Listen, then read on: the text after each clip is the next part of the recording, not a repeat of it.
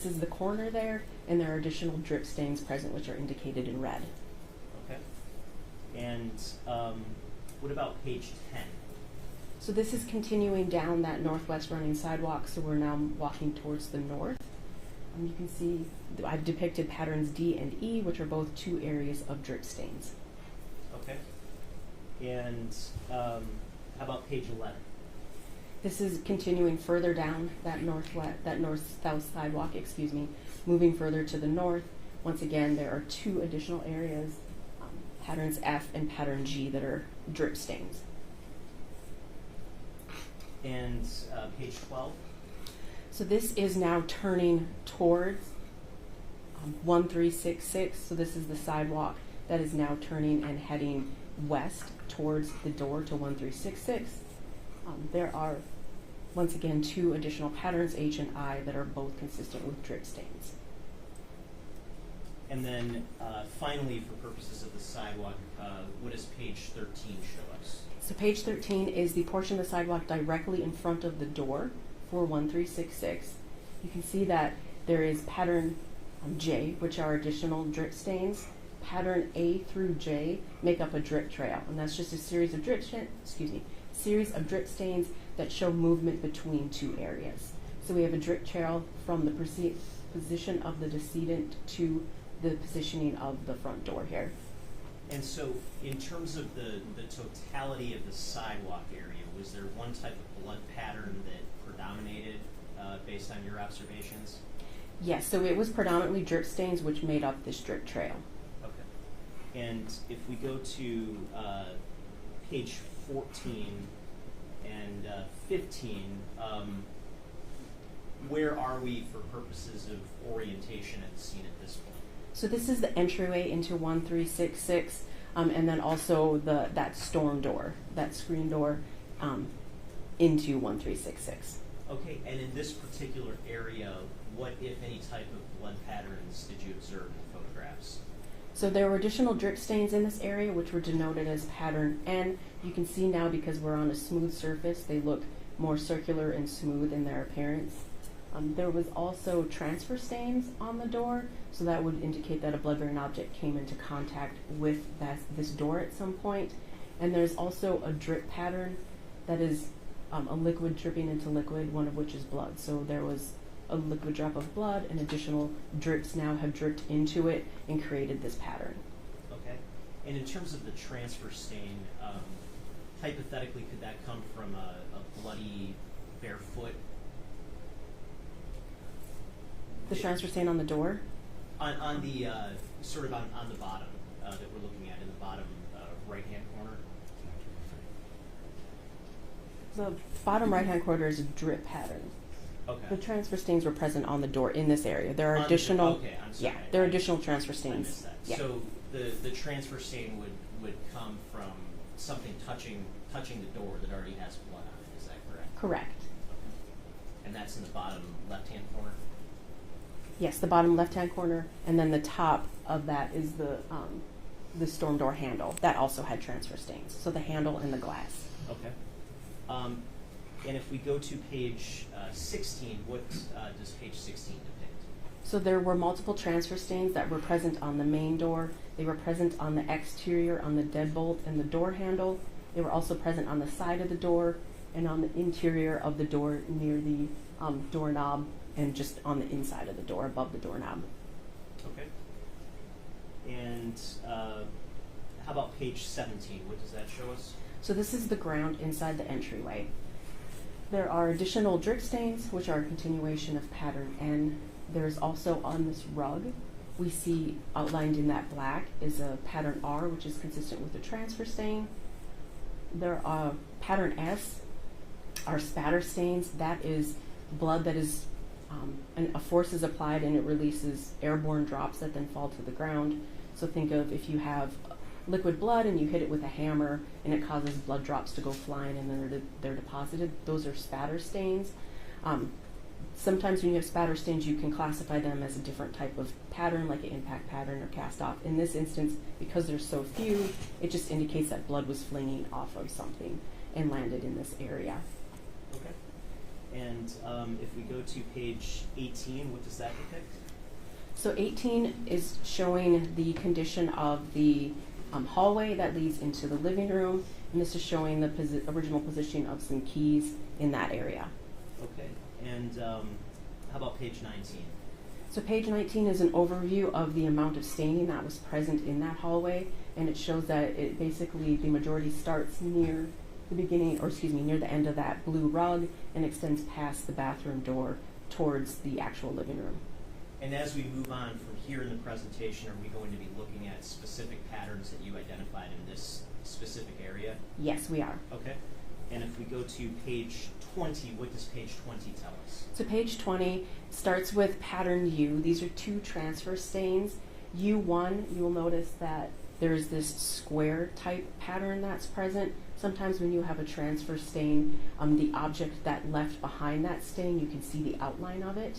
In this instance, that square looks like possibly maybe the keychain has left behind some type of impression and then was moved at some point.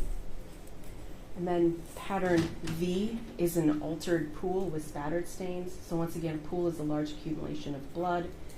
You'll notice that in the areas that are marked orange, it looks like maybe that pattern has been changed, like something has wiped through it or something. That indicates that that pattern was deposited. There was movement of some sort that led to an alteration of that pattern. And then pattern W indicates drip stains, and you'll notice that those drip stains are on top of that altered portion. So that indicate that there was a pool, it was at some point altered, and then some movement happened through that area again that deposited drip stains on top of this altered area. Okay. And how about page 21? So page 21 is now in front of that bathroom door. So pattern V is still present, and you'll notice there's additional alterations on this end of the pattern, which is denoted in that orange color. There's also the presence of additional drip staining, which is a continuation of pattern W. There is pattern X is a transfer stain that is near that bathroom door and that south wall, and you'll notice that it looks like maybe it's in the shape of fingers, like maybe there was blood on a hand that contacted that portion of the flooring. Next to that is an altered splash. So once again, a splash is an accumulation of blood that falls to the ground and then is dispersed amongst it. The area that's highlighted in orange in that top photo, highlighted in yellow, it looks like on here, but it's actually supposed to be orange, is the area that instead of having a nice smooth edge, it looks like it was altered.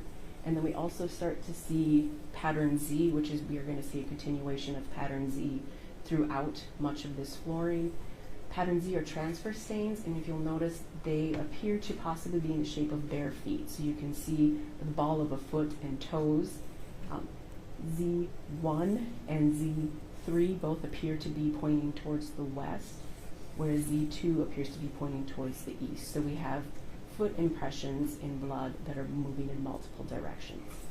Now, what kind of circumstances in your experience could cause an altered pool or an altered splash pattern?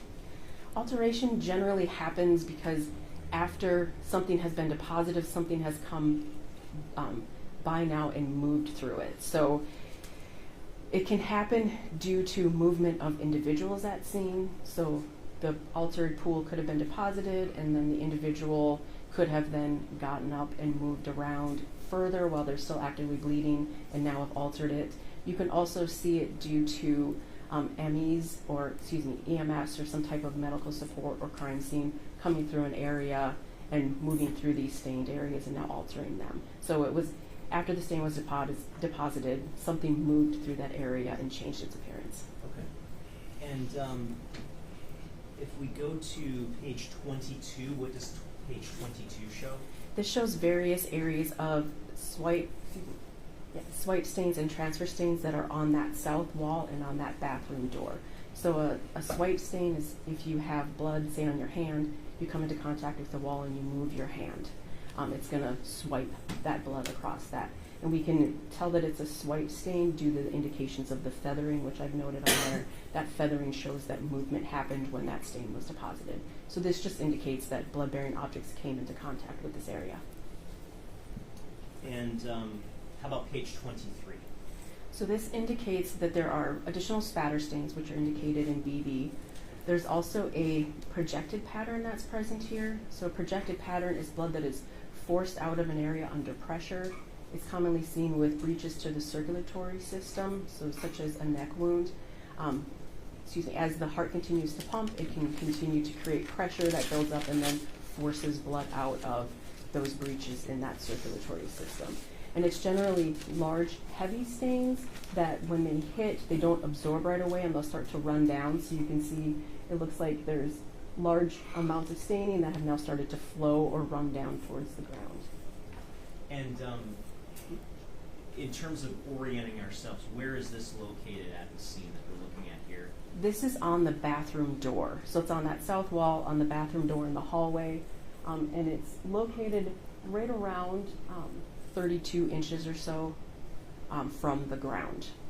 And in terms of what you've described as a projected pattern, were you able to identify any other areas definitively at the scene that had a projected pattern? This was the only one that I definitively described. There was one where it's a possible projected, but this is the only definitive one. Okay, now in your experience, if a victim who is bleeding had a significant circulatory breach, would you expect to see more of a projected pattern than this? So if somebody had a breach to a major artery, something that was under high pressure, I would expect to see a very large projected pattern and a lot of projected patterns. Every time the heart pumps, you're going to probably get a projected pattern. There are other areas of the circulatory system that are under less pressure, and so it's less likely that that blood is going to fly as far. And so in those instances, you wouldn't see the same type of pattern as you would see if you had a major breach to an artery. Okay. And do you see any patterns at all in the blood, in this case, consistent with a major breach to an artery? I do not see a large projected that has a major breach to an artery would look like a projected pattern that has like this wave pattern to it. So as the heart pumps, it squirts out blood and it forms like that wave looking pattern. I do not see anything like that present at this scene. Okay. And if we move to page 24, what does page 24 show us? So 24 is a white pattern that is on that door. It's directly next to that projected pattern. A white pattern is the result of a blood stain being deposited and then something moves through it. So in that yellow portion, I have indicated where it looks like there were the perimeters of some stains that were deposited and then something moved through that after it was deposited. And how about page 25? So 25 is on the wall that is now to the west of the bathroom door by that light switch, and we see additional transfer stainings and a swipe stain. And page 26? So this page 26 shows this partial wall that we're now going to be looking at. It's what juts out in between the hallway and the entrance to the living room. And page 27? At the top of this partial wall, there was transfer stains. This one was identified as FF, and you'll notice it appears to wrap around that partial wall. And there are indications that maybe it is a possible hand based on possible outlines of fingers and the palm. This was one area that the crime scene response team did enhance with LCV to try to get better detail from that print. Okay. And how about page 28? So GG is below FF. This is also appears to be a transfer stain that once again wraps around the wall and appears to be in the possible shape of fingers in a palm. And page 29? Present on this partial wall, there were also multiple areas of spatter staining. Once again, that's just blood being released from an object and creating these airborne drops that then fall. It simply indicates that a blood source moved through this area. And how about page 30? So this is the floor right beneath where that partial wall is located. Pattern KK is an altered splash pattern. The altered area is indicated in orange on the screen. And then you have L, which is a swipe that appears to be maybe in the shape of a possible foot, and then that foot moved. MM are drip stains, which are indicated in red that are present throughout this area. And then NN just indicates 2 transfer stains that are present, and also notice that there are drip stains present on top of those transfer stains. So some of this blood staining was deposited, and then once again, something moved through the area and caused drip stains. And how about page 31? Page 31 is now moving into closer to the living room, closer to where that rug is located. There are additional drip stains, which is a continuation of pattern MM and present in red. There are also additional transfer stains, which are identified as pattern OO. And here we start to see there's a possible drip pattern and mixed with a splash pattern. So pattern PP is those 3 stains that are in a row. The 2 on the edge, they appear to be drip patterns, so blood dripping into blood. And then that middle one appears to be more like a splash, so a volume of blood fell and created that central stain with the staining around it. And page 32? Page 32 shows the start of pattern that's identified as QQ. So this is now moving towards the rug that's present in the living room. The Z7 is present on that yellow arrow is present to help orient between the 2 photos to show how those 2 photos overlap. This area was an area of drip patterns and drip stains. So we have some areas with large central stains where blood dripped into blood, and then we have those smaller drip stains dispersed around it. And page 33. This is now moving into the living room, so we're moving towards the west, still on the same floor. Now we can see that there are additional transfer stains in the shape of feet, which are a continuation of our pattern Z. Once again, you can see that they move in multiple or pointed in multiple directions. There is also pattern RR, which is a possible splash or projected. So sometimes you can have where 2 patterns have overlapping features. So a splash that occurred at a high velocity might spread a lot more than one at a low velocity, and a projected that occurred at a low velocity or a low pressure is not going to spread as much as a projected at a high pressure. So if you have a splash under high or projected under low, they could have some overlapping features. So this could be a splash or a projected. And how about page 34? And then this shows the continuation of QQ, which just extends all the way down the length of that rug. And you can see that there's multiple drip stains distributed throughout. And then lastly, we have pattern SS, which is a transfer stain. And did you also examine photographs of the stairwell leading to the basement? Yes, I did. And if we look at page 35, does that begin your sort of analysis of that portion of the home? Yes, it does. And what does page 35 show us? So this shows the top landing of the stairwell. There was a transfer stain that was present on the railing, which was identified as TT. It's on the very edge of that railing. It's a little difficult to see here. And then that top landing has a mixture of a drip pattern, drip stains, and then all of those smaller stains that are present are consistent with spatter stains. This staining here is most likely a byproduct of the staining that occurred in that hallway at the top of those stairs adjacent to this area. Okay, and if we look at page 36, what does that show us? So this shows the stairwell. It shows the actual stairs themselves in total, and then it also shows that north wall to the north of the stairs. And how about page 37? So on all of the stairs, they all contain spatter stains. All of the stains were around 1 millimeter up to half a centimeter, so every single stair had stains consistent with spatter stains. And so hypothetically, if there was somebody bleeding at the top of the staircase and depositing blood, would you expect to see stains on the staircase consistent with this? Yes, I do have a couple of photos later on that show the amount of staining that was present on that ground adjacent to where that stairwell is.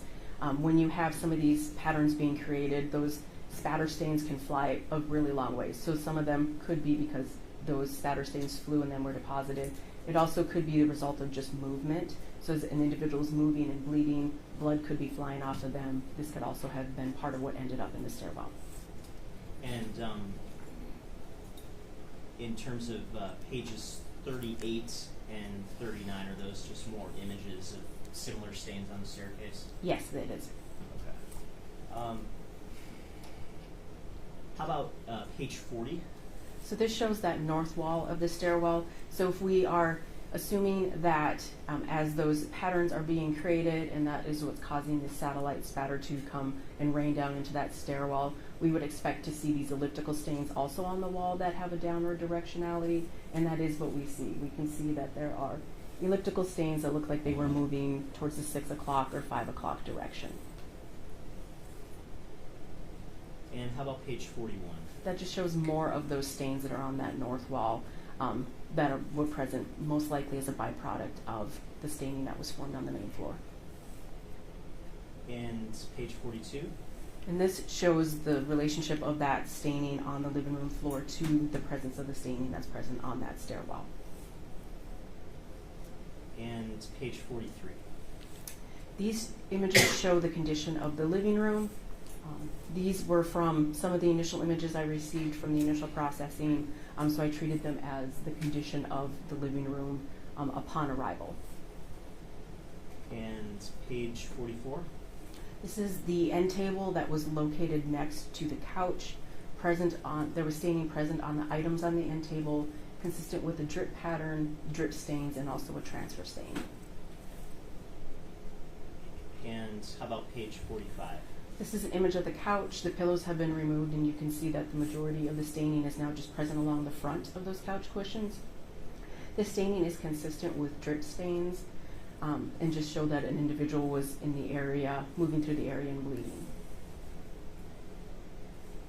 And page 46? So there was a Michigan blanket that was laying on the floor that was spread out so we could see the presence of staining. This is the blue side, and there are indications of saturation staining on the bottom corners. And page 47? And then on the yellow side, there's indications of saturation stains, which are indicated in green. There's also the presence of some blood stains. These were small stains that it was hard to determine if they could be spatter or possible drip stains due to how fuzzy this blanket is. It was unknown how the staining would actually spread across it, so they were termed blood stains. There's also a stain where you notice that instead of having a nice defined edge, it's highlighted in orange. You can see how it looks like maybe something moved across it and altered its appearance. And page 48? These are the pillows that were on the floor in front of the couch. So this is the top pillow that was present. There is saturation staining, which is indicated in green, and transfer staining, which is indicated in black. And page 49? This is the yellow pillow that was present on front of the couch. This also had areas of saturation staining and transfer staining, which are indicated. It did also have a stain on the bottom corner that appeared to possibly have a tread pattern. That's the middle picture in the top, and it's outlined in black. Okay, and was that were there any other areas of possible tread patterns that you observed?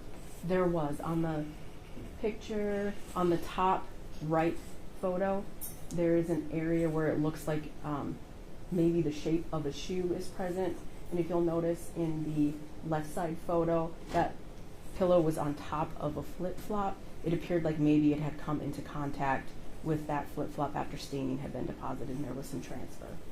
And other than this pillow that we're looking at on page 49, were there any other areas at the scene based on the photos that you observed possible tread patterns consistent with a footwear impression? No, these were the only two.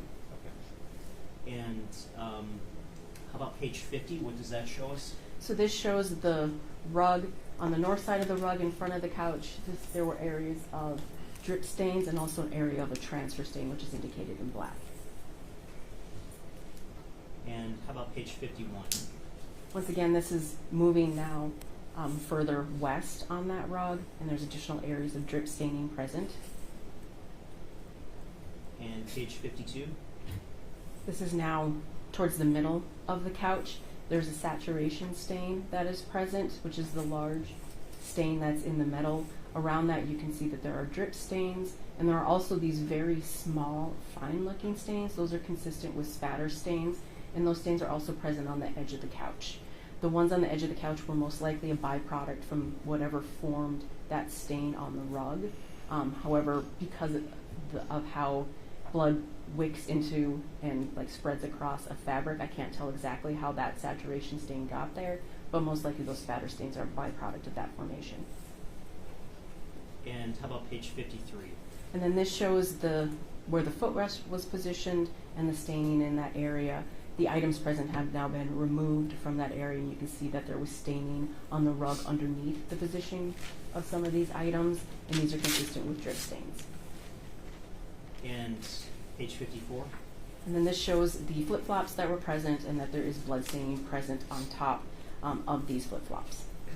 Okay, and we touched on this on Thursday a little bit, but in terms of your analysis, are you able to offer any sort of definitive conclusion as to the location where the assault originated? No, I cannot. And why is that? So the majority of the staining that's present indicates that there was a blood source moving about. The presence of the transfer stains in the shape of the foot also support that there was somebody that was moving about after the blood had started to be deposited. Blood was deposited, it was able to get on someone's feet, and then they were able to move about. And then the rest of the staining is indicative of blood, potentially flowing from a wound and dropping down. There was the one projected pattern, but that didn't necessarily have to come immediately with the breach to the neck. It could have been that there was wounds received, and then as blood started to fill in those areas, there was enough pressure built up that we were able to see that pattern. So the majority of the staining simply indicates that a blood source is moving. Based on that type of staining, I can't say where an incident may have started. And based on the circumstances and based on your experience, what would be the most likely source of blood in this situation? Most of the blood most likely came from the wounds that were received to the neck. If those wounds were not, if the blood flow was not stopped, then it was going to continue to accumulate. The more it accumulated, the more chance that it had to now start to fall to the ground. And in your experience, based on the nature of the wounds, would you expect to see the amount of blood that we observe in the photos to have accumulated immediately or over some period of time? This amount of staining would have accumulated over some amount of time. When a sharp force wound is received, blood can start to flow right away, but it's not going to all flow out at one time. It's going to start to flow. It can accumulate in your clothes, in your hair. Eventually, as it continues to flow, it's going to get to a point where then it's going to start to spill out and start to fall to the ground. So I would have assumed that this happened over a period of time, this amount of blood that was dropped. If hypothetically the victim had been stabbed somewhere in the home and then stumbled around before finally collapsing outside, would you expect to see anything different in terms of the patterns, or would the patterns that you observed be consistent with that scenario? The patterns would be consistent with that type of scenario, with someone who received wounds, moved around, and then eventually made it out, created the drip trail that ended with their position. If hypothetically the assailant had stuck around the scene while the victim was stumbling around and bleeding, would you expect to see anything different in the blood patterns that you observed? If there had been a second person that was present while all this bloodletting was occurring, I would have assumed that at some point they potentially would have gotten blood on themselves due to the amount of blood that was present. They also may have at some point stepped in something. You saw the barefoot impressions. You may have seen somebody with a shoe on step into this and then leave behind impressions themselves. Also, if there is a lot of blood, maybe it got on hands, and it would have been, you potentially could have seen other hand impressions from somebody who was moving about. But do you see any evidence of that here? So the only pattern that I saw that possibly had a tread pattern was on that pillow. There was no other indications of somebody with shoes walking around this scene. Okay, and that tread pattern was located next to what specifically? It was on a pillow located next to a couch in the living room. And were there any other objects right near that pillow? There were a number of objects in that same area, and these pillows were present on top of staining, so it's clear that as were the blankets. So it's clear that there was blood deposited in this area and then items were moved around this area. But there was a tread pattern from a possible flip-flop, and then also that other potential tread pattern that was present on that yellow pillow. Now, based on your experience and based on the nature of the wounds in this case, would you expect the assailant in this case to have a significant amount of blood transferred from the victim? That would depend on the amount of time that the individual spent. So if wounds were inflicted quickly, and then wounds were inflicted quickly, these wounds blood started to flow and started to accumulate, and they left fast, I would not expect that much blood to be present on anybody. However, if the wounds were inflicted over a period of time and blood was allowed to continue to flow and start to drop, then there's a greater chance that you're going to have blood staining present on a possible suspect. So it really depends on how quickly these wounds could have been inflicted on someone. And again, based on your overall analysis, can you definitively say that a second person was there while these blood stains were being accumulated? So I cannot definitively say if someone at some point was present in the residence or if they were even there when the majority of this staining was occurred. I can just say that the blood does indicate that the individual that was moving about when the majority of the blood was let was somebody with bare feet that was moving back and forth.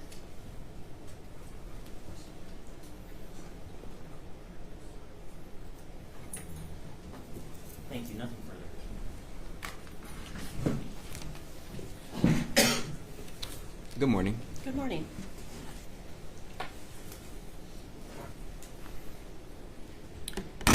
If we could go to page 3 of Exhibit 19, please. Thank you. Now, you indicated that these appear to be transfer stains on her pants, correct? There's areas on the rear of the pants that have areas that appear to be transfer stains. Okay. What about the knee area? Would you say that that is consistent with transfer stains? That would be saturation stains. Saturation? Okay. And could that saturation be accumulated by, say, an individual laying in a pool of blood? Yes, they could be. Okay. If we can go to slide number 7. And you indicated that there was, from your observation, a large, I guess, amount of blood in the hair area and around her neck? Yeah, on the back of her hand, in the hair, and on the face. Okay. From that image. Now, from this particular, I guess, area, in your opinion, if somebody attempted to, say, take a pulse of this individual, would it be possible that there could be some transfer blood from the individual to the person based upon her condition? Yes, that's possible. Okay.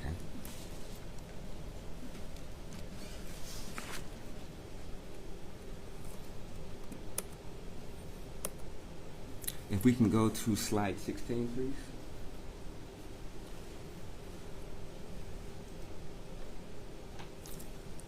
Now, if we focus on photograph Q2, you indicated that there, in your opinion, was a transfer stain on the exterior doorknob? Correct. Okay. Could that possibly happen with somebody with blood on their hands attempting to close the door on their way out? Yes, that's possible. Okay. And if we look at Q4 and Q5, that's the interior doorknob of the residence, correct? Yes. Okay. And you indicated that there was transfer stains in Q4 and Q5, correct? Yes. Okay. And in your opinion, could that have happened by, say, an individual, maybe the victim, attempting to open the door on her way out with blood on her hands? Yes, that's possible. Okay.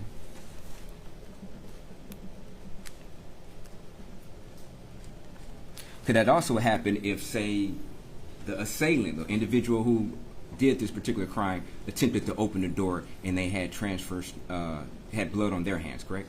Yes, that's possible. Okay.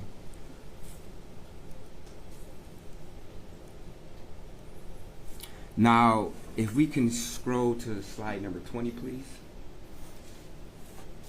You indicated that V is an orchard pool with splatter stains, correct?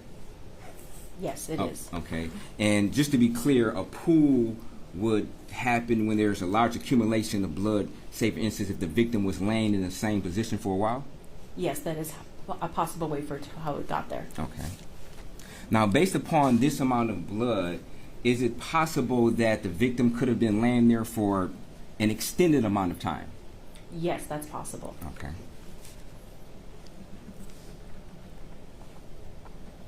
And just based upon your opinion, you would opine that the victim had to be laying in this position for some time. It just, that amount of blood wouldn't just accumulate from drip stains, correct?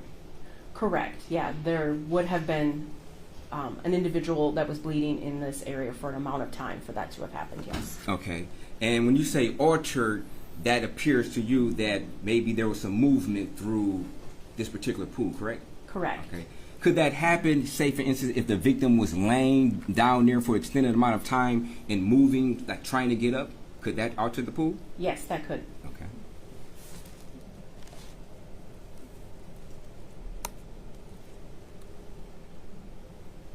And if we can go to slide 22. And you also indicated that these are transfer stains, correct? Swipes and a transfer stain, yes. Okay. Could that have happened, say, for instance, if the victim was laying in the orchard pool and attempting to try to get up using the wall? Yes, that is possible. That would potentially create movement to those transfer stains. Okay.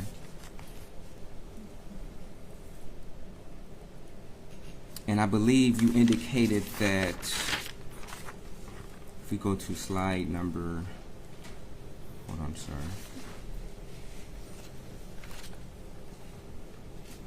26.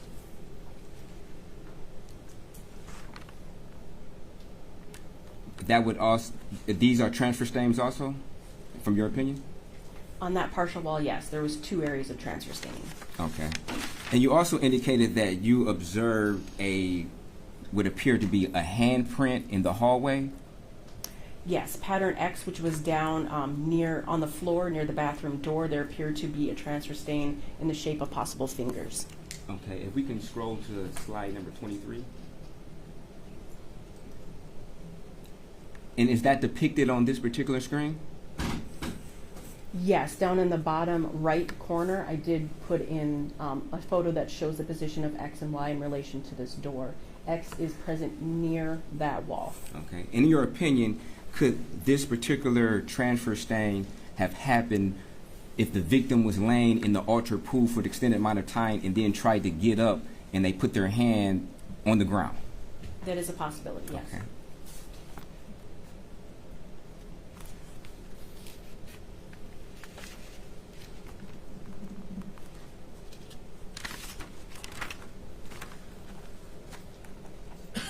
Now, you indicated, based upon your opinion, that there was a movement for an extended amount of time due to, I guess, the amount of blood inside of the apartment, correct? The amount of blood and the presence of footwear impressions the bare feet impressions going in multiple directions. Okay. In your opinion, is it possible that the stabbing happened and, say, for instance, the victim passed out or fell out inside of the hallway for an extended amount of time, got up after an extended amount of time, used the wall to support herself, and then got out and eventually stumbled outside? Yes, that is possible. Okay. And based upon the pooling, would you state that, or I guess opine that the victim had to be in the apartment longer than maybe 1 or 2 minutes to accumulate that pool of blood in the hallway, along with the other blood that's accumulated in the hallway? I mean, in the residence. Yes, I do think this took longer than a couple minutes to accumulate this much blood present. Okay, thank you. And you also indicated, if we can scroll to 36.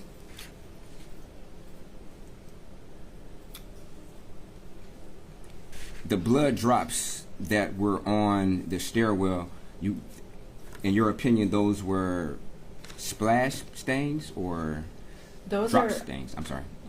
those are spatter stains, and they appear to be most likely a byproduct of the movement that occurred on that main floor, or some of the spatter stains that occurred because of some of the other patterns that would be deposited on that main floor.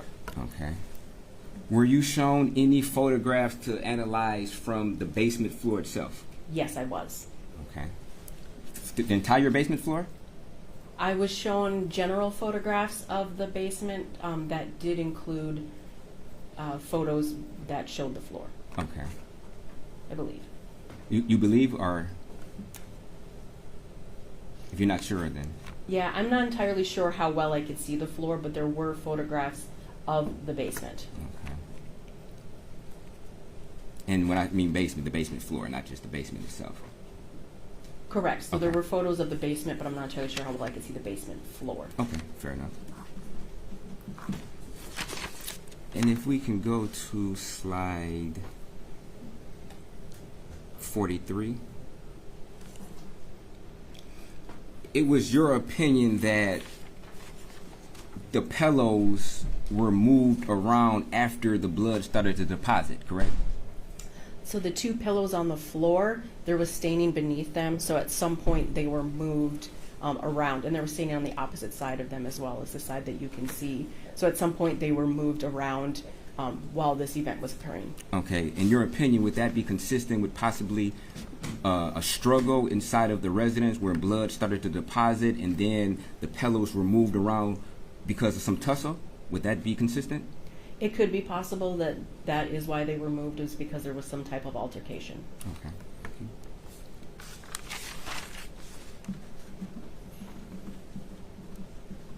Now, you indicated that the projected blood that is depicted on slide number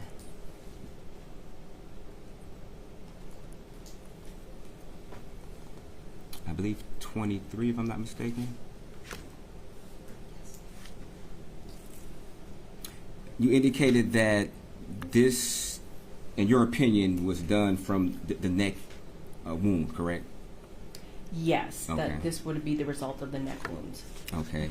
And if I'm not mistaken, I was a little bit confused. You stated that it could have been an amount of time before the blood actually started to project out. You stated that it had to at least fill the areas before it projected out.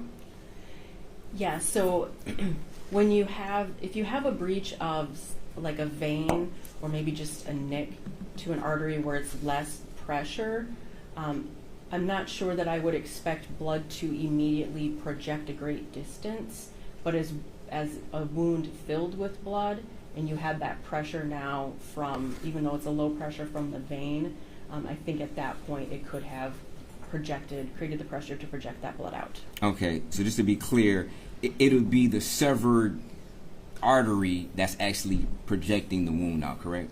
It could be a vein or an artery, vein or artery. anything within the circulatory system. Okay. And in your opinion, you think that it would be an amount of time before that vein or artery started to project out? I think if there was an artery that was breached, the next time the heart pumped, because that's under high pressure, you would see an immediate reaction. The veins, because they're under lower pressure, and that lower amount of pressure is going to cause that blood to not fly as far, you may not see it until blood is accumulated or until somebody is near enough to an object where they're close enough for that blood to hit and actually deposit as it projected.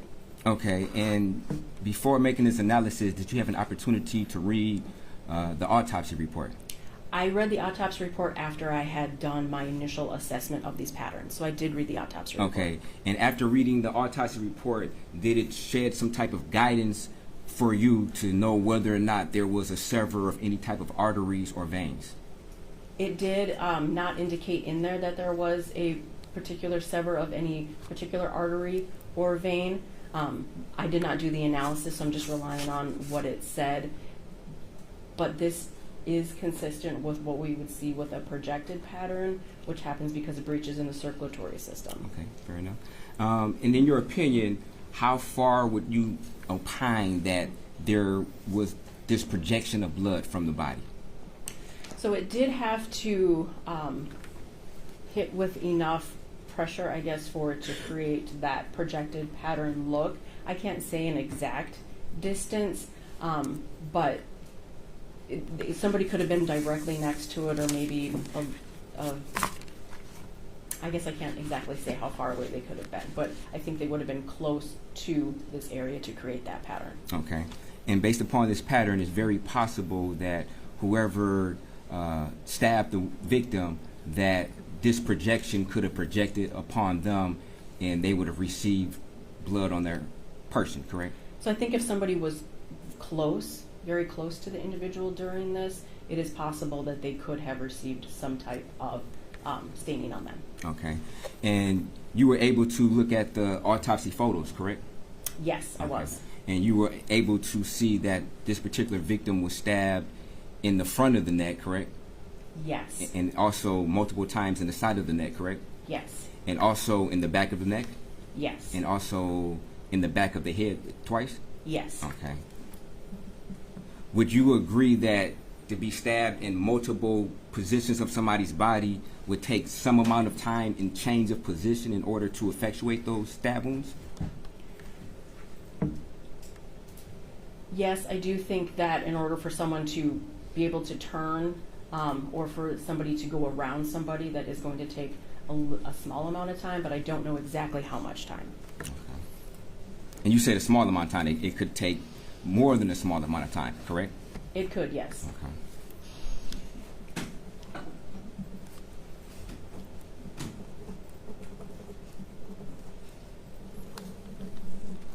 Now, is it possible that the saturation of the victim's pants, could that have happened with the victim laying in the orchard pool of blood? Yes, it is a possibility. Okay.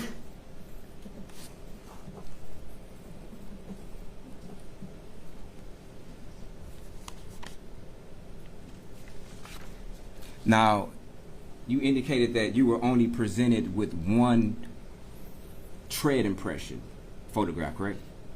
Yes. Okay. If there were other tread impressions in the house that weren't photographed or presented to you, then you wouldn't be able to make an analysis on it. Would that be fair? That's correct, yes. So hypothetically, if the police did not take multiple tread impressions because they felt that it was a lot of people coming and going inside of this resident and they didn't take the foot impression or the thread impression, you wouldn't be in a position to analyze it, correct? Correct. If I didn't receive any of that documentation, I'm unable to analyze it. Okay, thank you.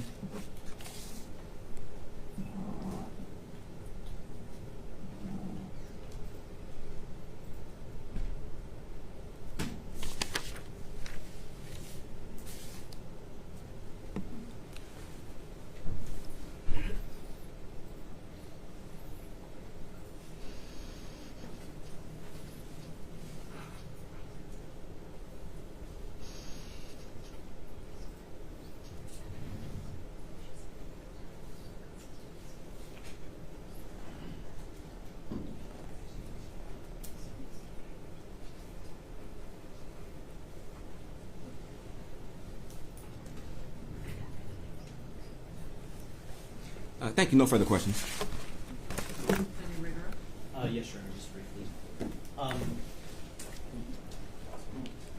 You reviewed how many sets of photos in this case? I reviewed, I refer to my report. It has them listed. Yes, you have a copy of the Yes. report handy, and with that, refresh your recollection. Yes. And I received 5 sets of photos total.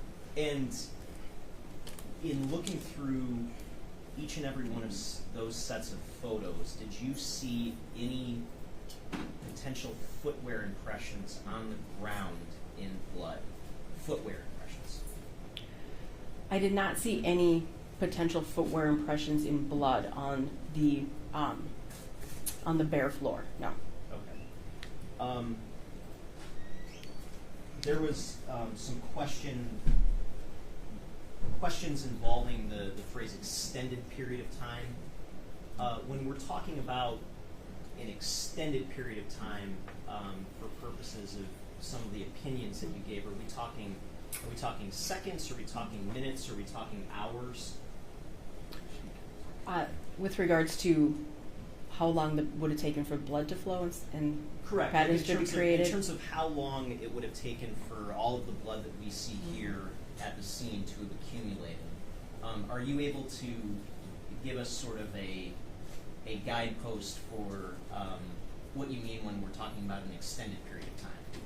So it's definitely longer than seconds.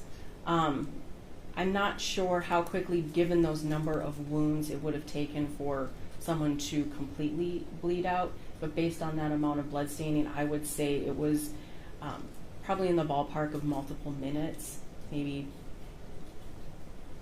Yeah, I'm not entirely sure exactly how long it would have taken given those wounds.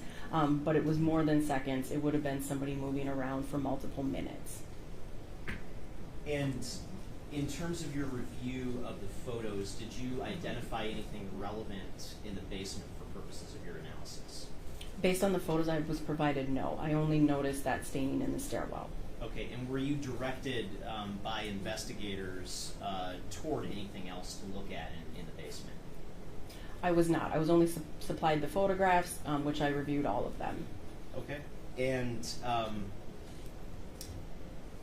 there was some question about the timing that it might take to inflict the type of stab wounds observed in the victim. And you would agree that it might take some period of time for those wounds to be inflicted, is that correct? Correct. Would you agree that those wounds could be inflicted in a matter of seconds? I'm uncertain how long it could take to do that number of wounds. Okay, and is that something sort of outside of the scope of your particular, I guess, expertise for purposes of blood pattern analysis? Yes. Okay.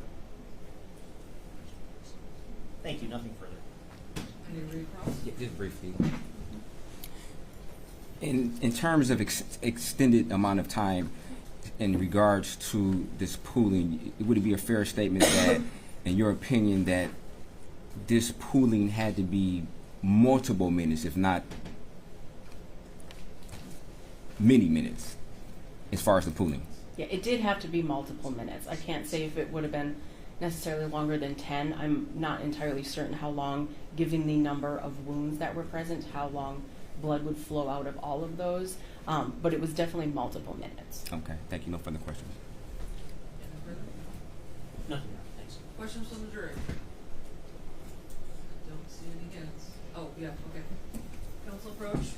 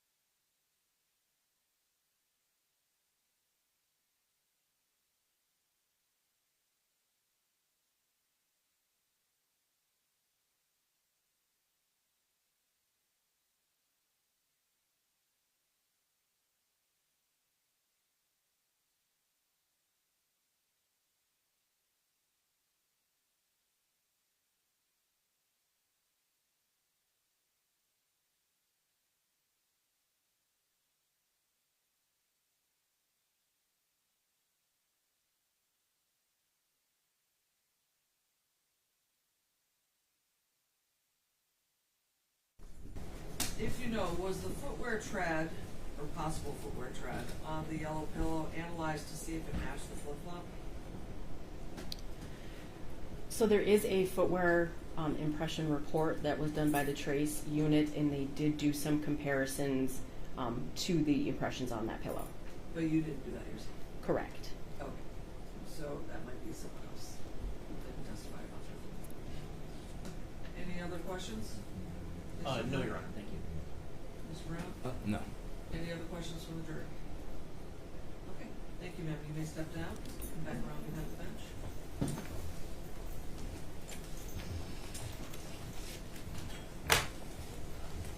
Next witness. People call Quentin Goss. And where are they from? Where are they civilians? Civilian witness. Please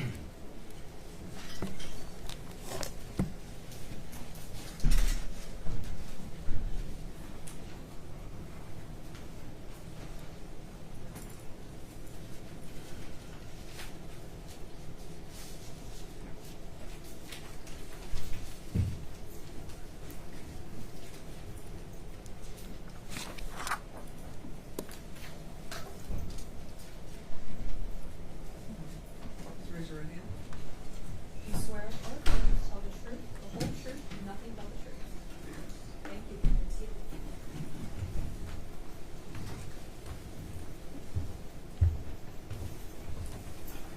Sir, please hold the microphone close to you, and if you could take your mask off while you're testifying, please. Okay. Please state your name and spell it for the record. Quentin Goss. You pull the mic a little bit closer to you. Quentin Goss. Can you spell your name, please? Quentengosss. Thank you, Mr. Goss.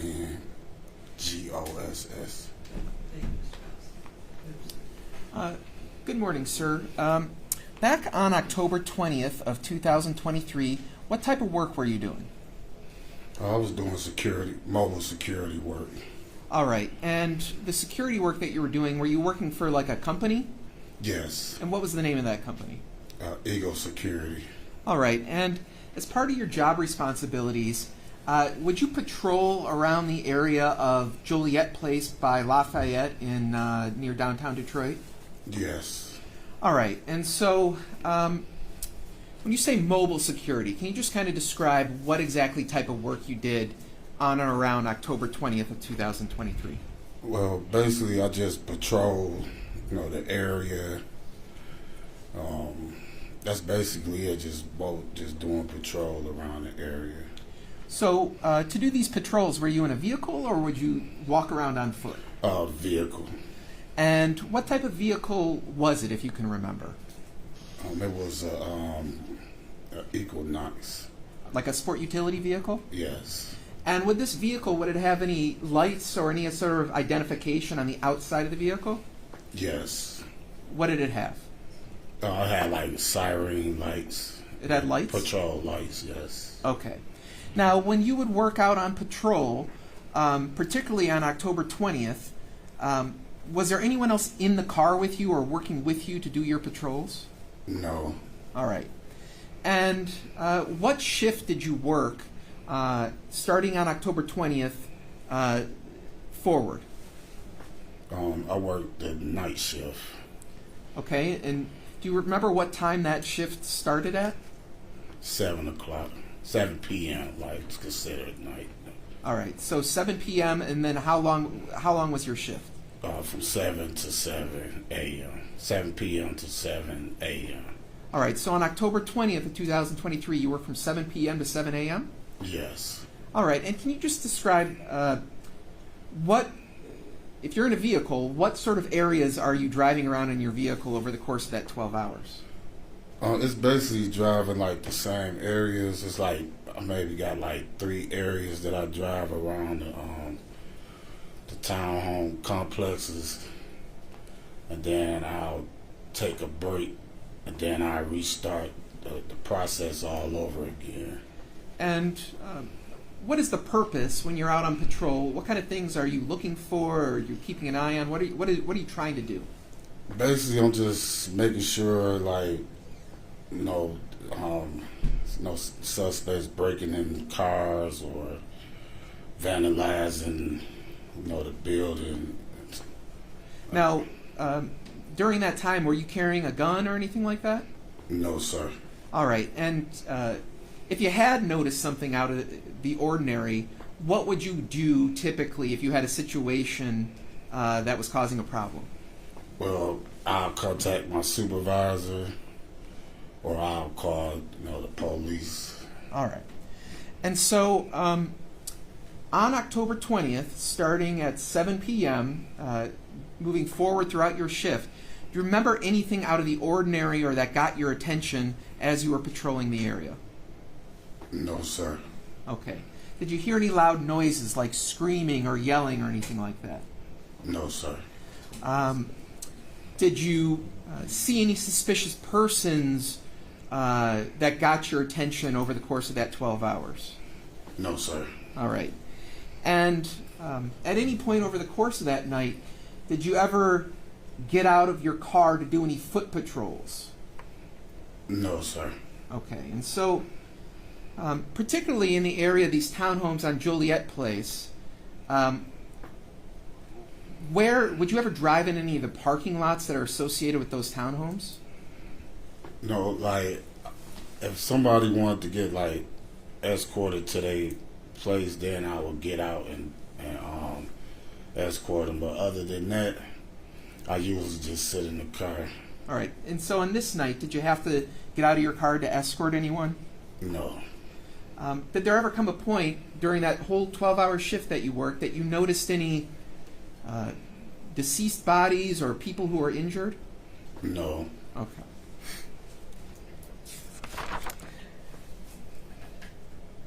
Did there ever come a point where you found out that somebody had been injured or killed over the course of that 12 hours that you worked? No, I found out the next night when I came in. All right. So you worked for the full 12 hours. You went home, and then you came back later on that day? Yes, I had got a text from my supervisor asking me, did I hear or see anything? That was it. Okay. That was like 10 o'clock that morning. And then when I came in, at 7 that evening, the lady that stayed in the complex had told me that somebody... Okay, let's hold on one sec. Before we get into what other people told you, are you trying to say that basically other people told you about it, and that's how you found out? Yes. Okay. So you didn't have any interaction with the lady who died or anything like that night, did you? No. Okay.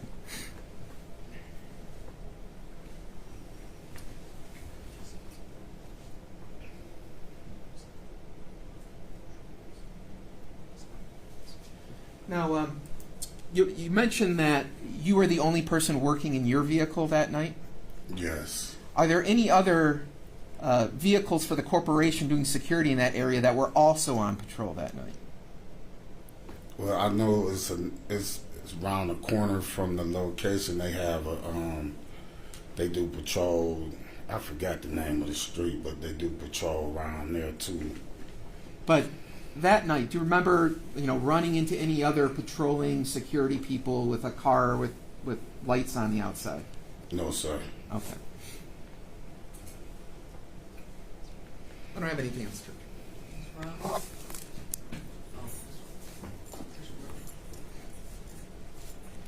Good morning, Mr. Goss. Good morning. So, Mr. Goss, you stated that your shift on October 20th was from 7 p.m. to 7 a.m., correct? Yes. So, at 7 a.m., you hadn't seen any police officers arrive at the scene of Joliet Place? Well, I was like 3 blocks down, and I seen like an EMS and fire truck, but I didn't think nothing of it because I was getting off, work. But I was like 3 blocks down. Like, Was that your general patrol area is to go 3 blocks down? no, I was getting off of work, on my way off of work when I seen like a fire truck. Well, let me ask you this. So at 6:50 a.m., You had no contact with any police in the area of Joliet? No. Okay. Now, as far as your shift that occurred on October 20th, 2024, you said at no point in time did you ever have to get out of the car to escort anyone, correct? Correct. Now, that was October when this happened, obviously. Were your windows up in the car the entire night? Yes. Okay. So it wouldn't have been possible for you to necessarily hear any screams if that would have occurred, correct? Correct. Okay. And by any chance, did you have your music on when you were patrolling? No. Okay. Did you take any phone calls? I had like the heat on, but that was. So there was some sound in the car too. Yes. But nonetheless, you agree that you wouldn't have heard anything outside at any point. Correct. Okay. Now you also agree that you didn't see anyone in that area that night. There was nothing suspicious to your knowledge, correct? Correct. Now, let me ask you this. Do you recall making a statement to a police officer, Latasia Whaley? Yes. Okay. And in that statement, you were asked whether or not you were aware of any break-ins, like any vehicle break-ins in that area. Is that correct? Or do you recall Correct. that? Okay. And you answered that you hadn't heard of any. You weren't aware of any, correct? Correct. Okay. And how long had you been working this job prior to October 20th, 2024? Probably about 6 months. Okay.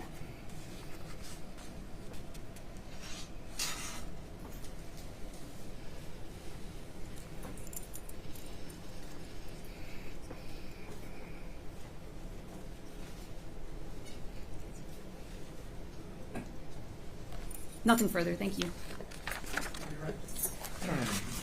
Questions from the jury? I don't see any hands. Thank you, sir. You may step down. You can swing the microphone out and get up.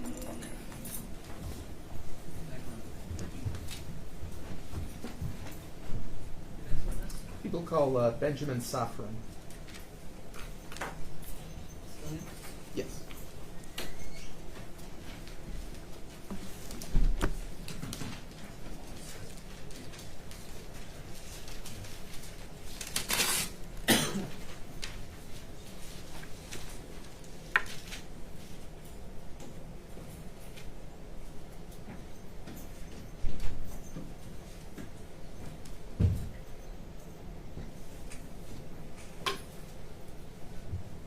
Raise your hand. You swear or affirm to tell the truth, the whole truth, nothing but the truth. Thank you. You may be seated. Just settle in the chair, please hold the microphone up directly in front of your mouth. Good morning, sir. Please state your name and spell it for the record. My name is Benjamin Sofrin, Benjamin Sofferin. You may proceed. Good morning, sir. Back on October 20th of 2023, did you go to the area of 15000 Metro Parkway in Sterling Heights, Michigan? That's the Freedom Hill Amphitheater? Yes. Correct. I was there for my best friend's wedding.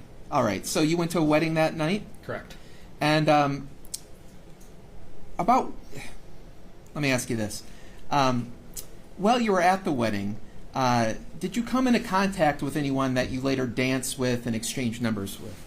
Yes, I met Sam at the wedding. I went to a table with a few of my elementary friends, and they introduced me to her, and then we danced a few times throughout the night. All right. And before that night, you referred to somebody as Sam. Had you ever met this person before? I had not, never even heard of her.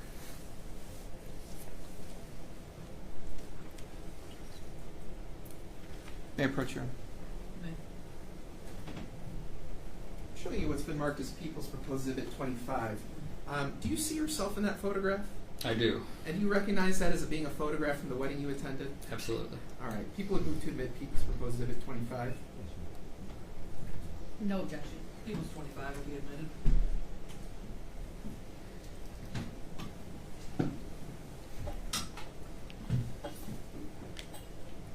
You may publish.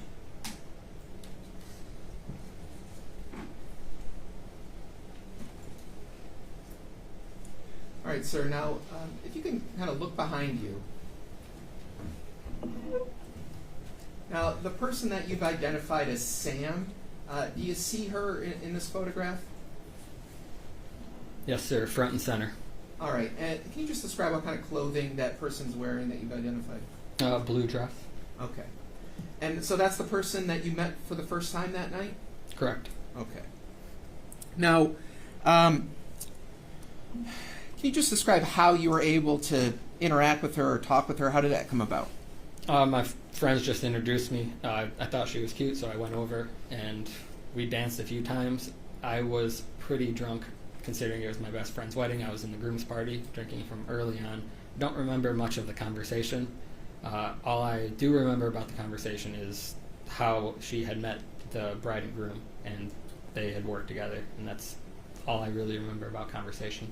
Now, in terms of like how she appeared emotionally to you, did she appear to be scared or nervous, anything like that? As happy as can be, celebrating her friend's wedding. Now, over the course of this night, did you exchange contact information with her? Yeah, towards the end of the night, pretty much right before I left, the groom actually told me, he noticed that we were interacting. He said, she's a great person. You should look to meet up with her later. So we exchanged numbers at the end of the night. She gave me her number. I ended up calling her phone right on the spot to give her my number, and that was the last I had seen her. Now, the two of you, at least while you were in the wedding together, did you guys ever, have any sort of intimate relations or anything like that? No. Okay. And did you say that she left separately from you? Yes, but I did not see her leave. Okay. So how did you come to leave that venue? We left the venue a little after 12, and my friend drove myself and another one of our friends home. Okay. And without telling me like the address, what city did you go to following you leaving the wedding? I was dropped off at Oak Park. All right. Now, did you ever leave Oak Park once you got there until sometime the next morning? I did not. I went straight to sleep. Okay.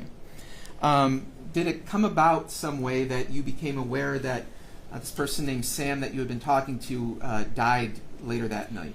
The groom called me the following day and informed me. Okay.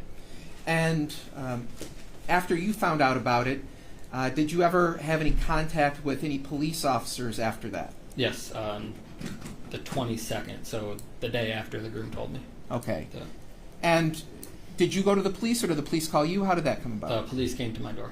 Okay. And so did you end up going and making a statement to the police later that day? Yes. And when you made a statement with them, did they ask if they could take a swab of your mouth? Yes. And did they ask if they could look in your phone? I don't think they looked in my phone, no. Okay. In any event, the things that they asked you to do, did you cooperate with the police? Yes. Okay.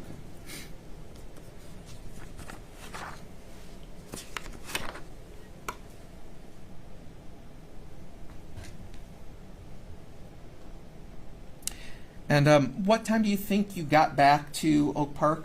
I would say about 12:45. Okay.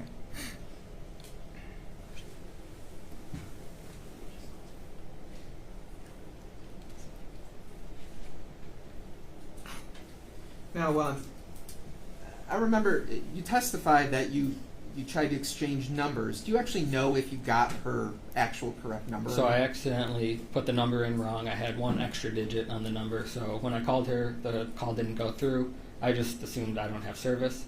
I ended up texting her again on the ride home. It's about 12:30 that I sent the text. It also didn't go through. Didn't think anything of it. Okay, so do you know to this day whether or not you actually had her correct phone number? I don't. Okay. Well, it was one digit too long. I don't know if it was one digit off or if it was just wrong altogether.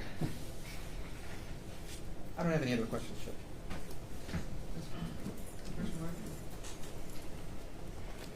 Good morning, Mr. Sofrin. Morning.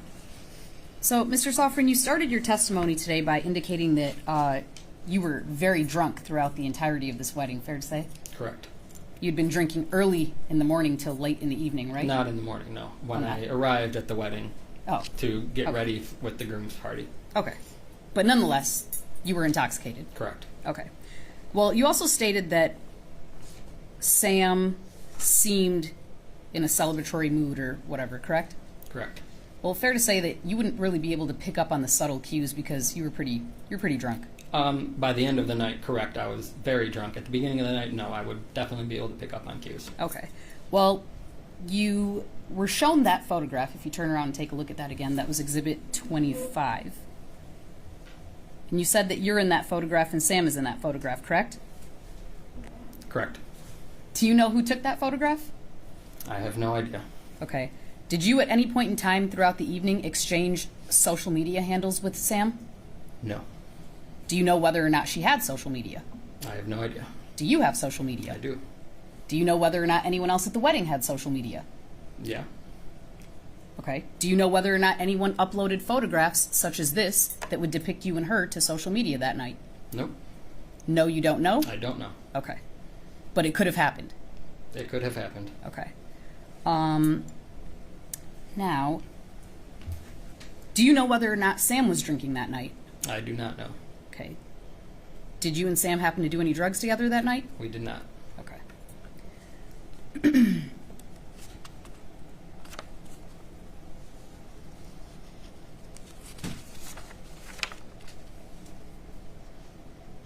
Do you know whether or not there was more than just this one photo taken of you two? I do not know. Okay.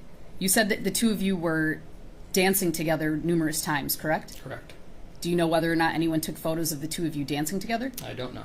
Okay.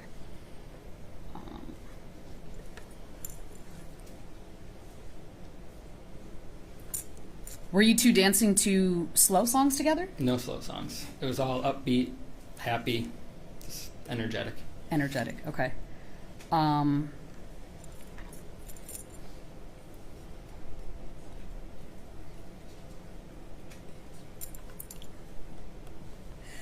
Was there any sort of, when the two of you were dancing, did you guys have close contact dancing at any point in time, even if it was energetic and fast? No. I mean, we touched hands. Okay. Like,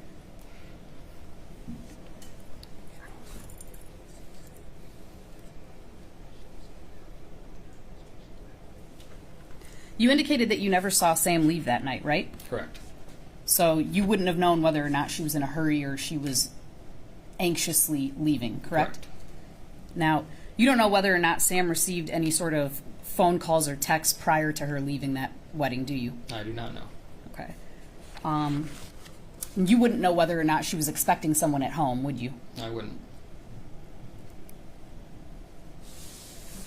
Nothing further, thank you. Nothing from me.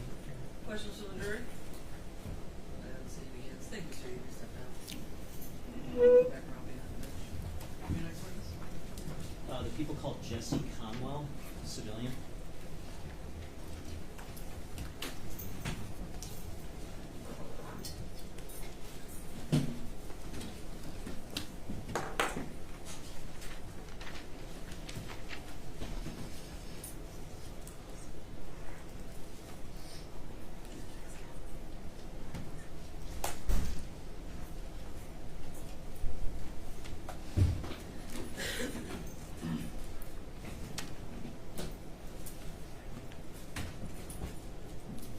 Do you swear or affirm to tell the truth, the whole truth, and nothing but the truth?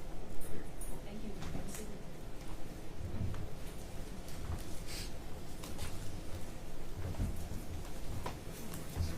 Hold the mic directly in front of you. Please state your name and spell. Jesse Conwell, Jesscconwell. Thank you, sir. You may proceed. Thank you, Your Honor. Sir, could you tell the jury where you currently work? I currently employed for ADT Security Services at Madison Heights, Michigan. And how long have you been working for ADT Security Services? A little bit over 25 years. And what's your current role with ADT? I'm the Detroit Operations Manager. And what are the sort of basic responsibilities that you have as the operations manager in the Detroit area? Overseeing all of the installation and services through all our technicians daily, scheduling, customer interaction. And what sort of roles have you had with ADT prior to becoming the Detroit area operations manager? I was a installation and service technician for 20 years prior to management. Okay. And as an installation and service technician, did you become familiar with the sort of systems that ADT has to offer for purposes of home security? I did. And what sort of, if you can just elaborate on what sort of experience do you have with the actual hardware, with the actual systems that ADT uses?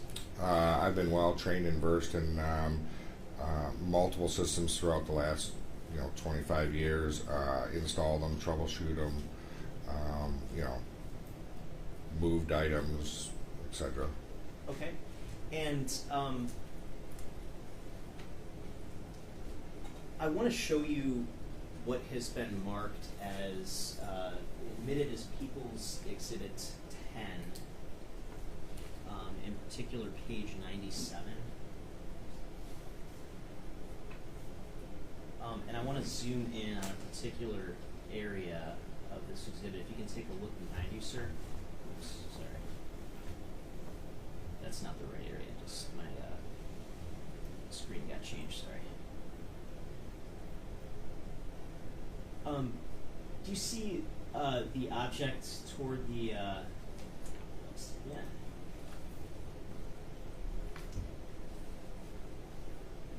Right here where my cursor is. I do. And are you familiar with what that object is? Yes, I am. And what is that type of object? That would be considered a motion detector. Okay. Hold on just a moment. Was someone's phone going off? I thought I heard a phone going off for a second. And do you have some familiarity with that specific type of device? I do. I've installed them and serviced them. And what is I guess the purpose of that sort of device? The purpose of that device is to catch any type of motion detection within the parameters that it's set up for. Okay, and how does that type of device become a part of, or how does that play a part of an ADT home security system? Basically, it's looking for motion through movement of infrared heat throughout the house, or Okay. throughout the zone it's covering. And I want to backtrack for a second. At some point, did ADT designate you to assist law enforcement with this particular case? Yes. And when did that happen, approximately? 3 months ago. And what's sort of the process like to get designated to assist law enforcement when a need arises?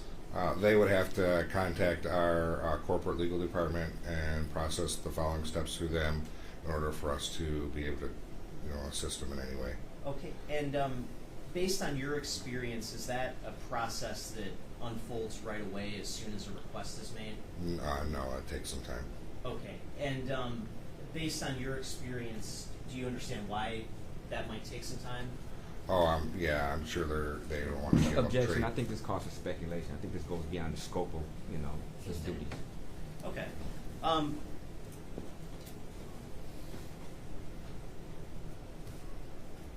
At some point, once you became involved in this case, did you have the opportunity to go to the location of 1366 Joliet Place in Lafayette Park? I did. And if I showed you some photos from that location, would you recognize them? Yes. I'm holding what's been marked as proposed exhibit 36. May I approach, Your Honor? You may.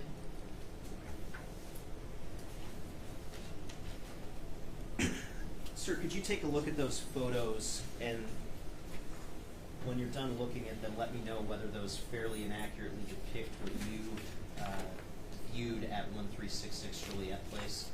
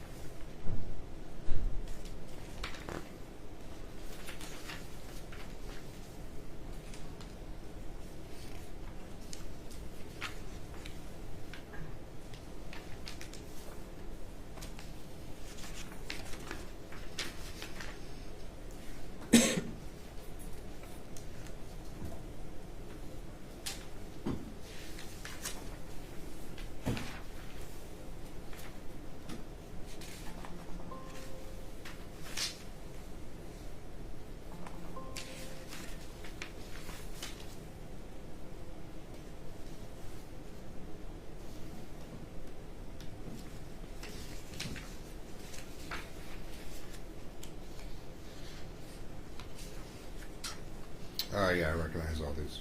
Okay. Do those fairly and accurately depict what you personally observed when you were at that location? Yes. Your Honor, I move to admit proposed exhibit 36. No objection. People's 36 will be admitted to be published.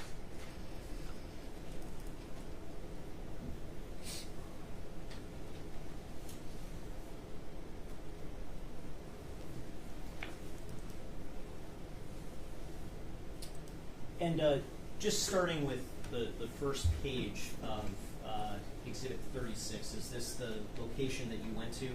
It is. And was there an ADT system at that location when you were there? There was. And can you just describe for the jury the basic configuration of that system?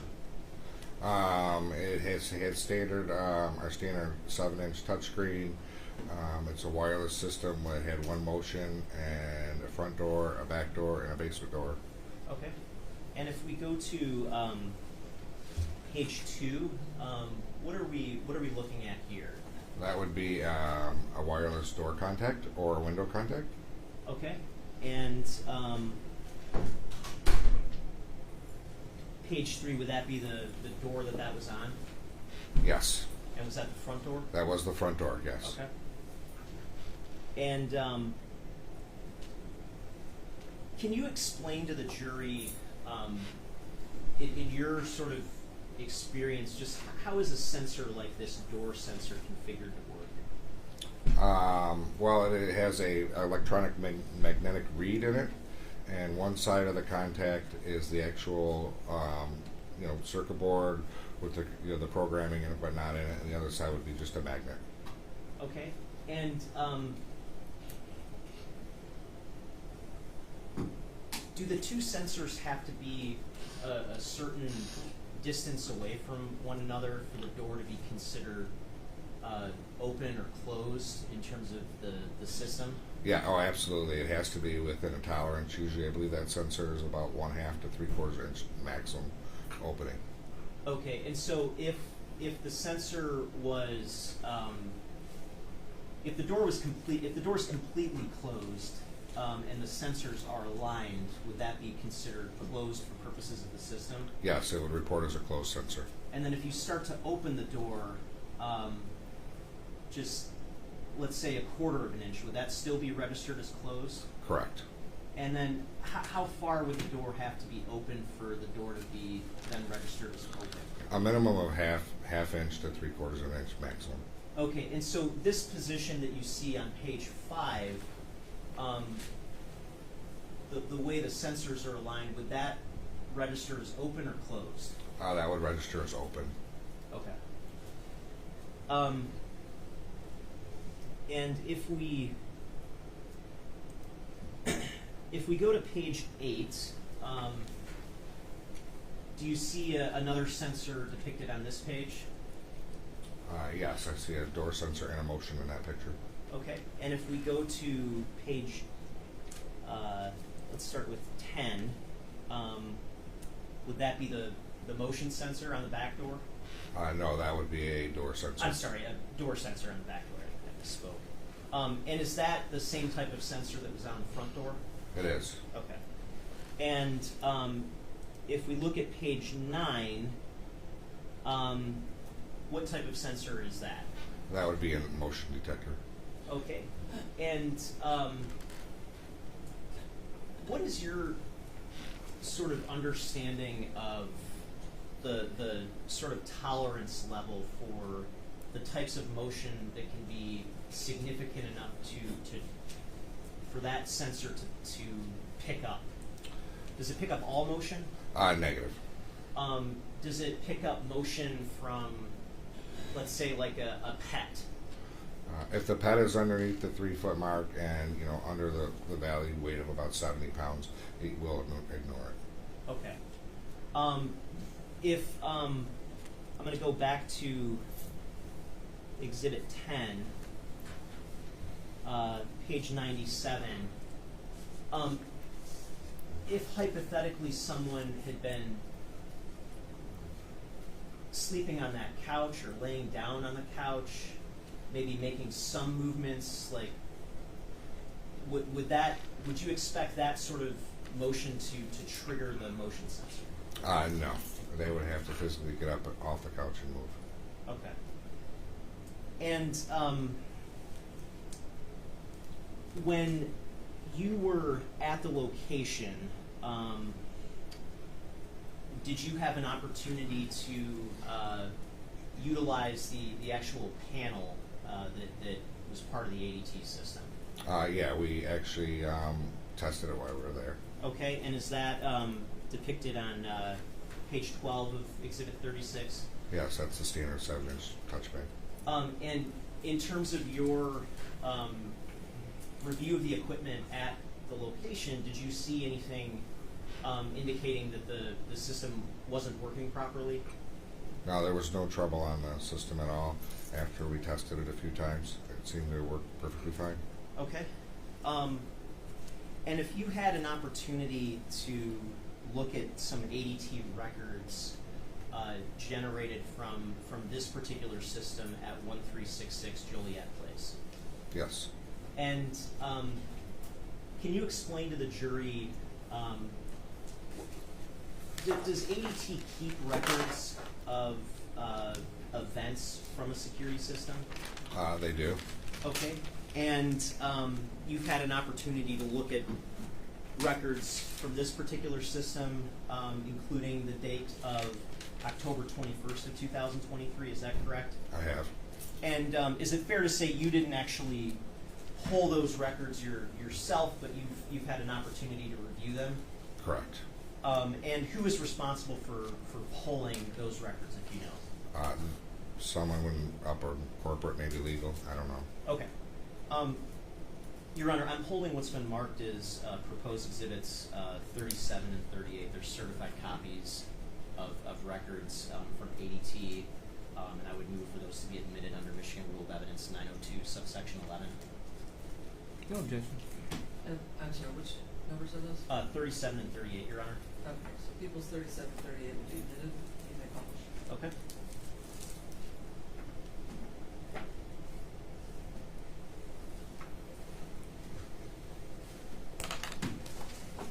And may I approach the witness, Your Honor? You may. I'm just handing you what's been marked as Exhibit 37, and I'm going to put it on the screen behind you.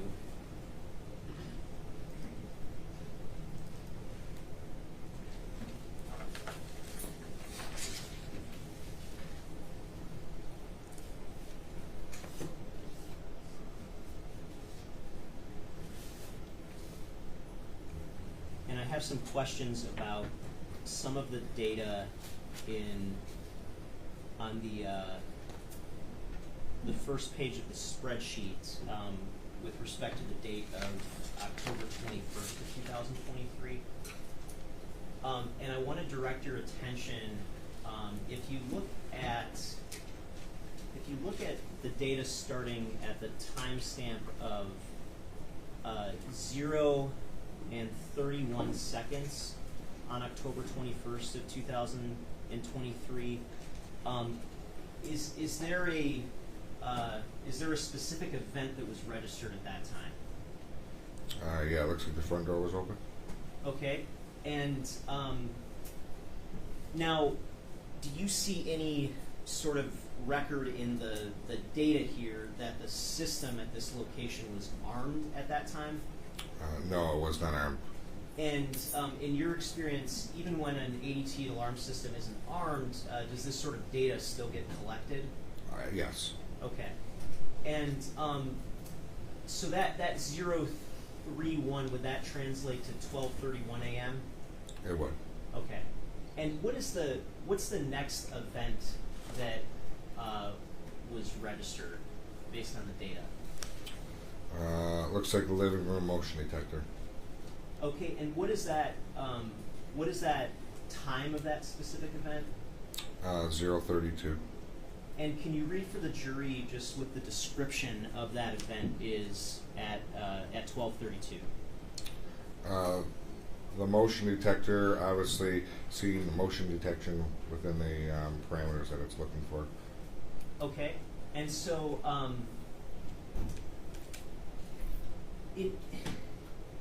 Based on your understanding of the motion detector, what happens once the sensor detects motion? Once a wireless motion detector of that type senses motion, it talks to the control panel, which we saw earlier. It confirms that it had a communication with it, and then it goes to sleep as a battery saving option. Okay. And so, in your understanding, once the sensor goes to sleep, what, if anything, happens at that point?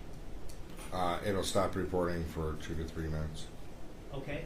And does it, when you say it stops reporting for 2 to 3 minutes, does it, what could prompt a sensor to wake up once it's asleep, if anything? Nothing. It'll just, once it times out, the time is up for it to sleep, it'll power back on and then start looking for motion again. Okay.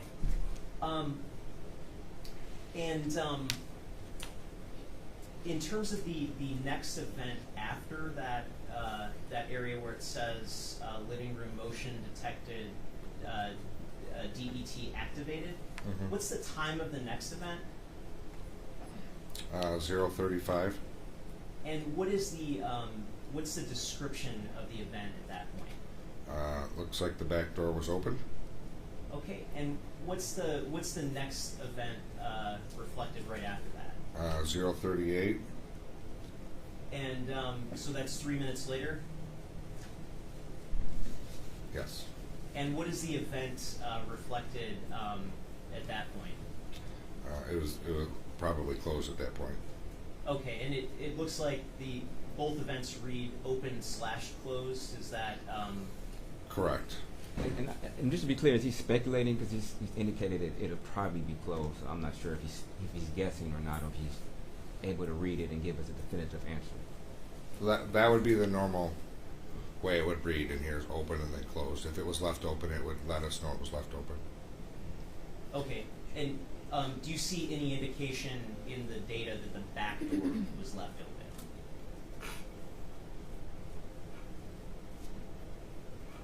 Not on this page.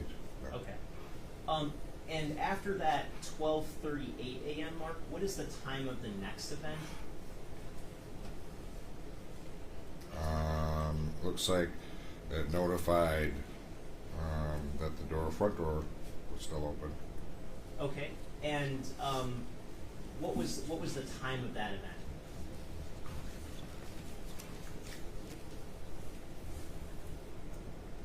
One 101. Okay, and so from the time that the front door initially opened until the time that this message is generated saying that the front door is left open, how much time had elapsed? 30 minutes. Okay, and is that, I guess, is there any significance to that time period in terms of how the system is configured? I believe that's normal. Okay. What's the very next row of data above the 1:01 a.m. mark indicating that the front door was left open? Living room motion detector went to idle. And what time did that happen? 124. And what does this mean for the living room motion detector going to idle? It doesn't see any motion anymore. Okay, and so at the point in time that the sensor goes to idle, what, if anything, is the sensor doing at that point? It's scanning for motion.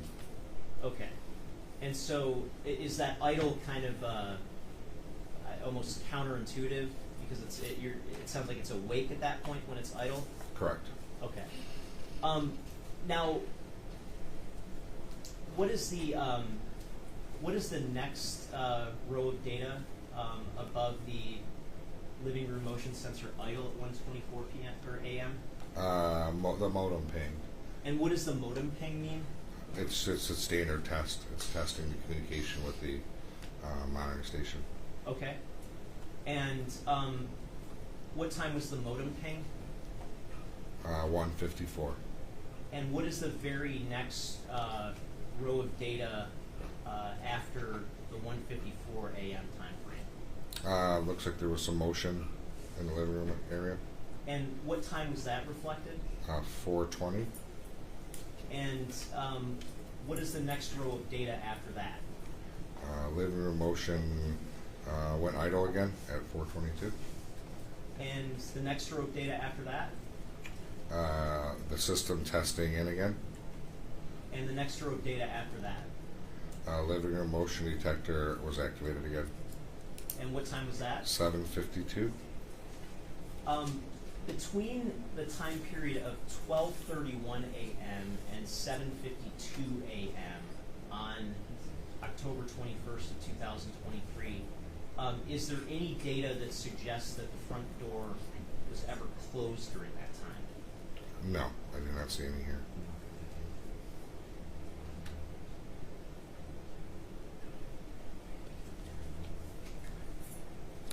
Thank you. Nothing further. Ross? Good morning, sir. Good morning. Now, you indicated that you believe it's normal for the system to notify, I guess, the user after 30 minutes if a particular door is left open? Yeah, that is a standard setup that they can set up on their own. Okay, can that be configured to have different type of time intervals when it would notify you? I don't believe that's programmable, no. You said you don't believe, or you I don't know, to be honest with you. You don't know? I just know it's not a standard ADT thing. They have to do it on the user end. Okay, so on the user end, it's possible that a person could configure the time interval to greater than 30 minutes or less than 30 minutes, correct? Don't know that answer. Okay. Were you able to access the settings on this particular device to figure out whether or not what the time intervals would be on this system? No, that would be on the user end. That would be on their phone. Okay. Is there a way in your particular job that you would be able to access whatever information or settings they had on their user device? No, I do not have that access. Okay.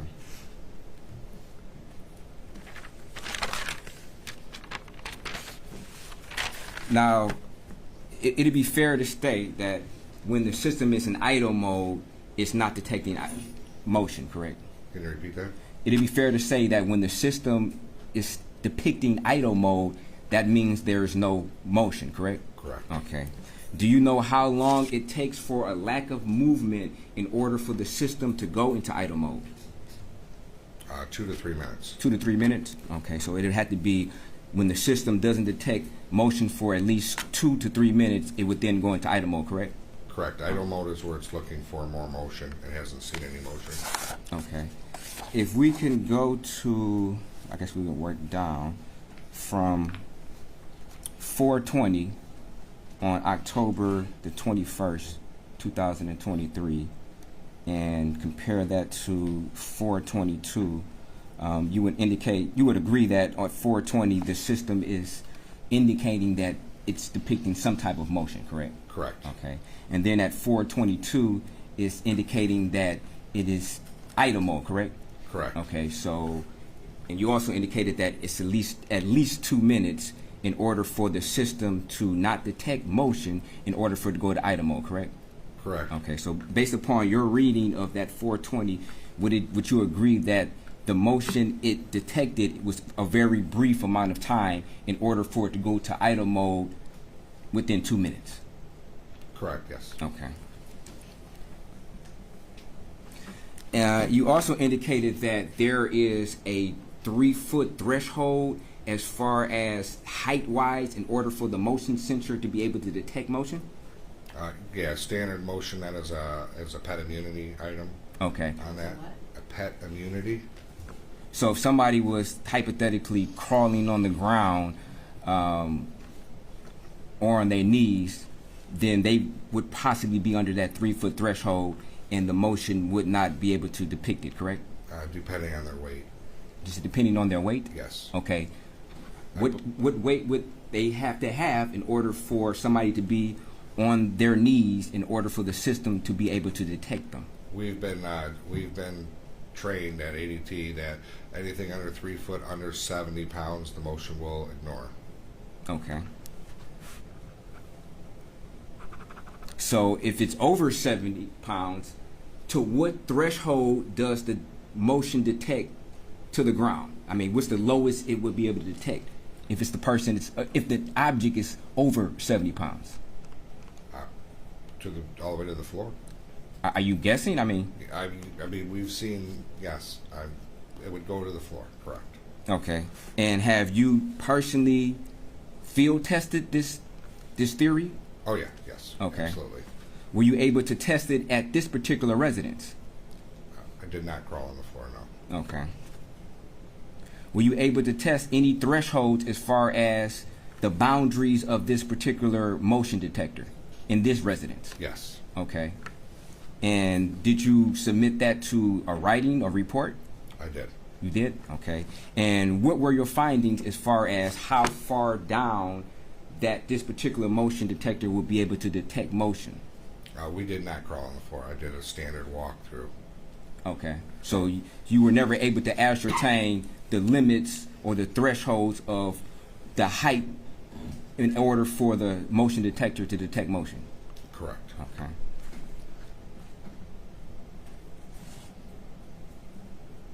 Now, would it be fair to say that as long as there's a continuation of motion being detected inside of the apartment, the system would not go into idle mode, correct? No, after it detects motion, it will wake up, or it'll go to sleep to save the battery so it's not transmitting. Once it stops, sees motion, then it goes into idle, which is actually looking for motion. Okay, so if somebody's moving about in a particular room that has a motion detector on there, the motion is being detected by the system, would it be fair that that particular system would not go into idle mode if there's a continuous motion for, say, 30 minutes or 40 minutes? That system would never go into idle mode during that continuation of motion. That'd be fair, correct? Yes. Okay. I mean, when it wakes up, it's going to be continuing to look for motion. Okay, and if it detects motion, it will not go into idle mode. Fair? Correct? Correct. Okay.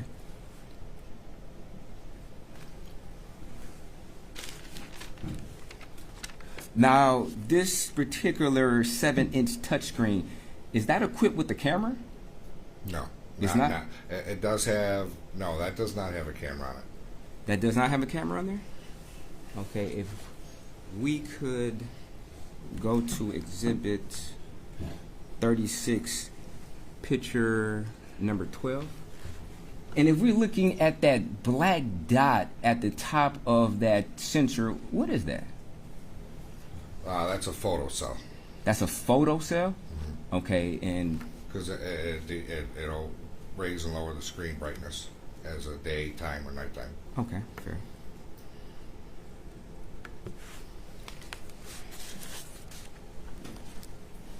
Now, are there different type of motion sensors as far as that ADT would provide, as far as their capabilities? Yes, ADT provides numerous different Okay. motion detection. And you stated that this was an infrared heat motion detector? Yes, it is. Okay. And is that standard for motion detectors, or do they have other motion detectors that may not detect infrared heat?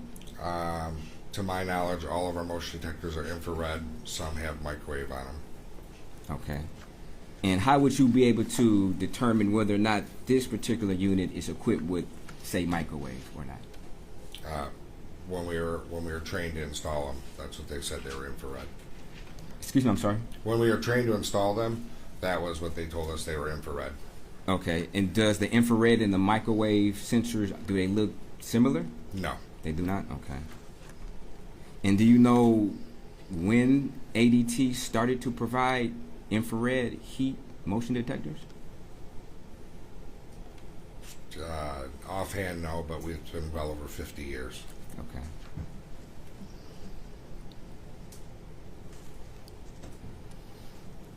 Now, as far as the door contact, you stated that you believe it is a 1/2 inch to 3/4 of an inch, where if it's that much more of a gap between the door sensor and the, I guess, the magnetic strip, that it would register that the door is open? Correct. Okay. And were you able to field test that particular theory? Yes. At this, okay. So if we go to page slide number 5 on Exhibit 36, you indicated that in this particular picture, it was your opinion that this exceeded that threshold of a ½ inch to 3/4 of an inch, correct? Yes. Okay. So in this particular illustration, the system would detect that the door was open, correct? Yes. Okay. And from the outside, you would agree that it would appear that the door looks closed, correct? Or could? It could, yes. Okay. Were you able to ever field test in this particular situation or any situation where the door exceeded the threshold of ½ inch to 3/4 inch and have another individual stand outside to observe whether or not the door looked ajar or not? No. Okay.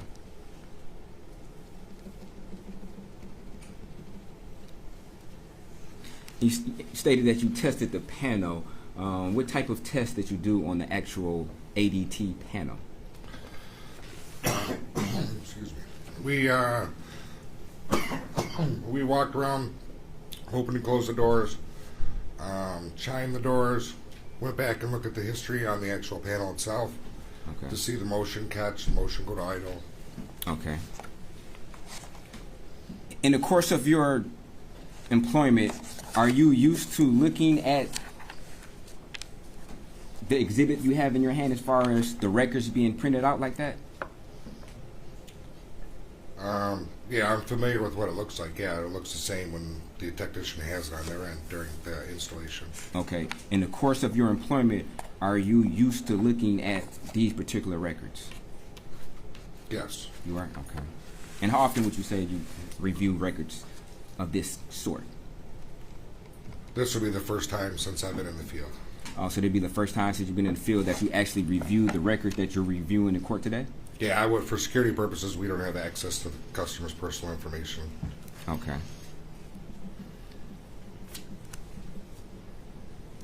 So I guess you're not in a position to actually, I guess, verify that these particular times are actually correct. That'd be a fair statement? Yes. Okay. Did you do any type of calibration on the system to see what the actual time on the system that's depicted versus maybe real time? To see if there was an offset?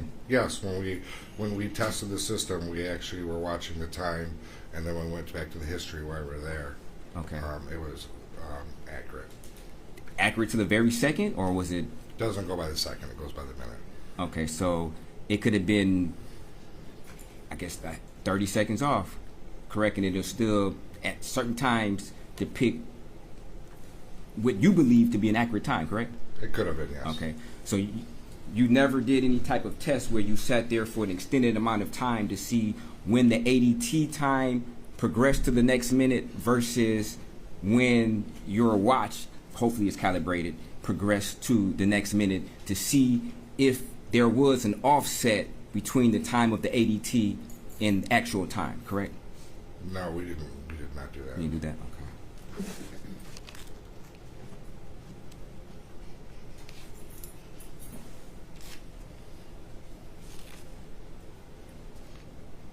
When you tested the panel, was it set to the user settings? Had it been factory reset, or were you able to determine that? It was still set to the user's code and everything of that nature. Okay, as far as settings, as far as like audible chime or notification of door being left open, were you able to see if those settings had been changed?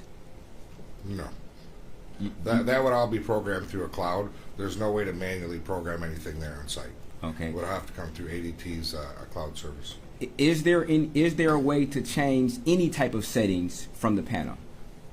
Just the door chime. Just the door chime? Okay. Would you know if that had been changed prior to you coming? No. You wouldn't know? Okay. Would that information be available through possibly the cloud? Yeah, it would register if someone turned on or turned off a chime. Okay. Same as this right here. And as far as the cloud, would there also be a way to ascertain whether or not any other settings were changed throughout this system? Yeah, every time there's a change to the system, it logs it in the cloud. Okay. And your company would be able to have access to that. If requested that specific information, your company would be able to provide that, correct? Should be, yes. Okay. And you weren't presented with any of that information to analyze, were you? Just what we see right here. Okay, so that'd be a no? Correct. Okay.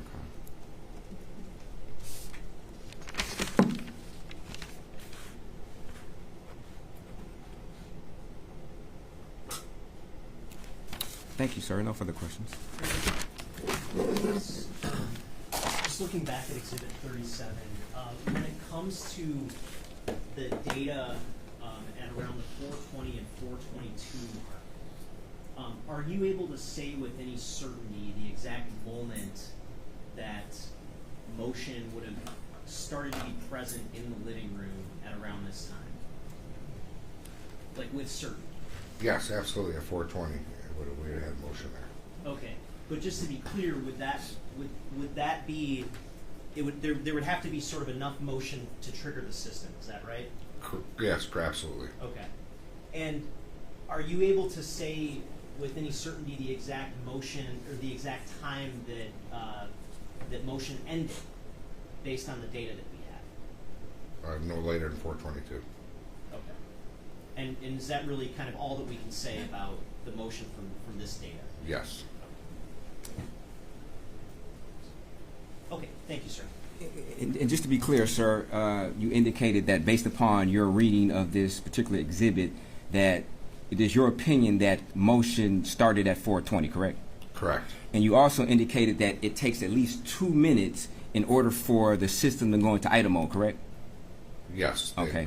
It's sleeping, so it wouldn't see any motion from 420 to 422. Okay. At 422, it probably woke up and then said no motion, went to idle mode. Okay, so based upon your opinion, which you stated earlier, just to be clear, you would indicate that there was a brief amount of movement at 420 in order for the system to go into idle mode at 422, correct? That's your opinion? Yes. Okay, thank you. No further questions. Redirect. No, Your Honor, thank you. Questions from the jury? Write them down. Counsel approach.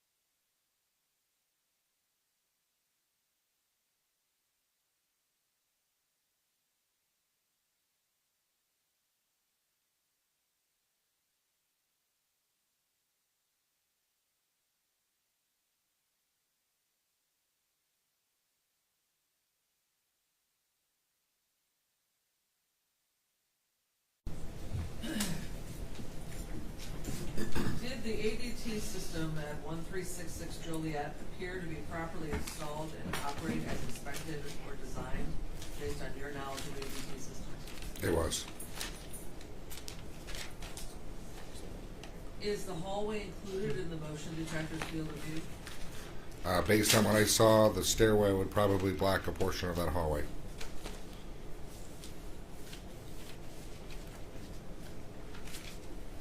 And does the motion sensor have a sort of sensitivity setting? does the customer have options on how sensitive the sensor is or how sensitive they want the sensor to be? That particular motion has no adjustable settings to my knowledge. If the motion sensor is in sleep mode, does it mean it will miss motion while it is in that mode? Yes. Anything further? Yes, Your Honor, just briefly. When, I guess when there was a question about sleep mode, is that different from idle mode? Yeah, sleep mode is prior to idle mode. Okay, and so once motion is activated, what mode goes into effect at that point? That's where it would go to sleep mode. Okay, and then once it wakes up and goes into idle mode after not detecting any further motion, what happens at that point? It just remains idle until it sees further motion. Okay, and so sleep mode is just between the time motion is activated and the next time that the system says idle, is that correct? Correct. Okay. Any further? Yes. And from your opinion, how long would it take in order for the system to go into sleep mode? Once it confirms with the panel, so right at that 420 mark, when it confirmed with the panel, it's a two-way sensor, so it talks back and forth. And as soon as it does that, it'll go into its sleep mode. Okay, and how long does it take? 2 minutes. 2 minutes before it goes to sleep mode? No. It'll go to sleep mode right away, as far as I know. As far as you know? Correct. Okay.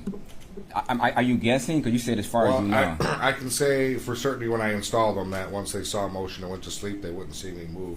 So if I was to take 2 or 3 steps and it saw me and take 3 or 4, it would never see me again until it woke back up. So you're saying is that this system would detect motion, it'll go into sleep mode for at least a minute, or how long would it be in sleep mode? A minimum of 2 minutes. So you're saying that the system would detect motion, and then somebody could just be moving all about this apartment for 2 minutes without the system ever detecting that? Correct. Once it's confirmed with the keypad that you saw on the display that it confirms back and forth that it talked to it. Yes, that's called a battery saving option. With everything being battery operated nowadays, if it was to continually transmit over and over and over every time it saw motion every couple seconds, it would drain the battery too fast. So that's an option that they came up with over 15 years ago. Okay, is that a particular setting that could be possibly changed from the user? Not to my knowledge. Not to your knowledge, but so it's possible that you just don't know. No, the user cannot change that because that's how it comes programmed from the company. Okay, and you stated that to your knowledge, you don't know whether or not a user could change the sensitivity. There's no sensitivity on the user end that I'm aware of. Okay. But there, I guess, it could be a setting where a user could detect the level of sensitivity that the motion detector would be able to detect motion. Not that I've ever seen. Okay. Thank you. No further questions. Any further, Mr. Wilson? No, Your Honor, thank you. Any further questions from the jury? Thank you, sir. You may step down. Oh, are those records? You can get those back. Thank you, Your Honor. Thank you. Do we need to take a break, or are we ready for lunch, or what do we want to do? I mean, it's 11:45 right now. We haven't had our morning break, so. Should we, do you have a short witness, or? I don't have a particularly short one right now, Your Honor. Maybe we should break for lunch right now then, and start fresh after lunch. We just have 2 matters during the lunch break here, so we'll come back at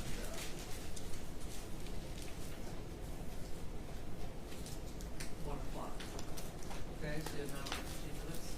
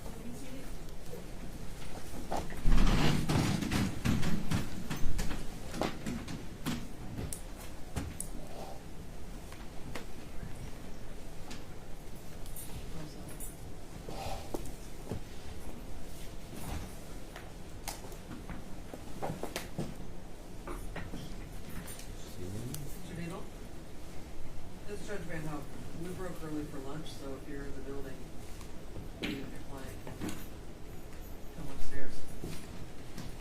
Okay, thank you.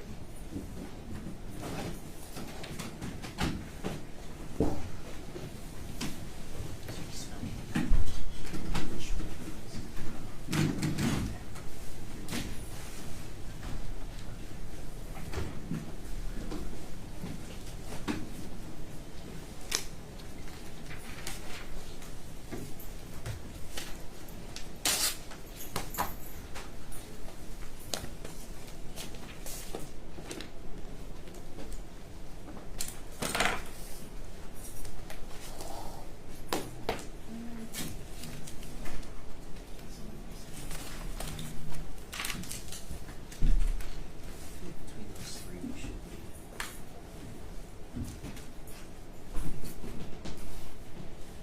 Hi, we're gonna start right now. We can go for lunch, so if you can come up. Hi. Thank you. Yes, I do. Email Sylvie.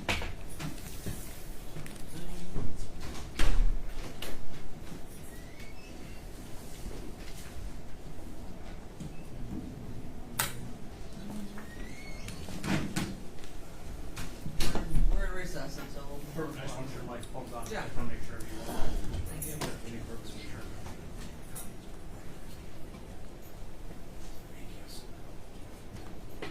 No, thank you. I'd rather have my house turned on. And you're totally not recording. When you turn, you don't catch the jury at all when you turn your camera on, do you? No. And you already cut it before you turned it that way? I put something up with it when they walk past. Okay, I just wanna make sure, because we've had jurors caught several times in the last week, and So I'm pretty, I'm very, unsaid. I'm not happy. And, you know, it's easier to turn this way than to turn that way eventually, so, I just wanna make sure. That should, I mean, that's. Oh,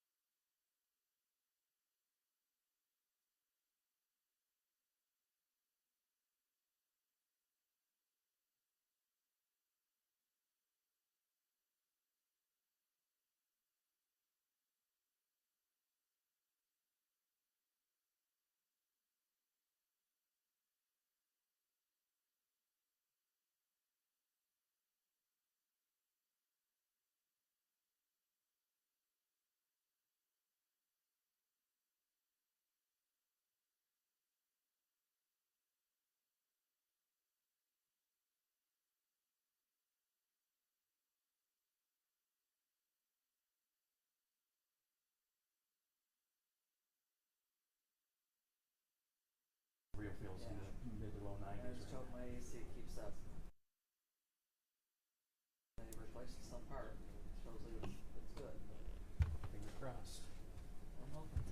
Otherwise my poor dog will probably die Aw. of asphyxiation.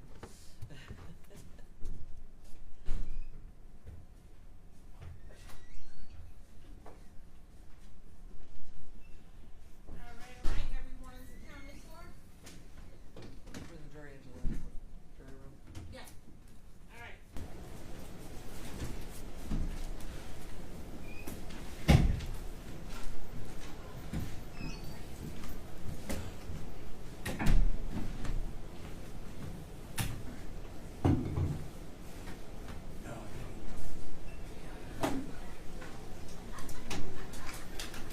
Jury's coming right through there, sir.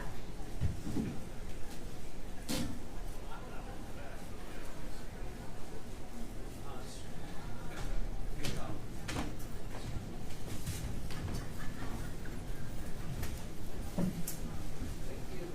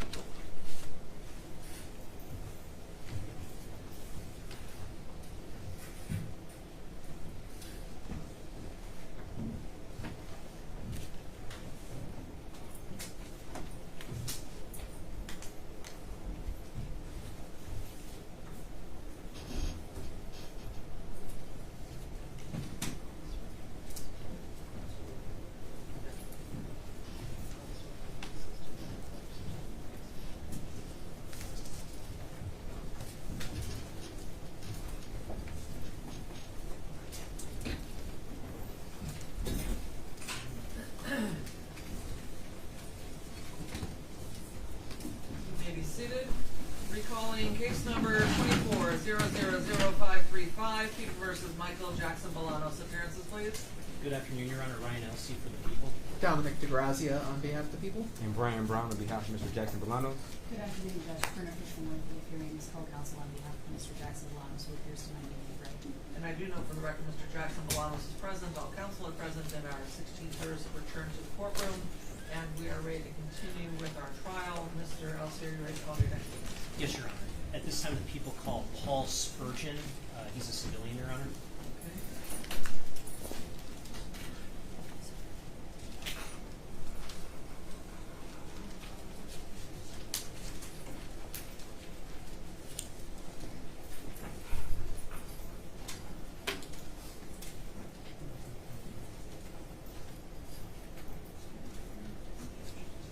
Raise your right hand. Do you swear or affirm the testimony you're about to give will be the truth, the whole truth, nothing but the truth? I do. Okay, have a seat and stand there. And when you're settled, please pull the mic directly in front of your mouth. Please state your name and spell it for the record. My name is Paul Spurgeon, Paul Spurgeon. S-P-U-R-G-E-O-N? Geon, correct. Thank you. And please. Thank you, Your Honor. Sir, did you know someone by the name of Samantha Woll? Yes, Sam and I went to college together. We met at the University of Michigan just over 20 years ago. And what was sort of the nature of your relationship with Miss Woll? We were close friends, dear friends, until she died in October. We were very close. And throughout the 20 or so years that you knew her, were you close with her that entire time? Yeah, I mean, there were certain points where our friendship kind of ebbed and flowed, but certainly in the last 12 to 15 years, we've been, best friends. And was there ever a period of time where the two of you were roommates together? Yes, we lived together in Woodbridge at the corner of Forest and Avery. And how long ago was that you lived together? We lived together about 2010, 2011, and 2012-ish. Okay. And at around the time of her death, leading up until that time, how often would you say you were in touch with Miss Woll? I would say 2 to 3 times a week. Okay, and what was sort of the nature of your contact or communications with her? Was it in person? Was it over text or other forms of communication? Yeah, text, in person, phone calls. Okay, and when was the last time that you saw Miss Woll? On the Saturday before, we hung out on the Saturday before. It was like a week before she was murdered. Okay. And during your relationship and your friendship with her, were you sort of in tune with Miss Woll's romantic life? Yes. Okay, and how sort of in tune were you with what was going on in her romantic life? Just like close friends, we talked about that just as anyone would normally talk with those types of things with their close friends about. I knew the guys she was talking to, I knew her thoughts on them, and those types of things, like you would with your friends. And based on your friendship with Miss Woll, were you also in tune with what was going on in her professional life? Yes. And what did Miss Woll do professionally? Well, she worked in politics and organizing. She was about to start a job at America Votes. I think she officially had started working at America Votes just before she was murdered. Okay. And did she also have a role with the downtown synagogue? Yes. So it wasn't a paid position, but she was the president of the synagogue at the time she was murdered. Yeah. Okay. And I'm holding what's been marked as People's Proposed Exhibit 26. May I approach, Your Honor? You may. Who's depicted in the photo that's been marked as Proposed Exhibit 26? That's Sam. And does that fairly and accurately depict what she looked like before her passing? It does, yes. Your Honor, I move to admit Proposed Exhibit 26. No objection. People's 26 is admitted, you may publish it. Thank you, Your Honor. You can take the original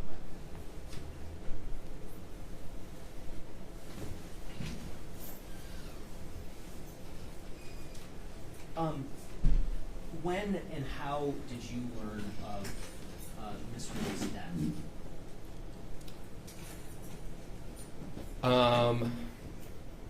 The place where she lives, or where she lived, because of the police activity that night, sent out an email very, very early in the morning, and a friend of a friend saw it and shared it with me. It wasn't explicit, the message that I received from the place where she lived. It just said something tragic had occurred and then it gave her apartment number. So, but there was a phone number on this notice. So I called up the phone number and I said, "That's my friend's apartment. Which hospital is she at? Which hospital is she at?" And the woman said, "I'm so sorry. There's no hospital for you to go to." And this would have been the same day that the sort of news broke about her passing? Yeah, so that was early Saturday morning. That day, did you go to the Detroit Police Public Safety Headquarters? Yes. And when you were there, did you talk with some police officers? I did, yes. And when you spoke with those police officers, did you talk about some people that were in Miss Woll's life? I did. And what was your purpose for talking about sort of those specific people with the police?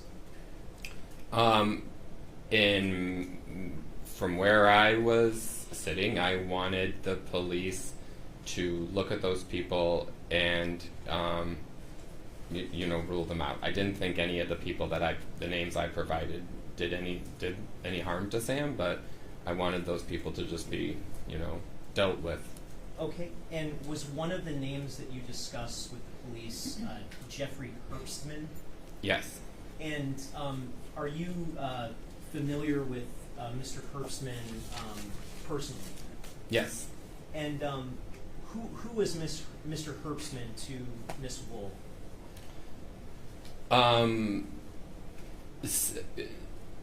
Sam and Jeff met each other at the downtown synagogue. They dated for a long time, but for like a year.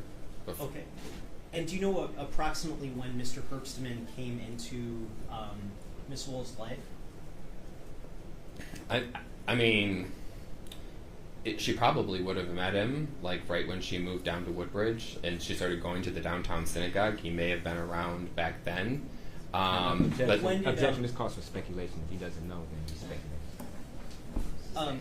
So you can't guess, but if you know for sure when they started dating, or around the time they started dating. Yeah, and if I can just, I guess, pinpoint my question specific to if you know around when they started dating, not necessarily when he came into her life in general. They dated for about a year. Okay. And to your knowledge, were they still dating at the time of Miss Woll's death? They were not, no. And do you remember how long it was before her death that they stopped dating? Yes, about a month. Okay. And can you describe just to the extent that you personally know about it, what was the breakup like? Was this a messy breakup? The breakup, I wouldn't say it was messy.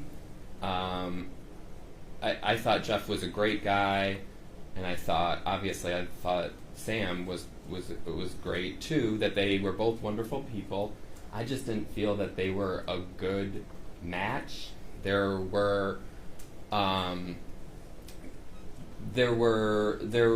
just couldn't help but think that there were better people for Sam out there. I thought Jeff deserved somebody that would match him better, and I thought Sam deserved somebody who would match her better. There were some things about Sam's personality that I thought she could find somebody more complimentary to her personality out And there. What was Sam's personality like? If you could describe it. Sam was talkative, outgoing. She liked to build community, bring more people in and together. Jeff was more reserved, very quiet.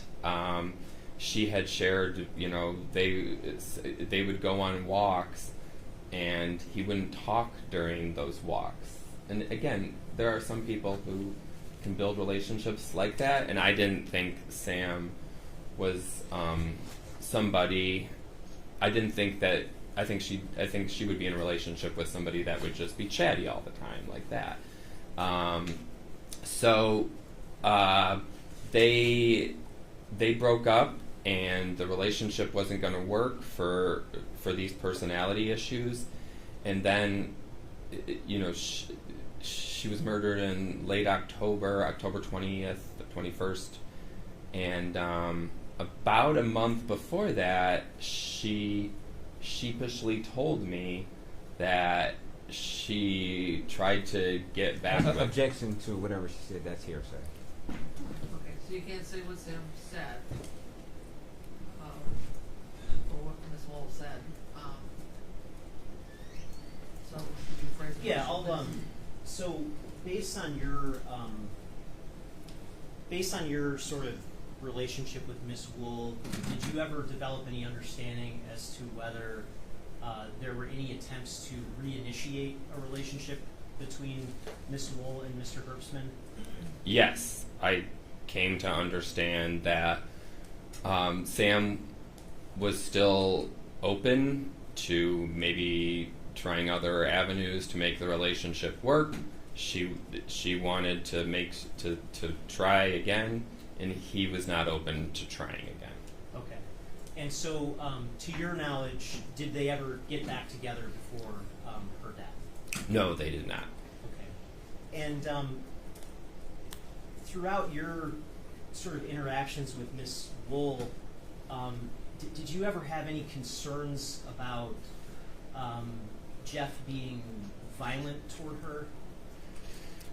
No. My concerns had nothing to do with Sam ever being in harm for her physical safety.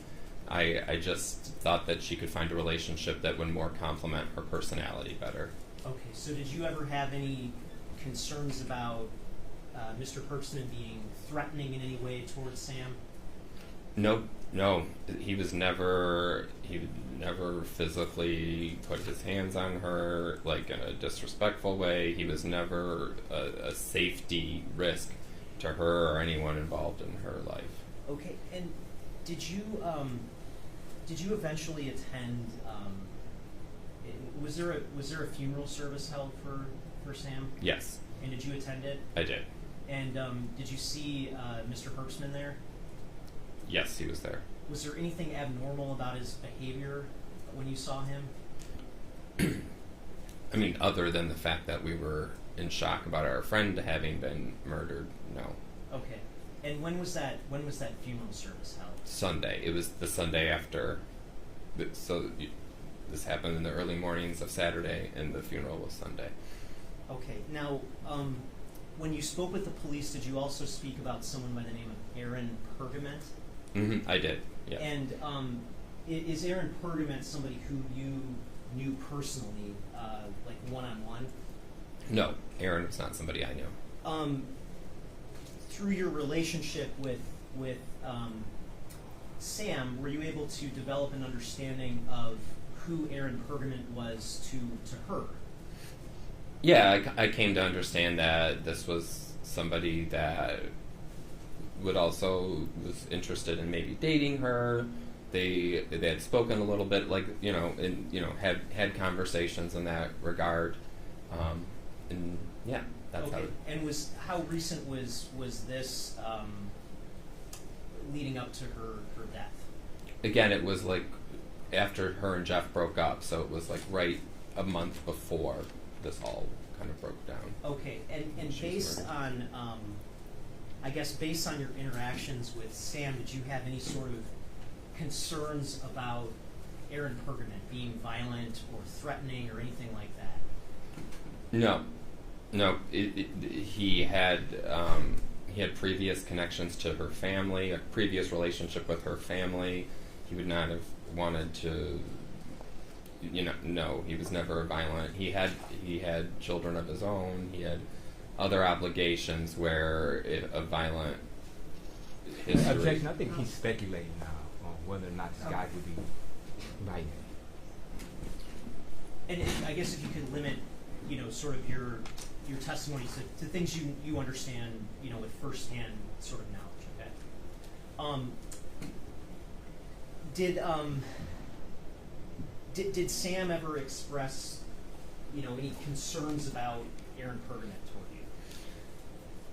toward you? She said that he was very aggressive in his communication with text messages and reaching out and phone calls. And she described that, or I came to understand that she saw that as part of him being in sales as his job. So that sort of behavior spilled over into his social life too, where he would be more aggressive in like trying to see, hey, how you doing? What's going on? That kind of stuff. Okay, but no concerns about anything violent or anything of that sort? No. Okay. When you spoke with the police, was one of the names that you discussed a Robert Becker? Yes, but I didn't know him as that name. I knew him as Bob. As Bob Becker? Yes. Okay. And was Bob Becker somebody that you sort of knew firsthand or knew personally? Yes, Bob and I had hung out with Sam. Bob and I had hung out maybe once or twice, but that was back in like 2017 or 18. And based on your sort of interactions with Bob Becker and your relationships with Sam, did you have an understanding of whether or not they had any sort of relationship together? Yes, they did. What was your understanding of what their relationship was? They had a collegial work relationship, but they were also friends on the outside. They would socialize outside of work. Okay, and to your knowledge, was there ever anything, I guess, romantic between the two of them? Yeah, they had that kind of relationship too. Okay, and at the time of Sam's death, to your knowledge, were they in any sort of active romantic relationship? No. Okay, and throughout your sort of relationship with Sam and knowing Mr. Becker, did you ever have any concerns about him being violent or threatening towards Sam? No. Okay. Was one of the names you also spoke with the police about someone named Brett Foreman? Yes. And did you know Mr. Foreman personally? Yes. And based on your knowledge of Mr. Foreman and your relationship with Samantha, where does Mr. Foreman fit into things in her life? He was another friend of Sam's. They met doing political work too. They never had a romantic or that kind of relationship, but they were just friends, and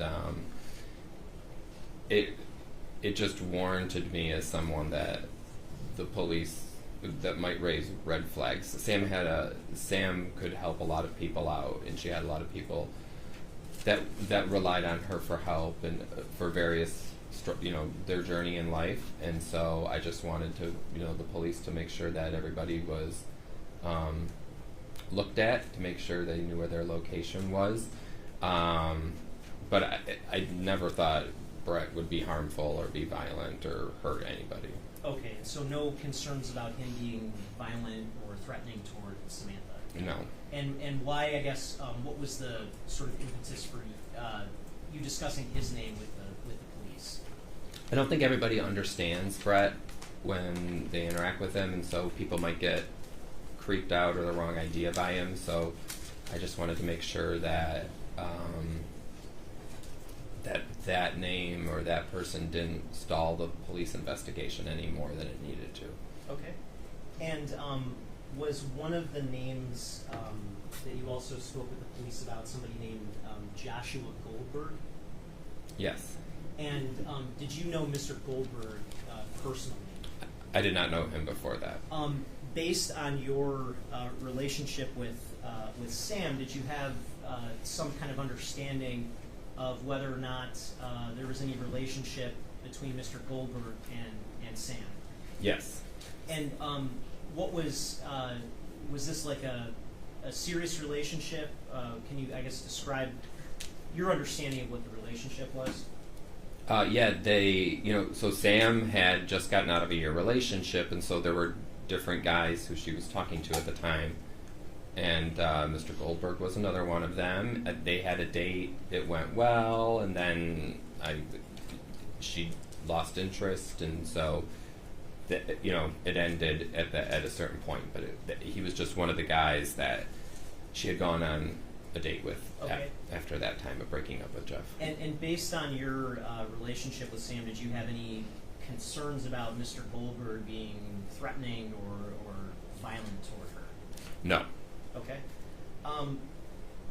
When you spoke with the police, did you also speak with them about someone named David Wilkinson? Yes. And is David Wilkinson somebody who you know personally? Yes. And can you describe for the jury what your, what sort of your relationship has been with Mr. Wilkinson? Yeah, David was also on campus with Sam and I at U of M. I didn't really know him there, but got to know him when Sam and I lived together in Woodbridge. He would come over and hang out a lot. The three of us became closer friends at that point, and so a lot of times when we would hang out later at night, and because of Sam coming home from a wedding, and I just thought David would be another person that the police should just, again, look into, rule out, and go along their investigation. Okay, and to your knowledge, based on your friendship with Mr. Wilkinson and your friendship with Sam, were the two of them ever romantically involved? No. Sam met David when David was dating her sister, so they didn't have it like that at all on any level whatsoever. They were never, ever like that. And did you ever have any concerns about David Wilkinson being violent or threatening toward Sam? No. And do you know whether Sam had Mr. Wilkinson as a contact in her phone? She did. And do you know what name that contact would have been stored under? She stored him as Barry Stinson, who is a character from How I Met Your Mother. Neil Patrick Harris's character from How I Met Your Mother. She had him saved in her phone as the character's name. They both like that show. And so his contact would not be under his own name, right. David Wilkinson, but and when you say Barry, are you sure it's Barry? Could it be Barney, that was it. I didn't watch How I Met Your Mother, but they did. And throughout your friendship with Miss Woll, did you ever sort of have an opportunity to have an understanding of what some of her sleeping habits might have been? Yeah. Sam used to always say sleep is sacred. She used to struggle with sleep at various points. She used to sleep in later in the morning, and she would at sometimes from time to time fall asleep on her couch. Okay. Do you know whether she ever used any sort of sleep medication to aid with sleep? No, I don't. Okay. And did you ever know Sam to drink alcohol or consume alcohol? Yes, but she was by no means like a big drinker or anything like that. Okay. And did you ever know her to consume marijuana? Yes. And how often would you know her to be a consumer of marijuana? Regularly. And do you know what her sort of preferred method of consuming marijuana was? It changed. It ebbed and flowed over time. Okay. Do you know whether she ever used like a vape pen to consume marijuana? She did, yes. Okay. And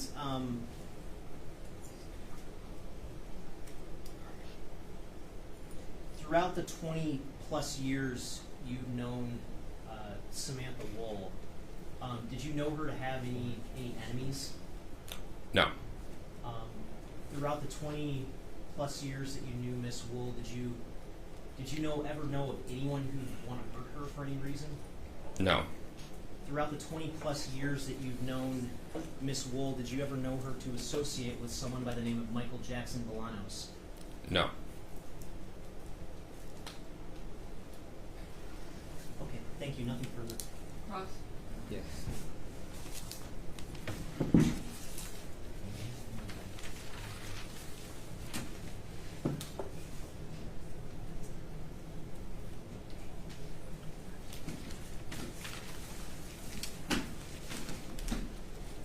Good afternoon, sir. Good afternoon.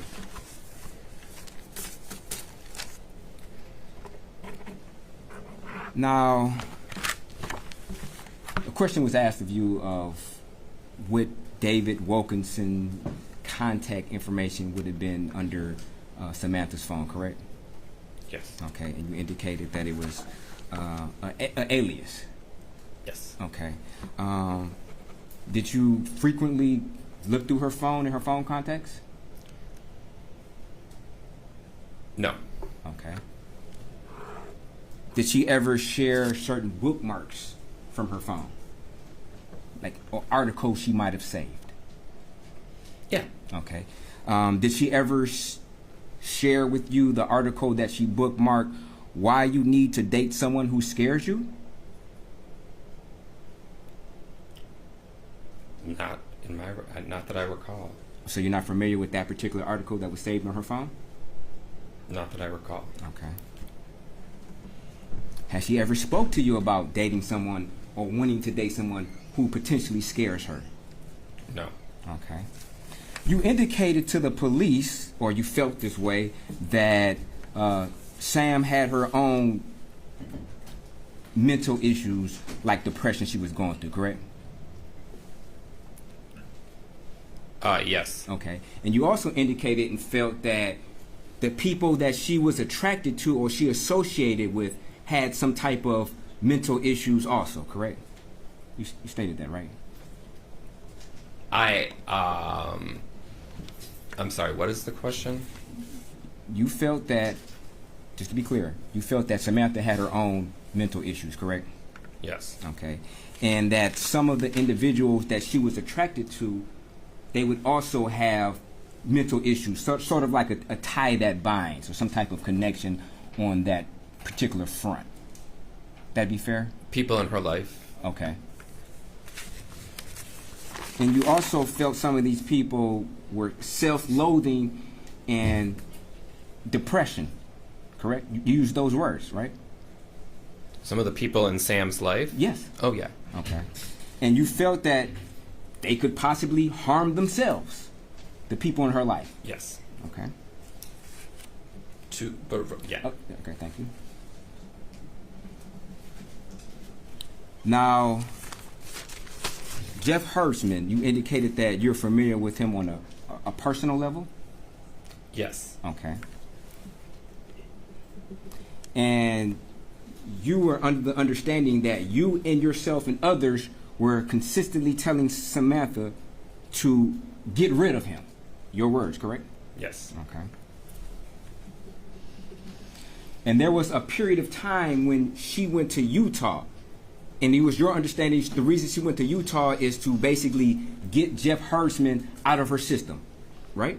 That is Okay. correct. Yes. And she came back from Utah and she continued to speak with Mr. Hersman after going on that trip to Utah, correct?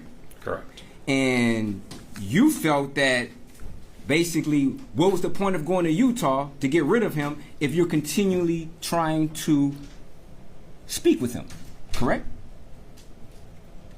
Correct. Okay.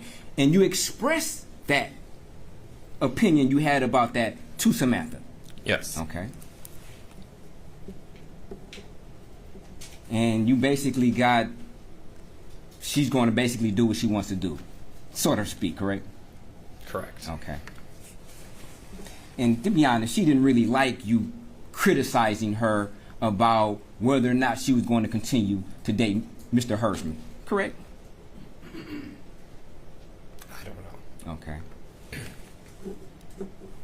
But you do know that Samantha had a particular, I guess, personality. If she could be potentially criticized, she may hide that information from people who may criticize her, correct? She was very frank with me about her relationship with Jeff, despite the fact that I wasn't a fan of it. Okay. To be clear, my question is, you knew Samantha had a type of personality where if she could seek potential criticism from somebody, she may hide that particular object of criticism from that person. Perhaps. Okay.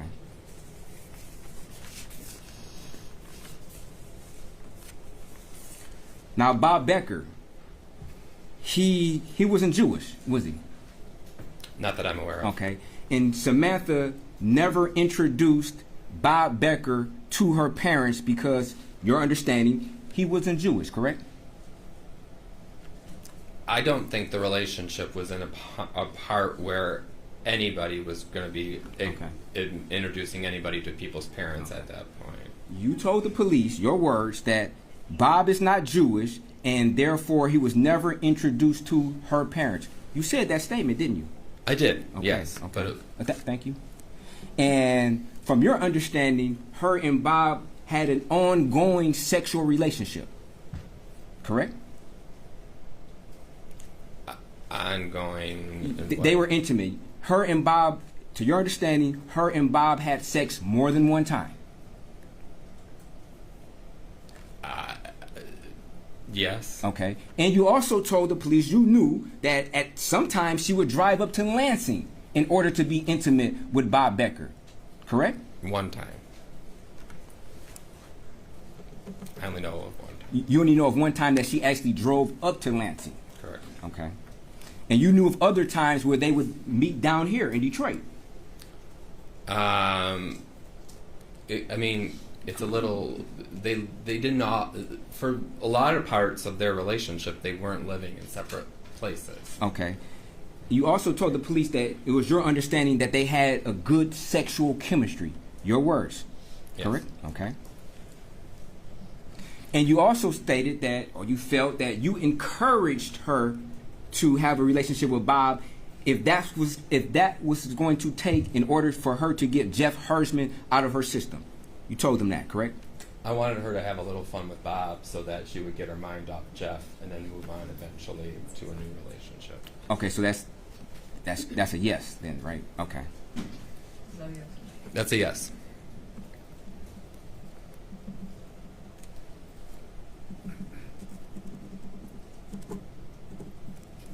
And at some point in time that during her relationship with Bob, he got married and had children, correct? Yes. And I mean, I don't know. or you came to the understanding Correct. or realization that he had children and was married, correct? Correct. And Samantha felt rejected because of that, didn't she? No. You didn't tell the police that you felt that Samantha felt rejected after learning about his marriage situation and his children? You didn't say that? Yes or no? Rejected. She was rejected by Bob before. Like he was rejecting her before he okay. married that My woman. question was, after she found out, there was a point in time that she found out, you two, that Bob was married and had children, correct? Correct. And after that realization, she felt rejected. You told the police that, didn't you? Yes. Okay. You also told them that sometimes they participated in phone sex together, correct? One time. Okay. And you also told the police that you felt that the relationship got so bad with Jeff that you told Samantha, do anything you need to do to get over Jeff, to get Jeff out of your mind. Told that? Yes. Okay.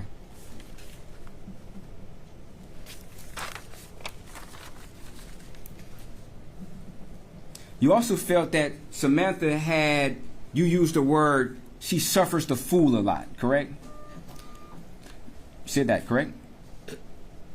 The phrase is suffers a fool. Suffers a fool. Okay. Yeah, You so said that she right. would suffer a lot of fools in Okay. her life, Okay. but Okay. she would never suffer anybody that was violent, Okay, thank you. or that would be harmful Okay. physically. Okay, thank you.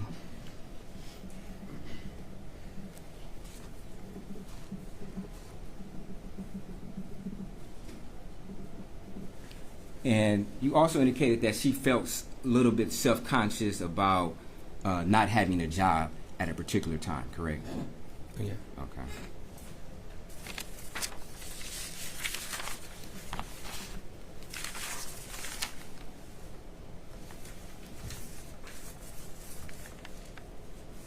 Now, when the prosecutor asked you about Aaron Pergament, you indicated that it was your understanding that they had certain conversations in that regard, correct?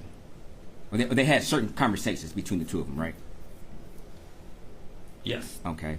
You didn't mention during direct examination that you knew that Aaron Pergament and Samantha Woll had a sexual relationship, did you? No. Okay. But in fact, you do know that Aaron Pergament and Samantha Woll had a sexual relationship, correct? Correct. And you felt that Aaron Pergament, Samantha Woll was out of his league. I did think that, yes. And he would call all the time, correct? Correct. Okay. And is your understanding they had sex more than once, correct? Correct. Okay. And it was your understanding that Aaron Pergament would have wanted a relationship with Samantha, correct? Correct. Okay. And you also stated that you wouldn't be surprised if Samantha hooked up with Aaron after the wedding, correct? Which wedding? After the wedding that she went to on October the 20th. But she was murdered after that. Okay. So I would be very surprised if she was hooking up with Okay, so anyone. that's my question. My question is, isn't it true that you told the police that you would not be surprised if Samantha hooked up with Aaron after that wedding? You told them that, correct? Judge, I'm going to object. Just one, it calls for speculation. Two, we're talking about a prior statement. I'm not sure. Is this impeachment? What is? I mean, you can't just put in the entire prior statement. No. If he made that statement, if it was his, if he said this particular statement, he's saying he didn't. I can impeach him on that, if necessary. Well, then impeach him. Okay.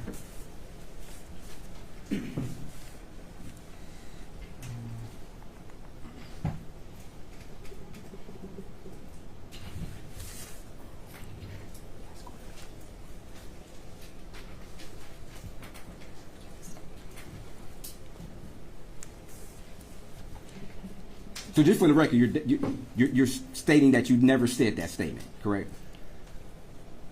I guess I don't understand what it is you're asking. Whether or not you told the police that you would not be surprised if Samantha hooked up with Aaron or met Aaron after she left the wedding. I could see myself saying that. Okay. That Okay, thank you.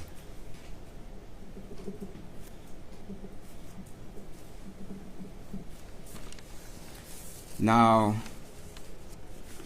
prosecutor asked you about her sleeping habits, isn't it true that you stated that, or you felt that Samantha didn't sleep on the couch often? Correct. Okay. And as a matter of fact, you told them, or you felt that, no, strike that, she had a new couch, correct? In this new apartment, she had a new couch, correct? New to that apartment, yes. Okay. Correct. And it was your understanding that on this new couch, you can't think of a time where she fell asleep on this new couch, correct? Correct. Okay. So as far as you know, in this apartment, 1366 Joliet, you can't think of any time where she's ever fell asleep on that couch, correct? Correct. I don't have any first-hand knowledge of her ever sleeping on that couch. Okay. Now, as far as David Wilkinson, you indicated that you were unaware of any type of relationship with her, correct? Between him and Sam. Friendship, the friends, but Okay. nothing romantic, right? Okay. Did you know that David frequently spent the night over to her, at her house? Did you know that? Yes. Okay.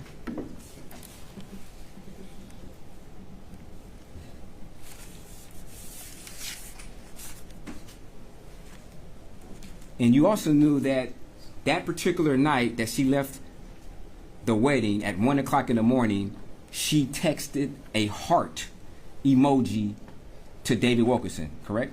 You knew that, right? I did know that. Okay.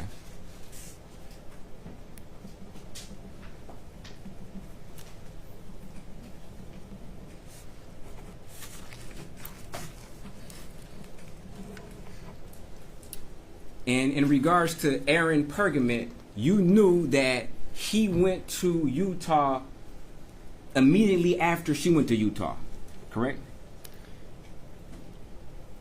I don't have any first-hand knowledge of his Utah trip. Okay. Of Aaron's Utah trip. But it was your understanding that he went to Utah after her, correct? Yes. And you thought that was odd, didn't you? Yes. Okay.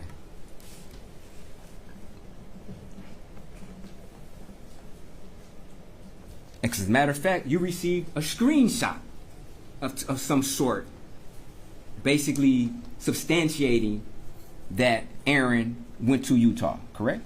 Yes. Okay.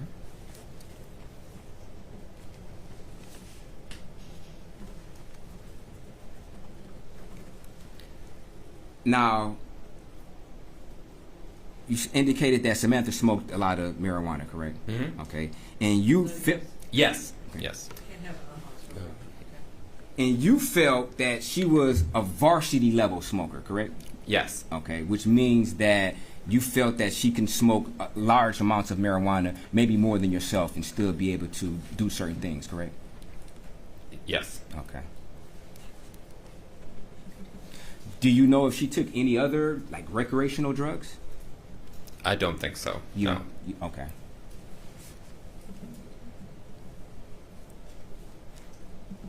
Do you know if she took any, like, psychedelics, any mushrooms or anything like that? No, she Okay. didn't.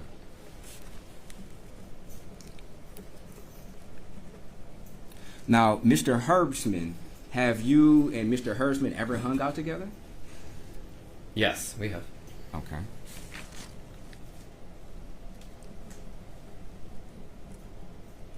Have you ever been to his house?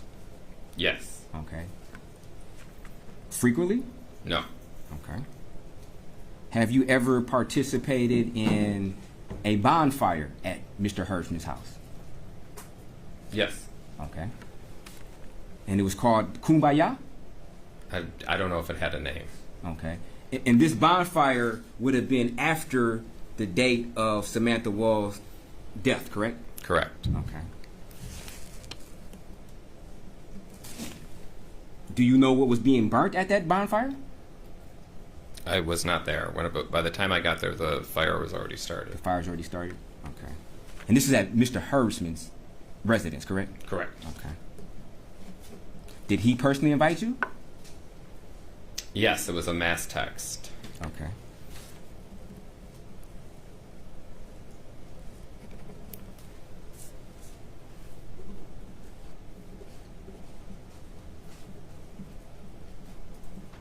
And you were aware of certain I guess, mental issues that Mr. Herbstreit was dealing with, correct? Through Sam. Okay. And I never talked with him personally about those issues. Okay. He's never exposed that to you? Okay. No. Going over there that night was the very first time I had ever gone to his house. I hung out with him once or twice with her before then. Okay.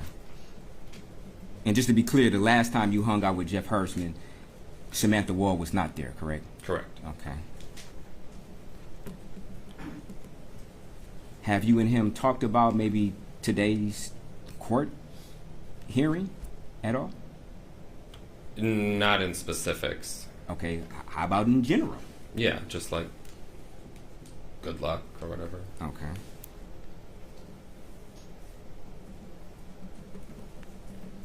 Did you ask him any questions about what you should say or not say? Nope, I was doing my best to follow the sequestration order. Okay. When you went to Mr. Herbstreit's house, were you aware of any cameras at the house? No. Okay.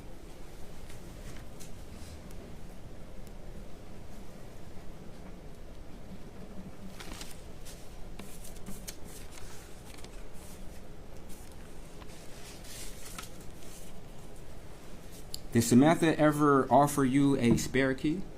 No. Okay, but you not knew- of the place that she was living at in Okay. Lafayette. But you were aware that she had a lockbox on her door, correct? Yes. Okay. And it was your understanding that that lockbox had or contained a spare key, correct? I did not follow the details that closely. There, some other friends had stayed a while back, so I knew that there existed a lockbox, but I didn't get into all the... Okay. And you also knew that she would at sometimes give that spare key to other individuals, correct? Yes. Okay.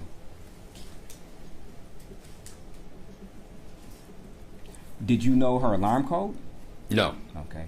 You were aware that it was your understanding that she would give that alarm code to different people, correct?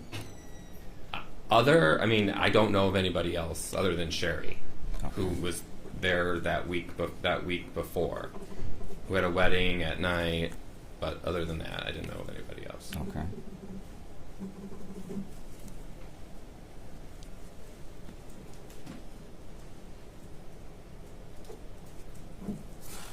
You also felt that Samantha was, well, you stated, or you felt that way, that Samantha was miserable trying to make it work with Jeff.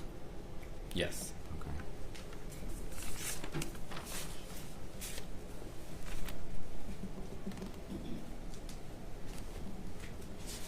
Now, it was your understanding that when Samantha originally broke up with Jeff, this was not a mutual breakup, was it? What do you mean original? When Samantha and Jeff were broken up, correct? Yes. Okay. When they broke up, it was Samantha's decision to break it off with Jeff. Correct? Initially, maybe. Okay. But like I was Okay, saying, thank you. she eventually won. Thank you, sir. Thank you.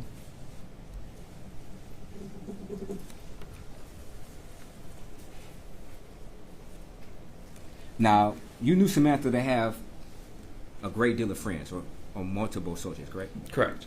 But you only told the police about these specific individuals, such as Aaron Pergament, Bob Becker, Mr. Goldberg, Mr. Wilkinson, and Mr. Herbstreit. Correct? Correct. Okay, you didn't give an exhaustive list of all friends. There was a particular reason why you felt in your mind that you should offer this information to the police, correct? Correct. Okay. And the reason is because you may have felt that they may have known something or maybe possibly done something. Yeah, correct?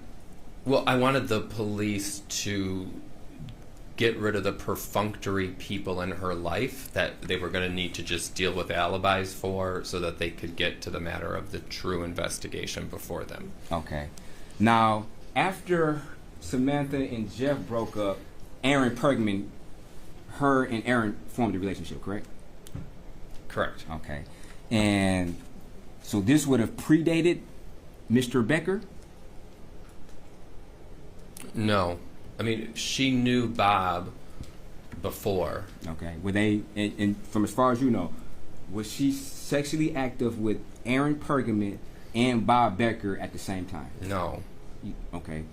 So just kind of give us a timeline, because you indicated to the police that she used Bob, I want to say used Bob, but Bob was there to get Jeff out of her system, right?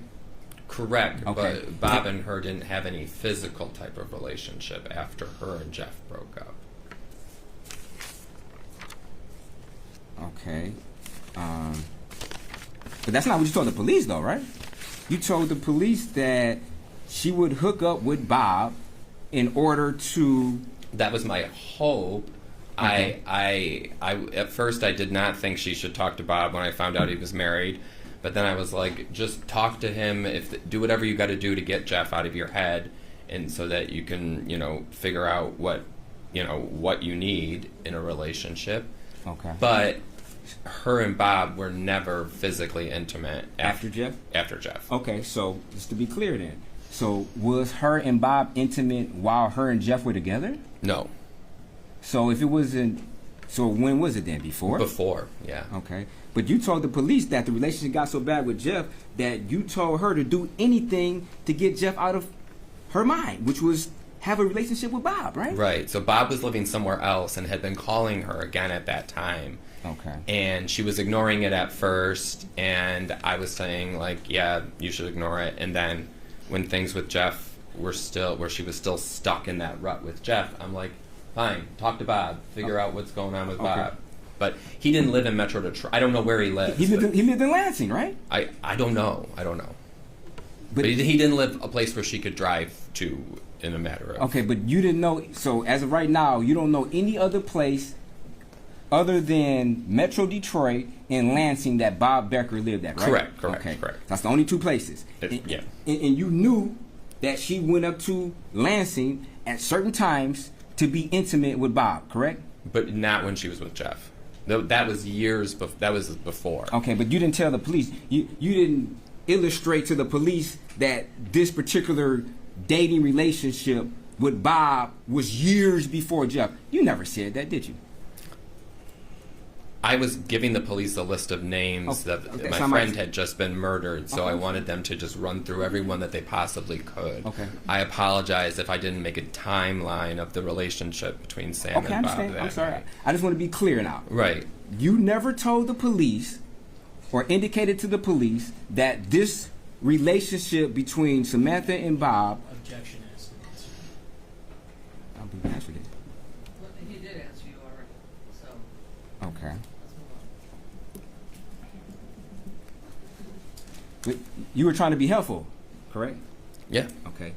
And if a friend of yours is murdered, don't you think it would be important for you to at least narrow down the dates of when they had a sexual relationship with somebody else, and not let the police guess? You think that would have been important? Yeah, that would have been important. Okay.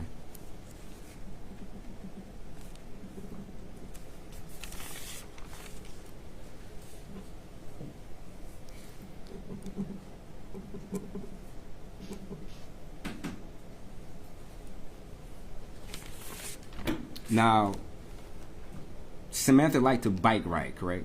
Sometimes to Belle Isle, correct? Yes. Okay. Do you know if her and Mr. Herbstman ever biked to Belle Isle together? I don't know for sure. You don't know for sure, okay.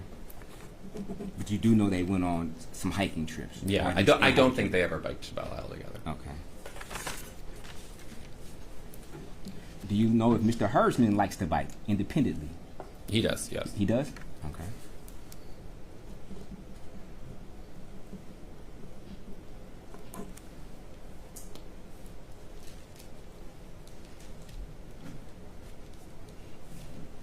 And you don't know whether or not she met anybody at the wedding, correct? Correct. Okay. Are you and Samantha friends on social media? We don't really. Yes, but we don't really have. We don't really use our Facebooks. Obviously, she doesn't use hers anymore. I don't really use my Facebook, and she never really had Instagram. Okay, so you wouldn't know whether or not a photo was uploaded of her potentially dancing with somebody at the wedding. Right. I wouldn't know that. Okay.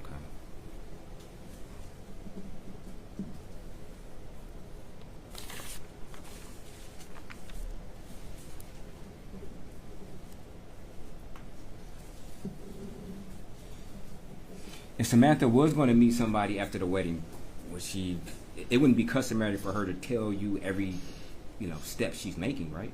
Correct. Okay.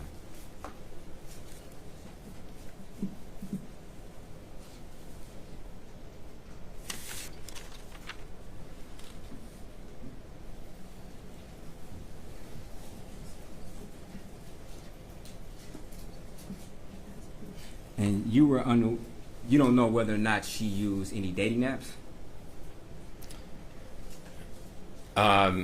No, I don't know at the time. Are you familiar with J-Date? I am, yes. Are you familiar with J-Swipe? Yes. Okay. Did she ever discuss that she was a member of these? Yeah, but what I mean is, yes, she had discussed she talked about the creation of the account, but I just don't know how often she was actually logging in and using the service itself. And you don't know whether or not she met certain guys or any guys from these? Not that, no. I don't think she did. Were you aware that David Wilkinson was supposed to spend the night when she came home from the wedding? I mean, I've made plans with David Wilkinson in the past. Yes or and no? so what's supposed to spend the night could mean he doesn't always matriculate to the social engagements he's supposed to attend to. That's not my question. My question is, did you know that David Wilkinson told Sam that he was going to spend the night? Judge, objection. First of all, foundation. Second of all, hearsay. I'm not sure where this. I'll rephrase it. Were you under the understanding that David Wilkinson intended to spend the night at Samantha Woll's house after she left the wedding? Was I aware when? When I spoke to the police that Saturday? Were you aware at any time up until now?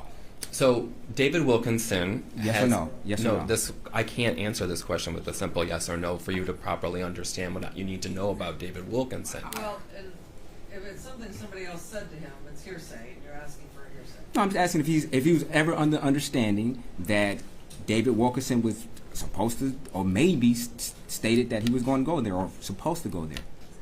And if he knows, I mean, he can say, I believe. No, I'm not going to allow it. It's hearsay. Let's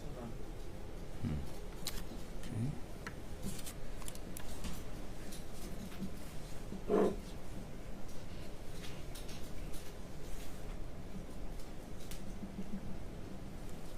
You were also under the understanding that Samantha would call like Uber Eats late at night? Yes. Okay.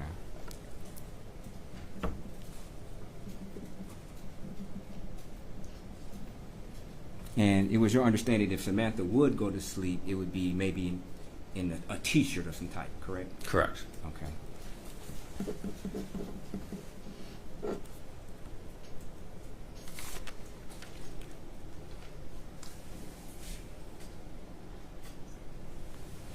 Thank you, sir. No further questions.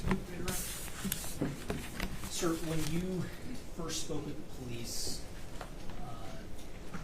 the back in October, what's kind of going through your head? What was your frame of mind at that point in time? Well, I was still in shock.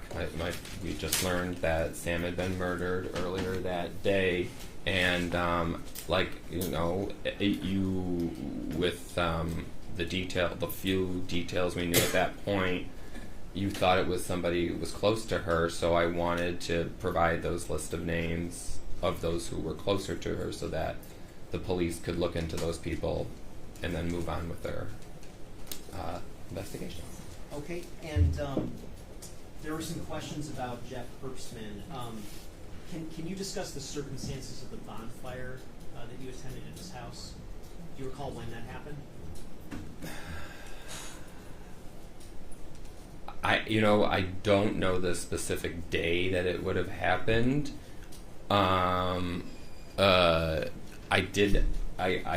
it was a little awkward for myself. This was a guy I didn't think my friend should have been dating, but now she had been murdered, so now he was having a bonfire to remember her, and another friend of ours was going to be, and she wrote a poetry piece about her, so I wanted to go be with other friends of Sam that night. But it was my first time going to Jeff's, and I went with a group of other people that I knew. Okay. And approximately how many people were there, if you remember? I would say fewer than, I would say around 12. Okay. And was there anything out of the ordinary about Jeff's behavior that you observed that night? We were all pretty in shock and grief.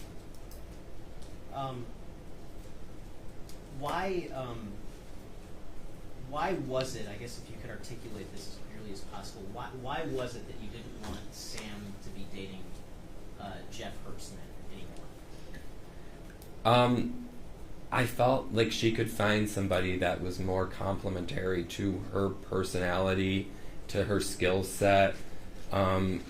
Jeff and her didn't have a relationship that I felt best reflected what she needed, what she wanted. I think, I mean, I don't think Jeff wanted to have kids, and she wanted to have kids. Objection, that's speculation. It's the same.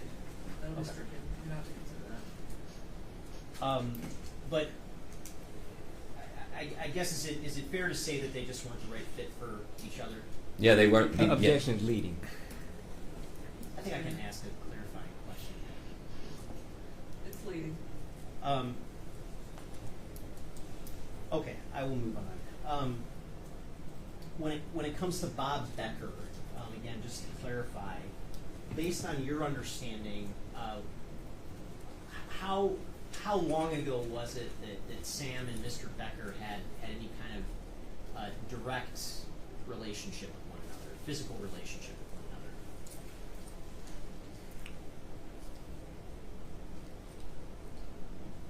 one another? It would have been probably 6 months before she moved from Lansing back to Detroit.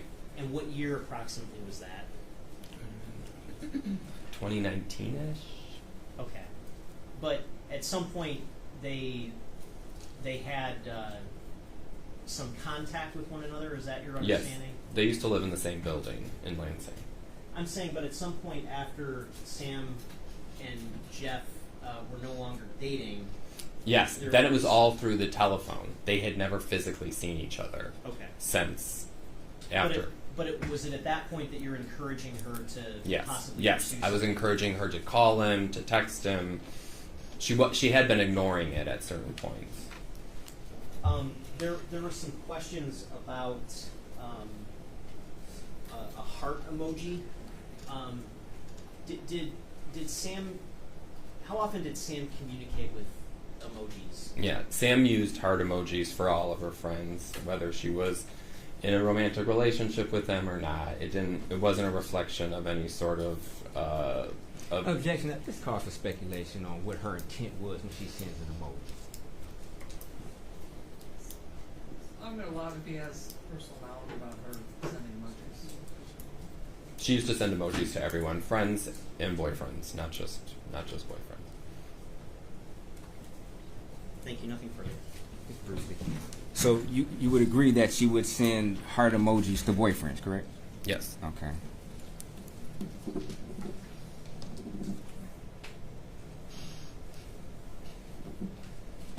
And you would also agree that you don't know definitively whether or not Samantha actually hooked back up with Bob after you, I guess, gave her the stamp of approval, for lack of a better term. I don't understand that question. Okay, you indicated that you felt that the relationship got so bad with Jeff that you were basically telling Samantha to hook back up with Bob, correct?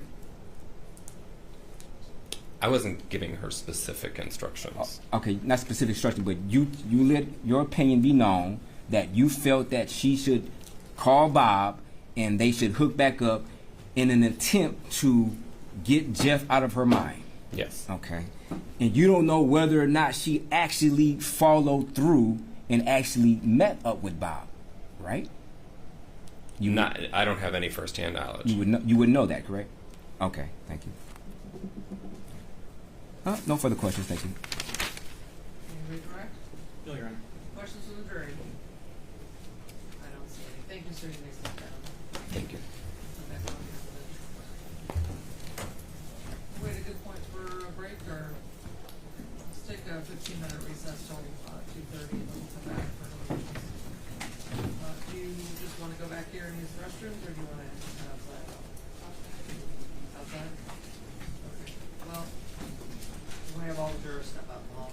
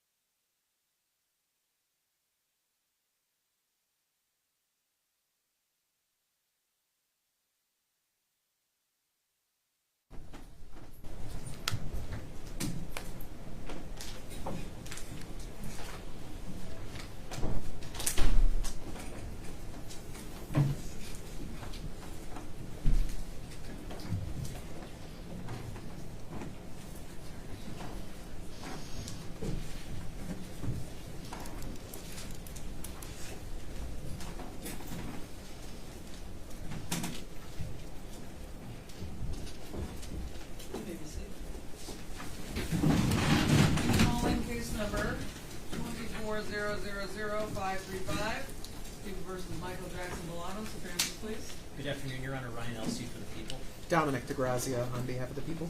And Brian Brown on behalf of Mr. Jackson-Bolanos. Good afternoon, Jennifer Krishnamurthy, here in Ms. Culphouse on behalf of Mr. Jackson-Bolanos, who appears tonight. And I know for the record, Mr. Jackson-Bolanos is present, and our all counsel are present. Our 16 jurors have returned to the courtroom. Juror number 1, you said you're not feeling very well. Do you need some water, or do you have water? Are you gonna be able to make it through the next hour, or? Okay. Well, if you need to like run for the restroom or something, just like raise your hand, say I gotta go, and you can run right into the jury room. Okay, if something happens. Okay. Are we ready to continue with your next witness? Yes, Your Honor. People call Aaron Pergamon.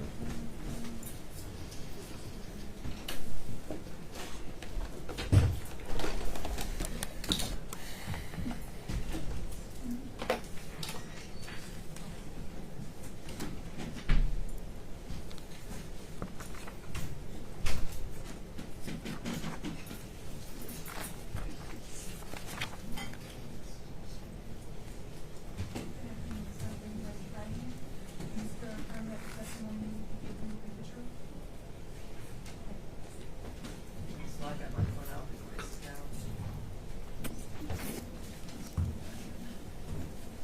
Good afternoon.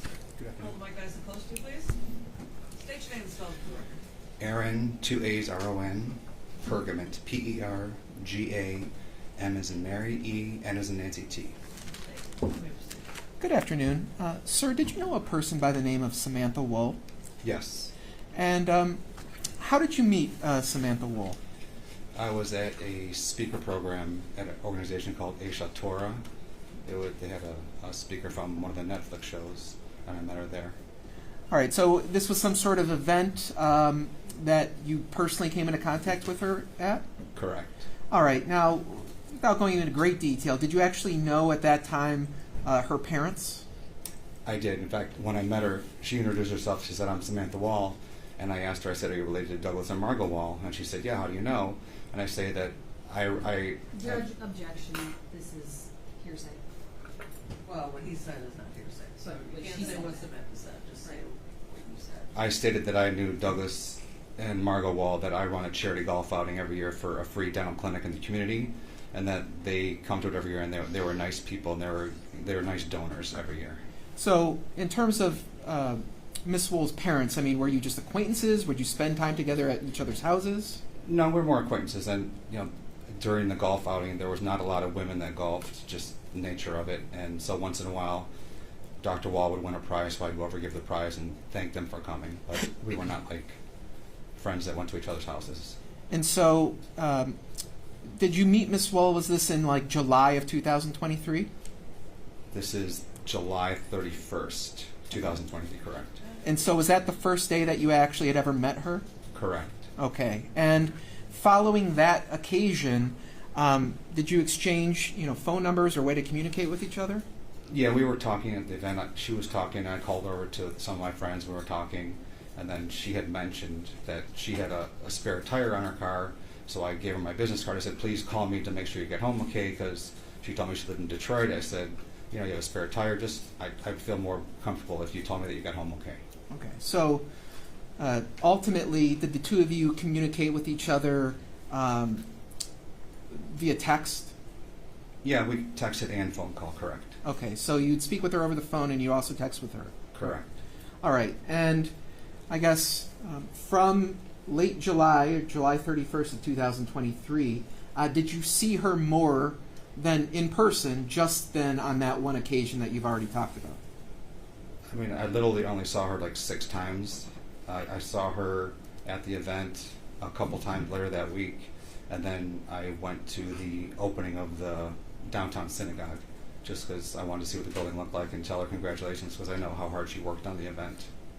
And so, over the course of these interactions you're having with Miss Woll, did you develop an intimate relationship with Miss Woll?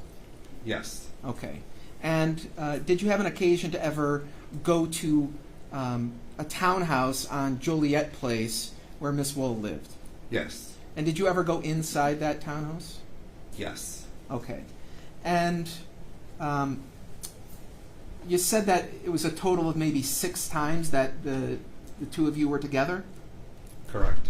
Now, were all of those occasions at her townhouse, or did she ever come to where you were living or some other places? No, I had met her that night in Oak Park at the event.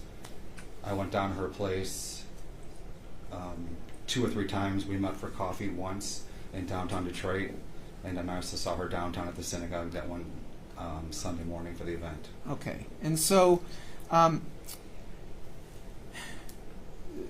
these meetings that you would have, or the connection that you would have, obviously did something happen to Sam in October of 2023?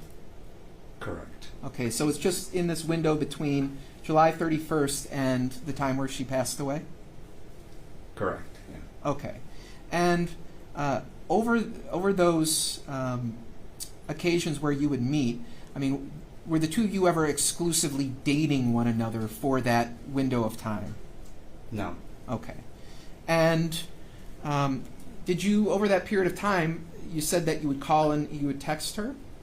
That's correct. All right. So during that period of time, did you ever wish to, continue to date her or see her romantically? I mean, we had talked about it. I have 4 kids. I'm very busy. I have my own business. I know she was extremely busy with, getting the synagogue off the ground, and our schedules weren't corresponding. So we had talked about, hopefully our schedules would clear up in the future, and we would, maybe in the future make time for each other again. Okay. So at least around the time of her death, that was kind of is that the status of your relationship? Yeah. I mean, I hadn't seen her or basically talked to her since the grand opening at the synagogue. That was sometime, I believe. I'm blanking on the date. I'm sorry. Do you think it was in September or October? Does that ring any bells for you? I think it was September because it was before the high holidays of the Jewish year, so it was before Rosh Hashanah. And around that time, did you ever speak with Samantha Woll about any vacations that she went on? When I went down to her place, I had told her I do photography, and one of my passions is doing like nighttime and landscapes. And I told her that I was going to go on a trip to Utah. One of my cousins in Arizona has a big RV, and he wanted me to come with him. But I wanted to do like a professional photography tour, so I had asked her. She said she had just gone out to Utah. Objection, Judge. Here's it. You can't say what she said, sir. Okay. So Just what you said. yeah. Ultimately, did it come to your knowledge that she had spent time in Utah? Correct. All right. And so, did you go to Utah after you spoke with her about that? I did, but it wasn't. I was already planning on going before I spoke to her about it. I more asked her. I don't know if this is okay, but I just said if I only have 4 days, which parks are the best? If I have limited time, so she kind of said. Objection. Okay. Just what you said. Yeah. Okay, So, sorry. you basically, you're having a discussion about different places to go in Utah? Correct. Okay. Now, did you ever send her any pictures or messages from your trip to Utah? Yeah, I sent her a couple of my shots I took when I went on a pro photography tour. So I sent her a couple of the sunrise and sunset and astrophotography shots. And what was your intention in sending her those pictures? Just to try to brighten her day. Okay. Were you intending to scare her or anything like that by sending her No. those pictures? All right. Now, did you ever, when you would go inside of her townhouse on Joliet, did you ever notice anything about whether she would lock the doors or arm the security system when you would go in? I know she was a little bit lax about locking the doors. One time I came down and she said the door's open, and then she did open the back door a couple times because she had a vape and she would vape and blow it out the back door. All right, and so can you just describe the back door?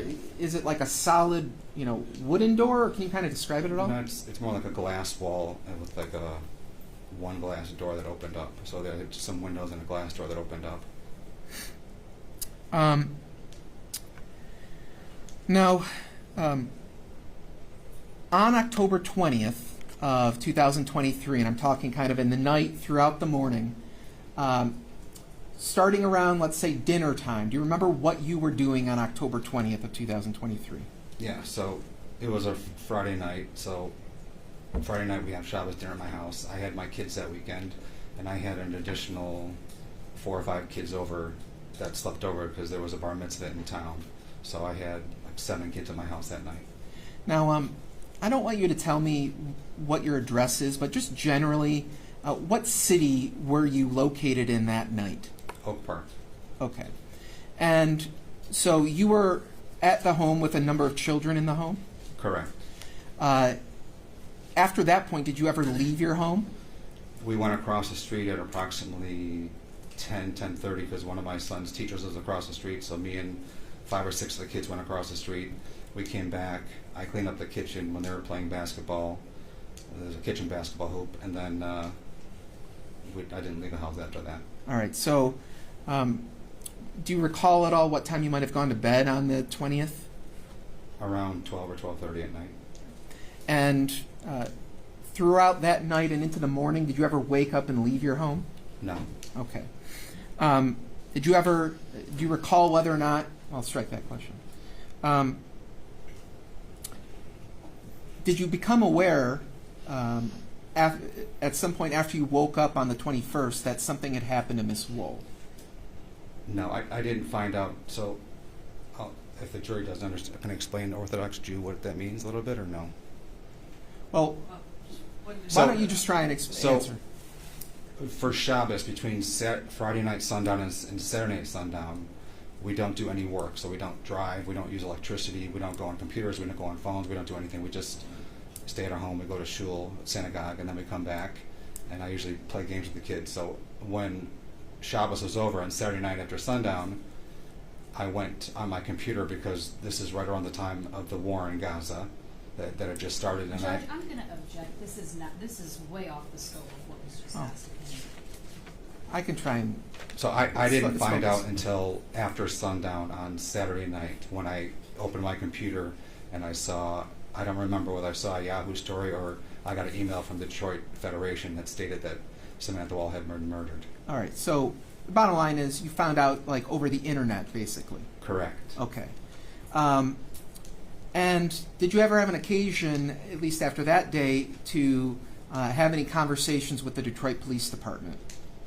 A Detroit police officer and I believe a Michigan State police officer came to my door after the funeral on Sunday, October 22nd, and they said... Objection to hearsay. Say what someone else said, so... Without telling me what they said, after you saw them, did you ultimately end up going to police headquarters? Correct. I voluntarily went down that next Monday, the 23rd. And did you give a statement to them about what you knew? Yes. And as part of that, did they also take like a swab from your mouth? Yeah, I voluntarily gave them a cheek swab. I voluntarily gave them my phone, and I let them check my car. Okay. So with your phone, at least around that time, did your phone number begin with 248 and end with 3073? Correct. Okay. And so they asked you for certain information, and you provided all of that to them? Correct.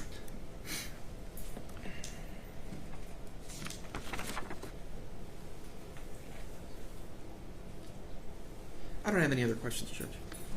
Or Ms. Krishnamurthy?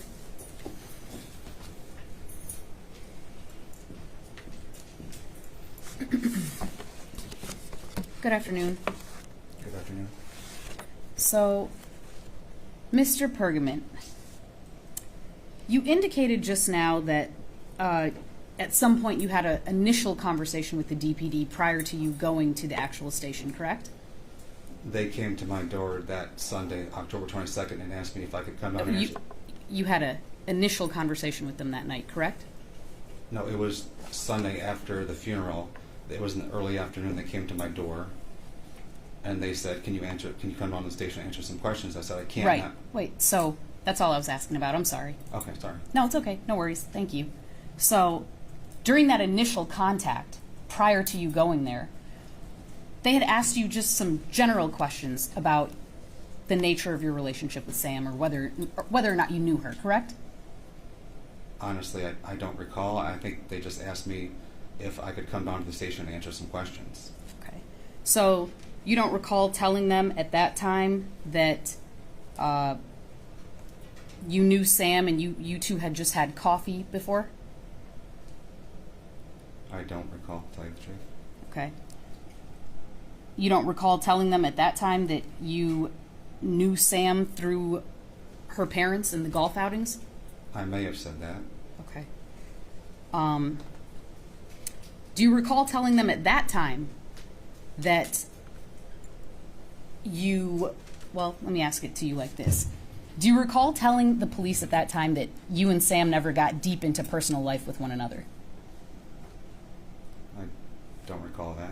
Okay. Well, would you agree with me that during that first contact that you had with the police that you never made mention of the fact that there was an intimate relationship between you and Miss Woll?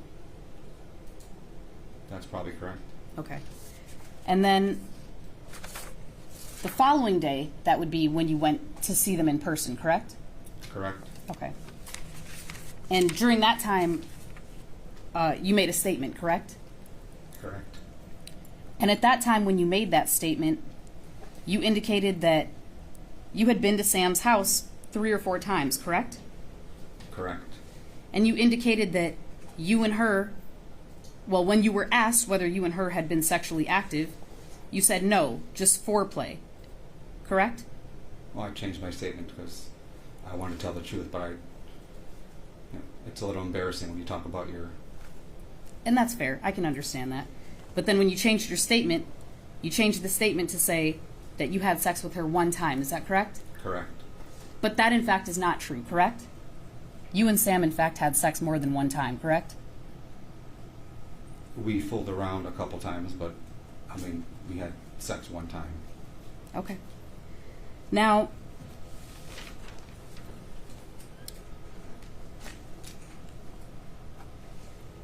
you have been to Sam's house more than once, correct? Correct. And you in fact did notice that she kept her doors unlocked, correct? Well, I believe she texted me that said the door's open.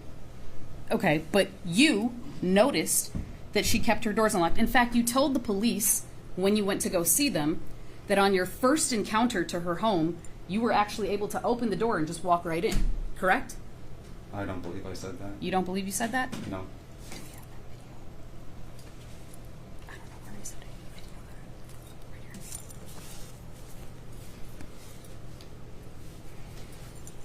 One second.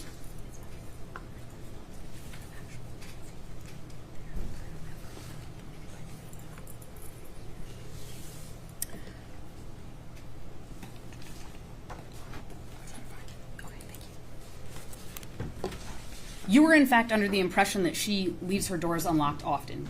Fair to say?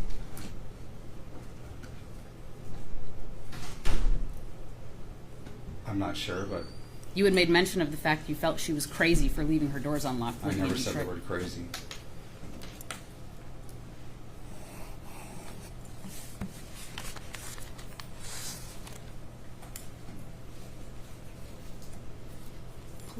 One second.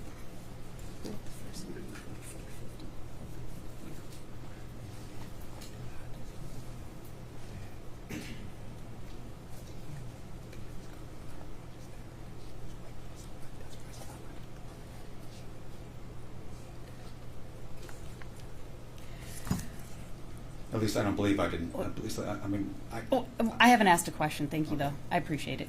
Thanks. Just 1 second. We're just pulling something up.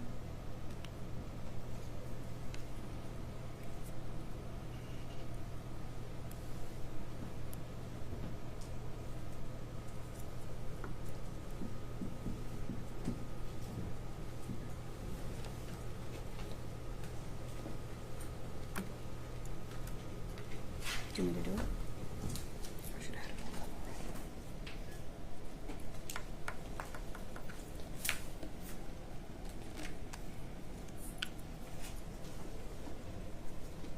It's at 450. I know where it is. I guess I have to use that to plug in. I think I know your. Sorry. Hate to be a pain. Thank you. Just be careful, it only goes so far, so. Yeah, I guess I'll have to. No, the first interview, the initial contact. I'm sorry. I apologize. Just eating up our time here.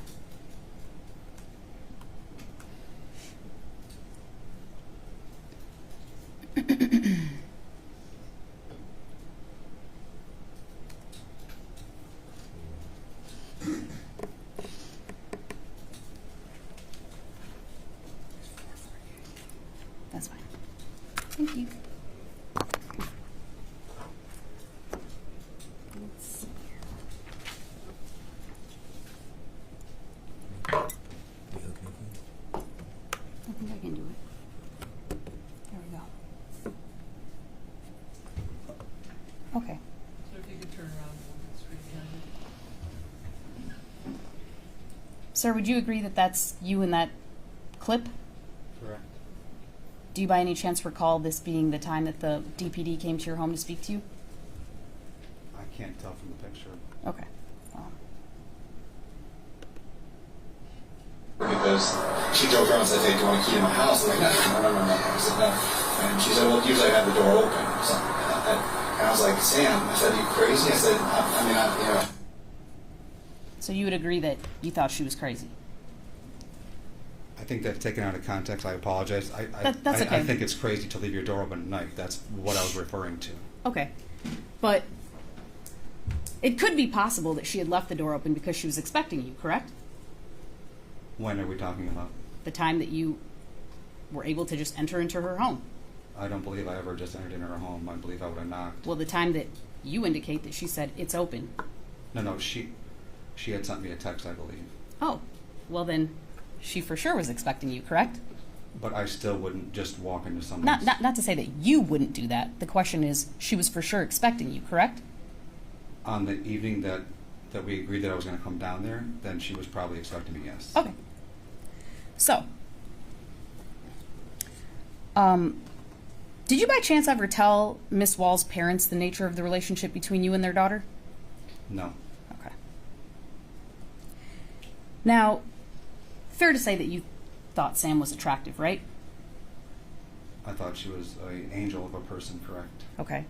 And the prosecutor had asked you whether or not the relationship between you and Samantha was exclusive, and you had indicated that it was not exclusive, correct? Correct.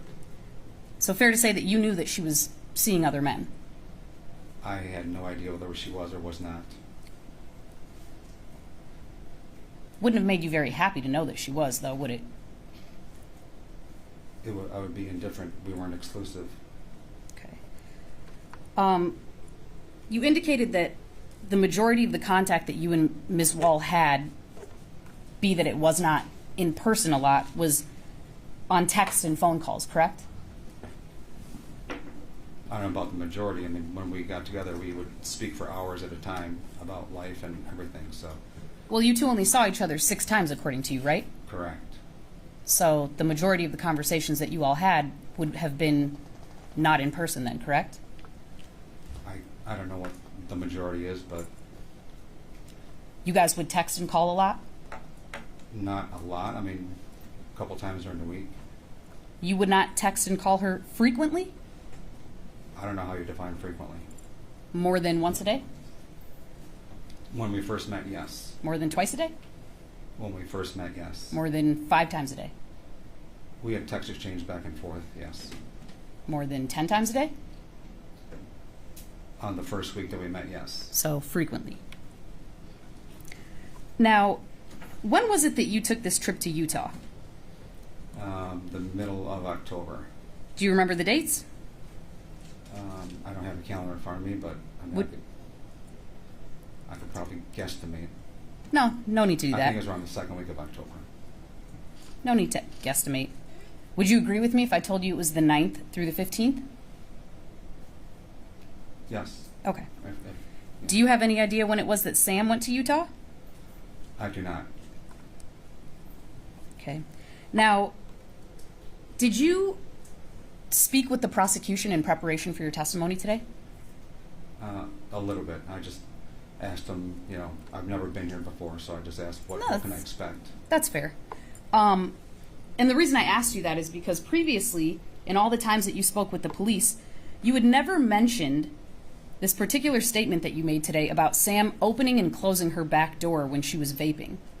Is that fair to say that you never mentioned that before? I don't recall, but Okay.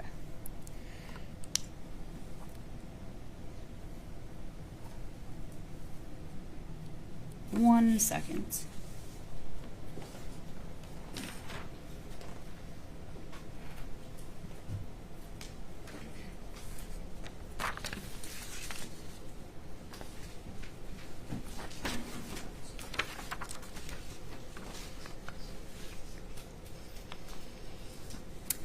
There have been times that you have went to Miss Wall's home unannounced. Is that fair to say? I went down there and dropped off a Rosh Hashanah gift basket. Would that have been unannounced? Correct. Okay.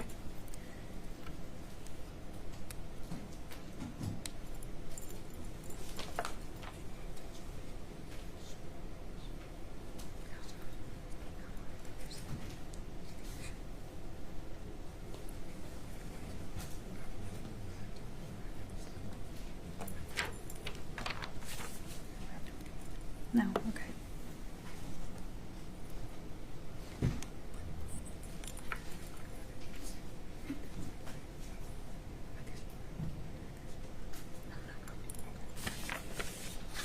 Nothing further, thank you. I don't have any questions. Questions from the jury? I'm down, counsel approach.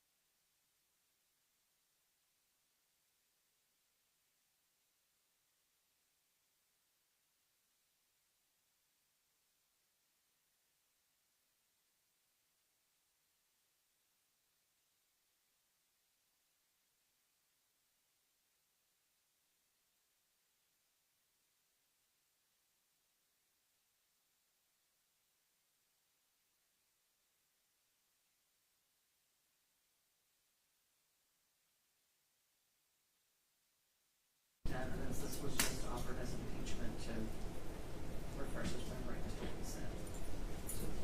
So, I don't have anything else, Judge. anything further? No. Are you satisfied with my explanation? Yes, Judge.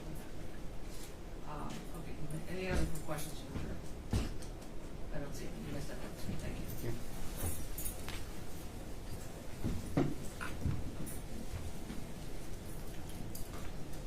Next witness? What people call Jeffrey Herbstman.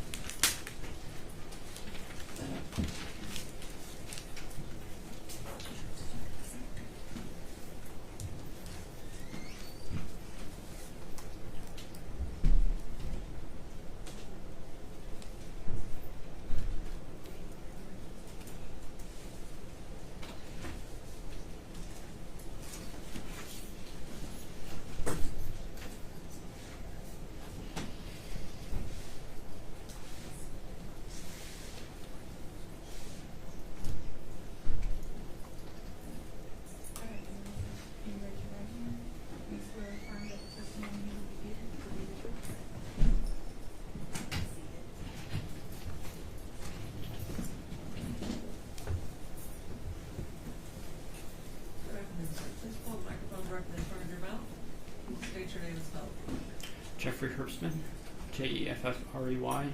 Thank you. You may proceed. Thank you, Your Honor. Sir, did you know somebody by the name of Samantha Woll? Yes, And how long had you known Ms. Woll? for years. Can you approximate the number of years that you knew of her? At least 5, perhaps longer than that. We met through the synagogue. A long time ago. Yeah. Okay. And was this the downtown synagogue in Detroit? That's correct. At some point, did your relationship with Miss Woll become romantic? Yes. And approximately when did that happen? In August of 2022, we started a romantic relationship. Okay. And how long did your romantic relationship with Miss Woll last? Until July of 2023. Okay. And during the time that the two of you were together, did you live together or live separately? We live separately. And what precipitated the ending of your relationship in July of 2023? We had difficulty communicating. I'm not particularly good at sharing my feelings, and it caused stress between us. And we really wanted to make things work, but I didn't know how. And when the two of you broke up, who initiated the breakup?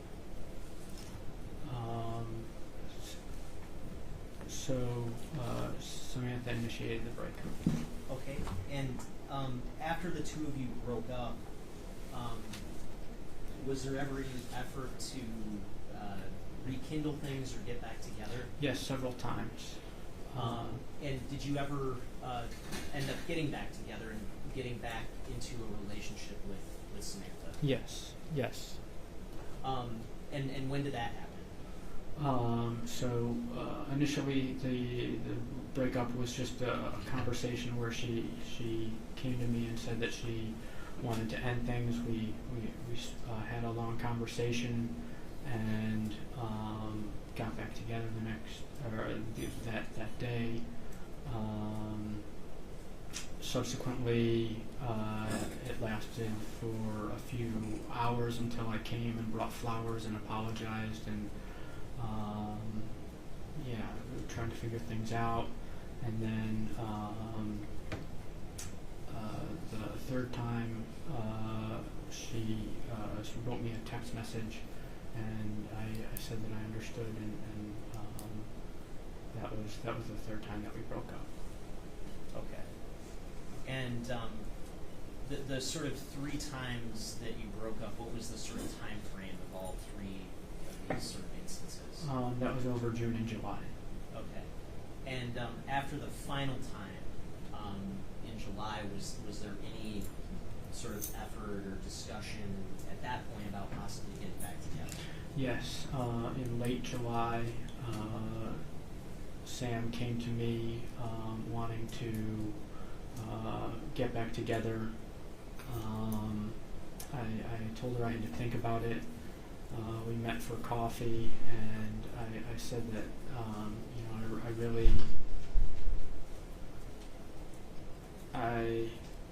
I cared deeply for her, but I wasn't sure how to give her what she wanted in the relationship, and so I really needed to figure that out before we could continue the relationship. And so I said that it's not going to work. And after that point in July, did the two of you ever sort of rekindle things at all afterward? No. Okay. Now, this breakup, was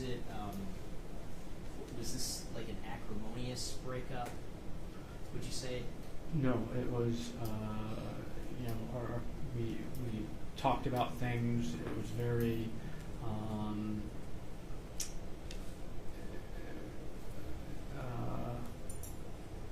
What's the opposite of acrimonious? It was. We talked over things and agreed that things weren't working very well, that our communication wasn't great, and we just decided that things weren't working out. After, I guess after this happened, when was the last time you directly spoke with Sam in person?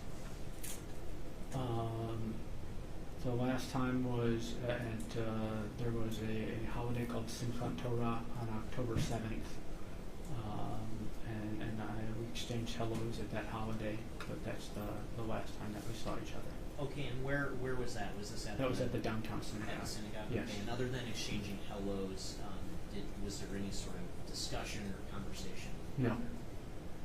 And between July, when the two of you broke up, and the holiday in October, was there sort of any direct in-person interaction between the two of you during that sort of interim time? We saw each other several times at synagogue. I remember that I saw her at the grand reopening party that we had, the block party that we had on, I believe it was August 25th, and she came over and gave me a hug.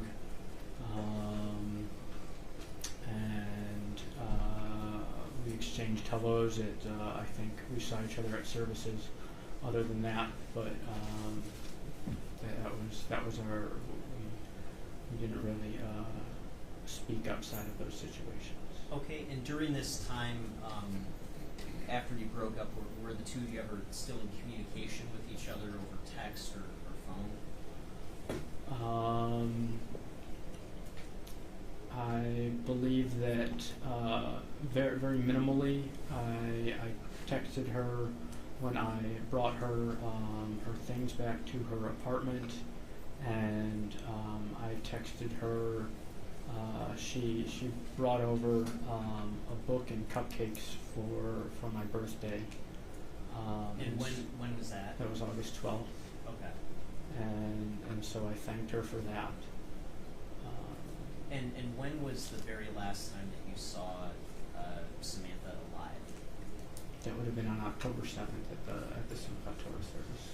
Okay, at the synagogue? Yes. Okay. And at some point, did you find out that something happened to Samantha? Yes, I received an email from the synagogue. And when did you receive that email? On, I believe, October 22nd. Okay, do you remember what time you received that email and found out? Sometime in the afternoon. Okay, and what did you do in response to getting that email? The first thing I did was I looked at the news to try to understand what had happened. I was devastated. I wanted to know what went on. I called my parents, and then I reached out, or I can't remember if I reached out to some friends, but her friends reached out to me. But I spoke with Ruby Robinson, Zach Rosen, about what had happened.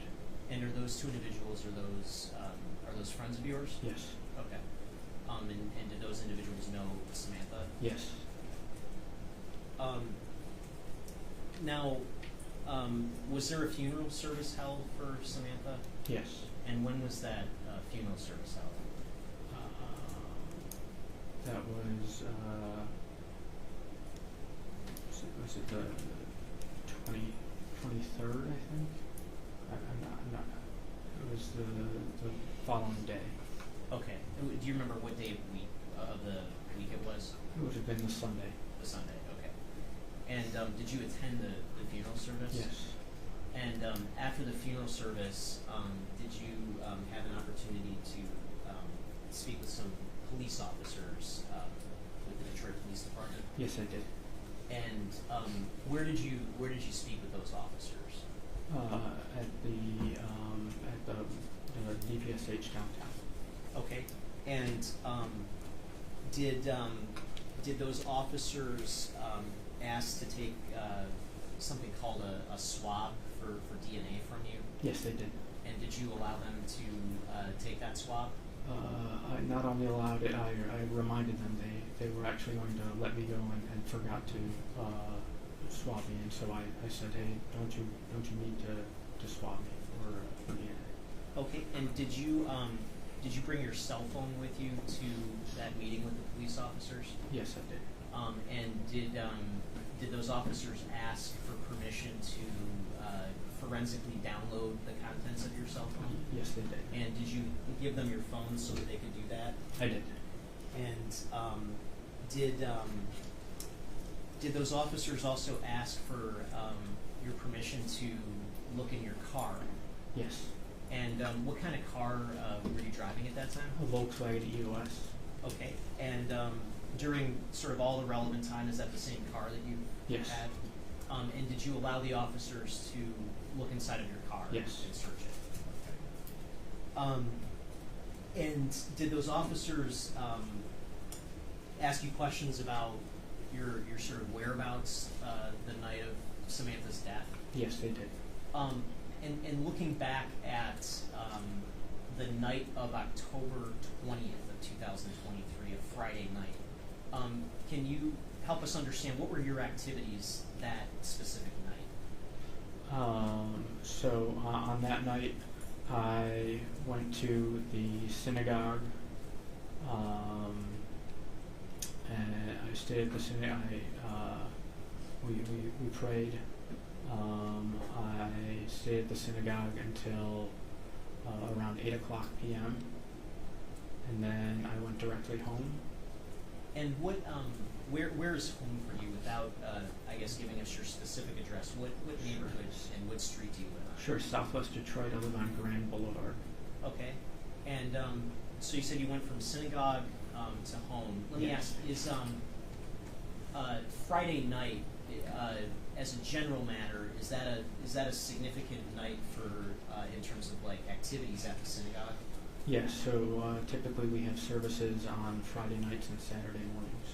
Okay, and do you observe the sort of religious custom generally known as Shabbat in terms of activities that you might take a rest from sundown on Friday until sundown on Saturday?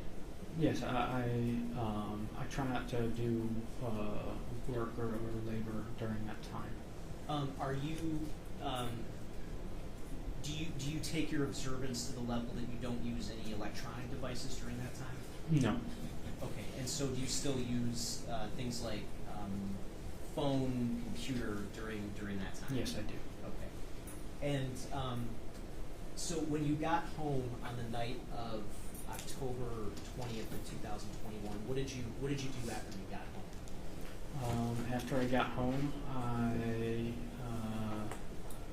would have let my dog out. I lay down on the couch. I listened to a podcast. I put on some records, and I went to bed around 10 o'clock. And during the course of that night, did you leave your home at all? No. Do you remember waking up at all during the course of that night? I believe that I woke up at some point during the night. I'm a light sleeper. Okay, but did you leave your home? Did you go anywhere else other than No. at home? Do you remember what you did the next morning? Yes. The next morning, I woke up around 8 o'clock in the morning. I went to Eastern Market, picked up some groceries and some food. I drove back home, and then I got my yoga equipment, and I actually went to the credit union. I tried to go to the credit union, which was closed, and so instead I just drove straight to yoga and did yoga at 10:30 to 11:30. Okay, and Mr. Herbson, can I ask, do you have a history of suffering from any sort of mental health issues? Yes, I had depression. And how long have you been dealing with depression?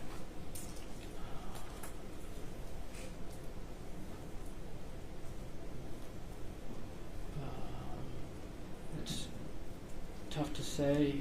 It's been a long time. I'd say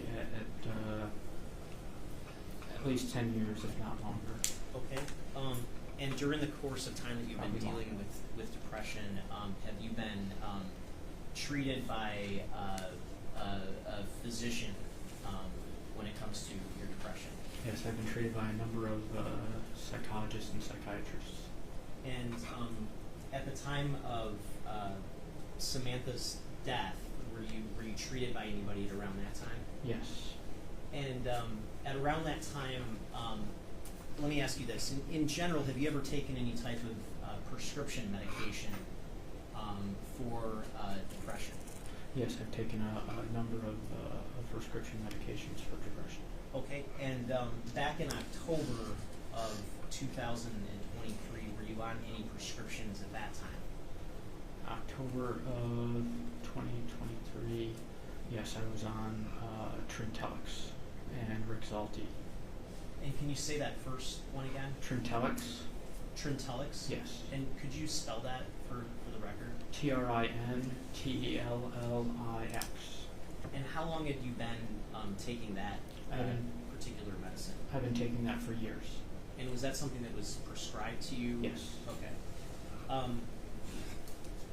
And at around the time of October of 2023, were there any sort of changes in your prescription or the amount of, is it Trintellix that you were taking?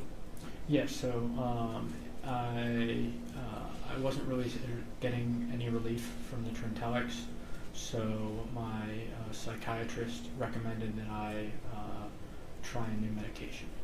Okay, and what was the new medication that you were taking, or that recommended to take? A medication called Auvelity. Auvelity? Auvelity, Auvelity.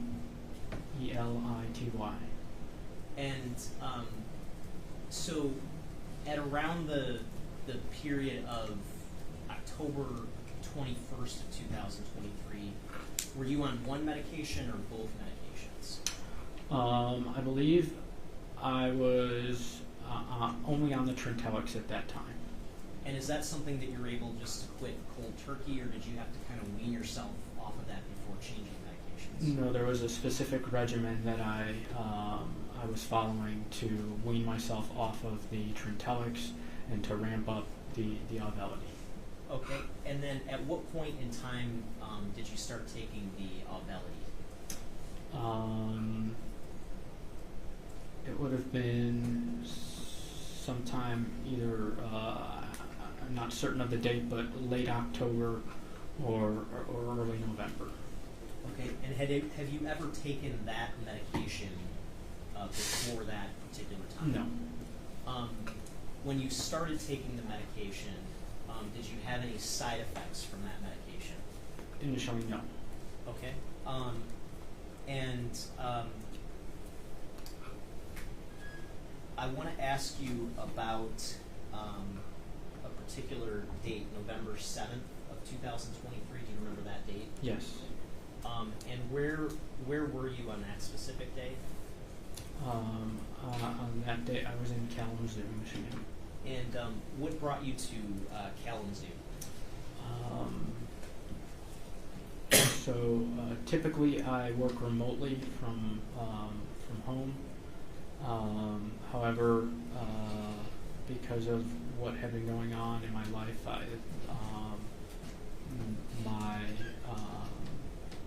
my supervisor had suggested that maybe it would be better if I was around people for a few days, and so he invited me to go and work on site at the Kalamazoo office. And where did you work at that particular time? What was the employer? A company called Stryker. And what did you do for Stryker at that time? So I was a data scientist. So I was working with data that would come off of hospital beds to try and prevent conditions like bed sores, to prevent falls from occurring in hospital conditions. Okay, and where were you staying on on November 7th when you were at Kalamazoo? I was staying at a hotel, the Four Points Sheraton. And when you were at the Sheraton on the night of November 7th,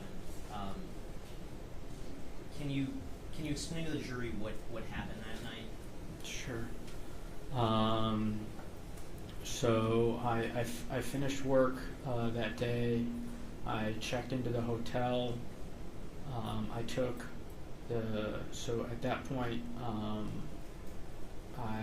that was the second day that I was instructed to double the dosage of Auvelity. So I increased from 1 pill to 2 pills. I went out to dinner, and then I came back to the hotel. I sat in my car. I smoked 4 hits off of a vape pen. And when you say you smoked, what substance were you smoking? Cannabis. Okay, so would that be marijuana? Yes. Okay. And so after you smoked the cannabis, did something happen at that point? No, not initially. I felt fine. I went inside. I bought a sparkling water and went to my hotel room and began listening to a podcast. I began to feel abnormal while listening to the podcast. My thoughts began racing. They soon became what I would describe as uncontrollable, that I couldn't stop worrying about things. Initially it was work related. I couldn't stop worrying about that I had brought the wrong clothes to work, that I wasn't going to make a good impression. I was worrying about having to meet with the director of the program, and then my thoughts began to focus around Sam's death, and what specifically, what sort of direction did your thoughts go in at that point with regard to Sam's death? I began to believe that I was that I was responsible for her death, that I had somehow killed her and didn't remember doing it, and I couldn't shake that feeling, and it was disturbing to the extreme. I began to text. I texted a few friends. I texted an ER doctor friend about seeing a psychiatrist. I texted another friend with whom I had spoken about psychiatry treatment. I texted my psychologist saying that I was freaking out, and I came to the conclusion that I was having a panic attack and needed to seek medical treatment. And once you reached that conclusion, did you call the police? Did you call 911? So actually, I took all of my stuff and recognized that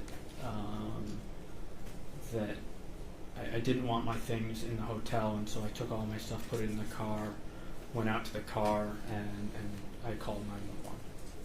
Okay, and after you called 911, did you have some interaction with the police? Yes. Now, the particular types of thoughts and sensations that you were having during this episode, had anything like that ever happened to you before, in terms of that type of episode? No. And do you have has anything like that happened since? No. The particular drug that you were on at that time, and again, remind me what the name of that was? Auvelity. Auvelity. Have you continued taking that drug since this episode happened? No. When did you stop taking Auvelity? Immediately. And have you had any issues like this since then? No.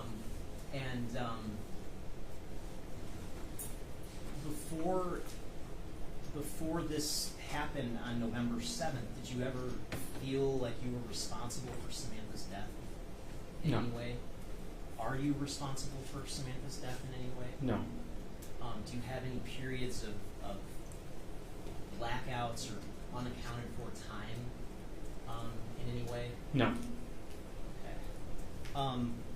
And when you spoke with the police, did you say some things about feeling responsible for Samantha's death? Yes. And you understand that today that you're testifying under something called use immunity, is that correct? That's correct. And is your understanding that that means that for this time that you're sitting in the witness chair that anything you say can't be used against you in a subsequent criminal proceeding? Yes. And you understand that to be entitled to use immunity that you have to be truthful in your testimony?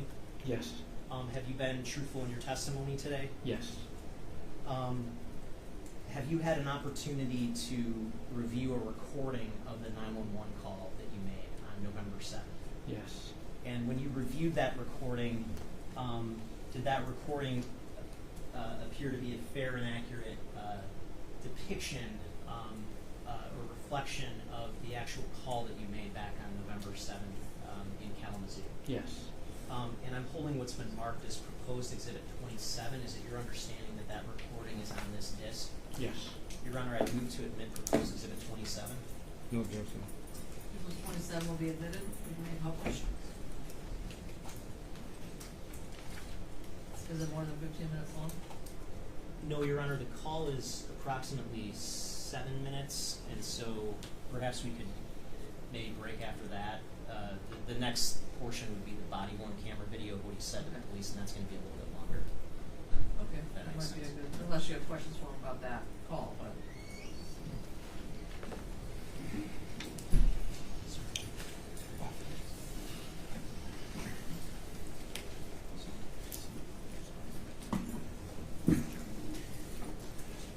And again, just for the record, publishing exhibit 27.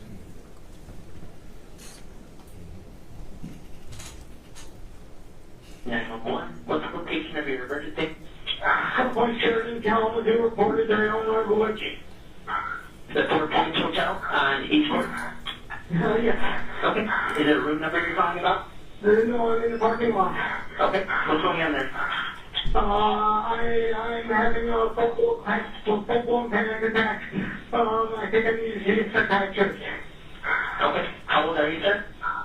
I'm 21. Okay. Do you want me to send the ambulance up to you? Yes, please. I can't drive myself. You can't what? I can't drive right now. Okay, that's all right. Is your phone number 847? Yes, that's right. Okay, hold on. I'm going to transfer to like ambulance, okay? They are on the way right now, so they're going to have some questions to ask you. It will slow them down. This is Dylan, transferring 3600 East Court. 3600 East Court. Yep.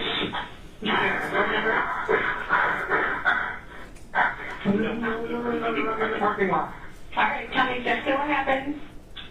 I'm having a panic attack. I think I may be in danger of others. Okay. Let me go back to the just a moment. Sir, listen to me. I have paramedics on the way, but I'm just going to ask you a couple other questions. How old are you? 21. Okay. And are you there alone? Okay. You're okay. I got help coming for you, okay? Listen, we're on the way to help you. Is your breathing normal for you?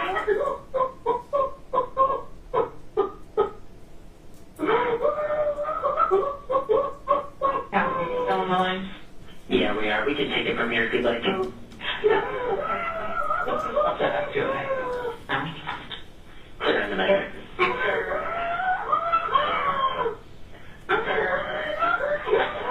Maybe a minute from then. Okay. I'll get through this. We have this coming. Are you by your vehicle? Hey, what kind of car are you in? A black.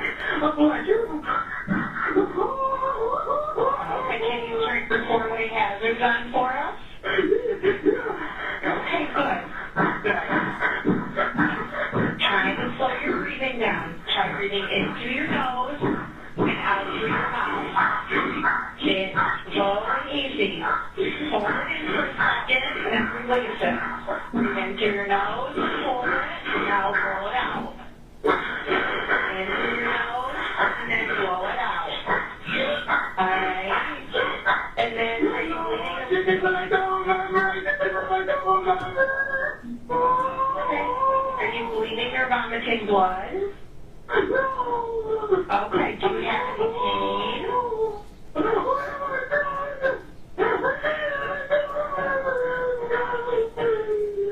Okay, listen to me. Try breathing in through your nose, then blow it out.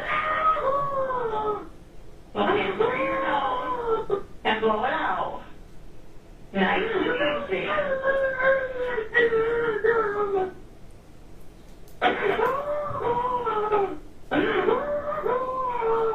Do you have any pain? Okay, good, good. Just try to slow that breathing down, okay? Have you tested positive for COVID in the last 14 days? Okay, good. Slow and easy breaths. Remember, in through your nose, blow it out through your mouth.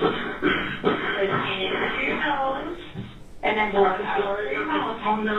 Okay. Stay on the line with me until the officers get there. Let me know when they find you, okay? They're coming to help you along with us.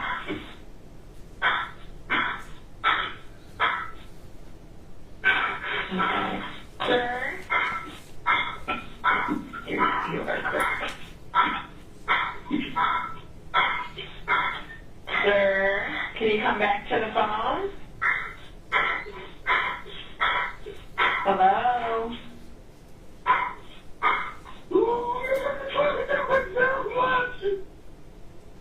Slow your breathing down.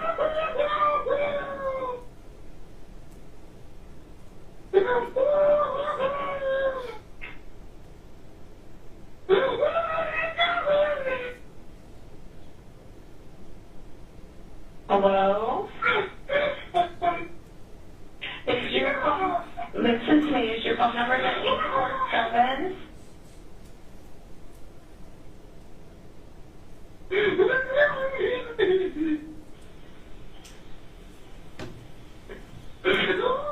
We got an officer that's looking for you. Are you able to put your hazards on so we can find you?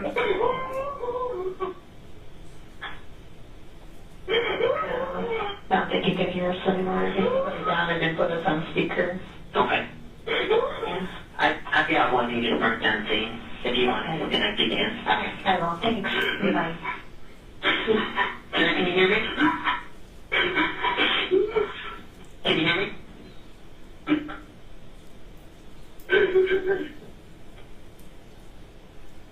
Sir, can you hear me?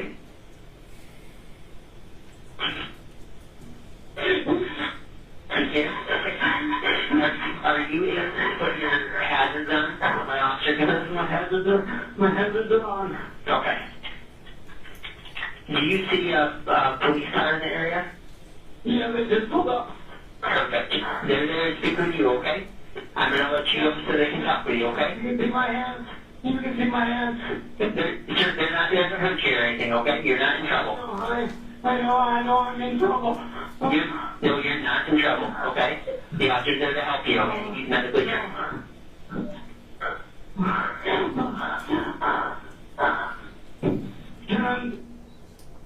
Stopping the recording that's been given as Exhibit 27. Sir, when you made that call, where were you situated? I was in my car And where was your car situated? in the parking lot of the 4 Points Sheraton. And are you able to recall what was going through your head at the time that you made that call? Sheer panic. I couldn't catch my breath. My heart was racing. I was terrified. Okay. And after you found out about Samantha's death, can you say what, if any, impact her death had on your mental health? It was not good. I was devastated. There were days that I couldn't get out of bed. wasn't sleeping well. I would also sleep in the afternoons. My sleeping schedule was all off. I took it very hard. And when you spoke with the police back on that Sunday, right after her death,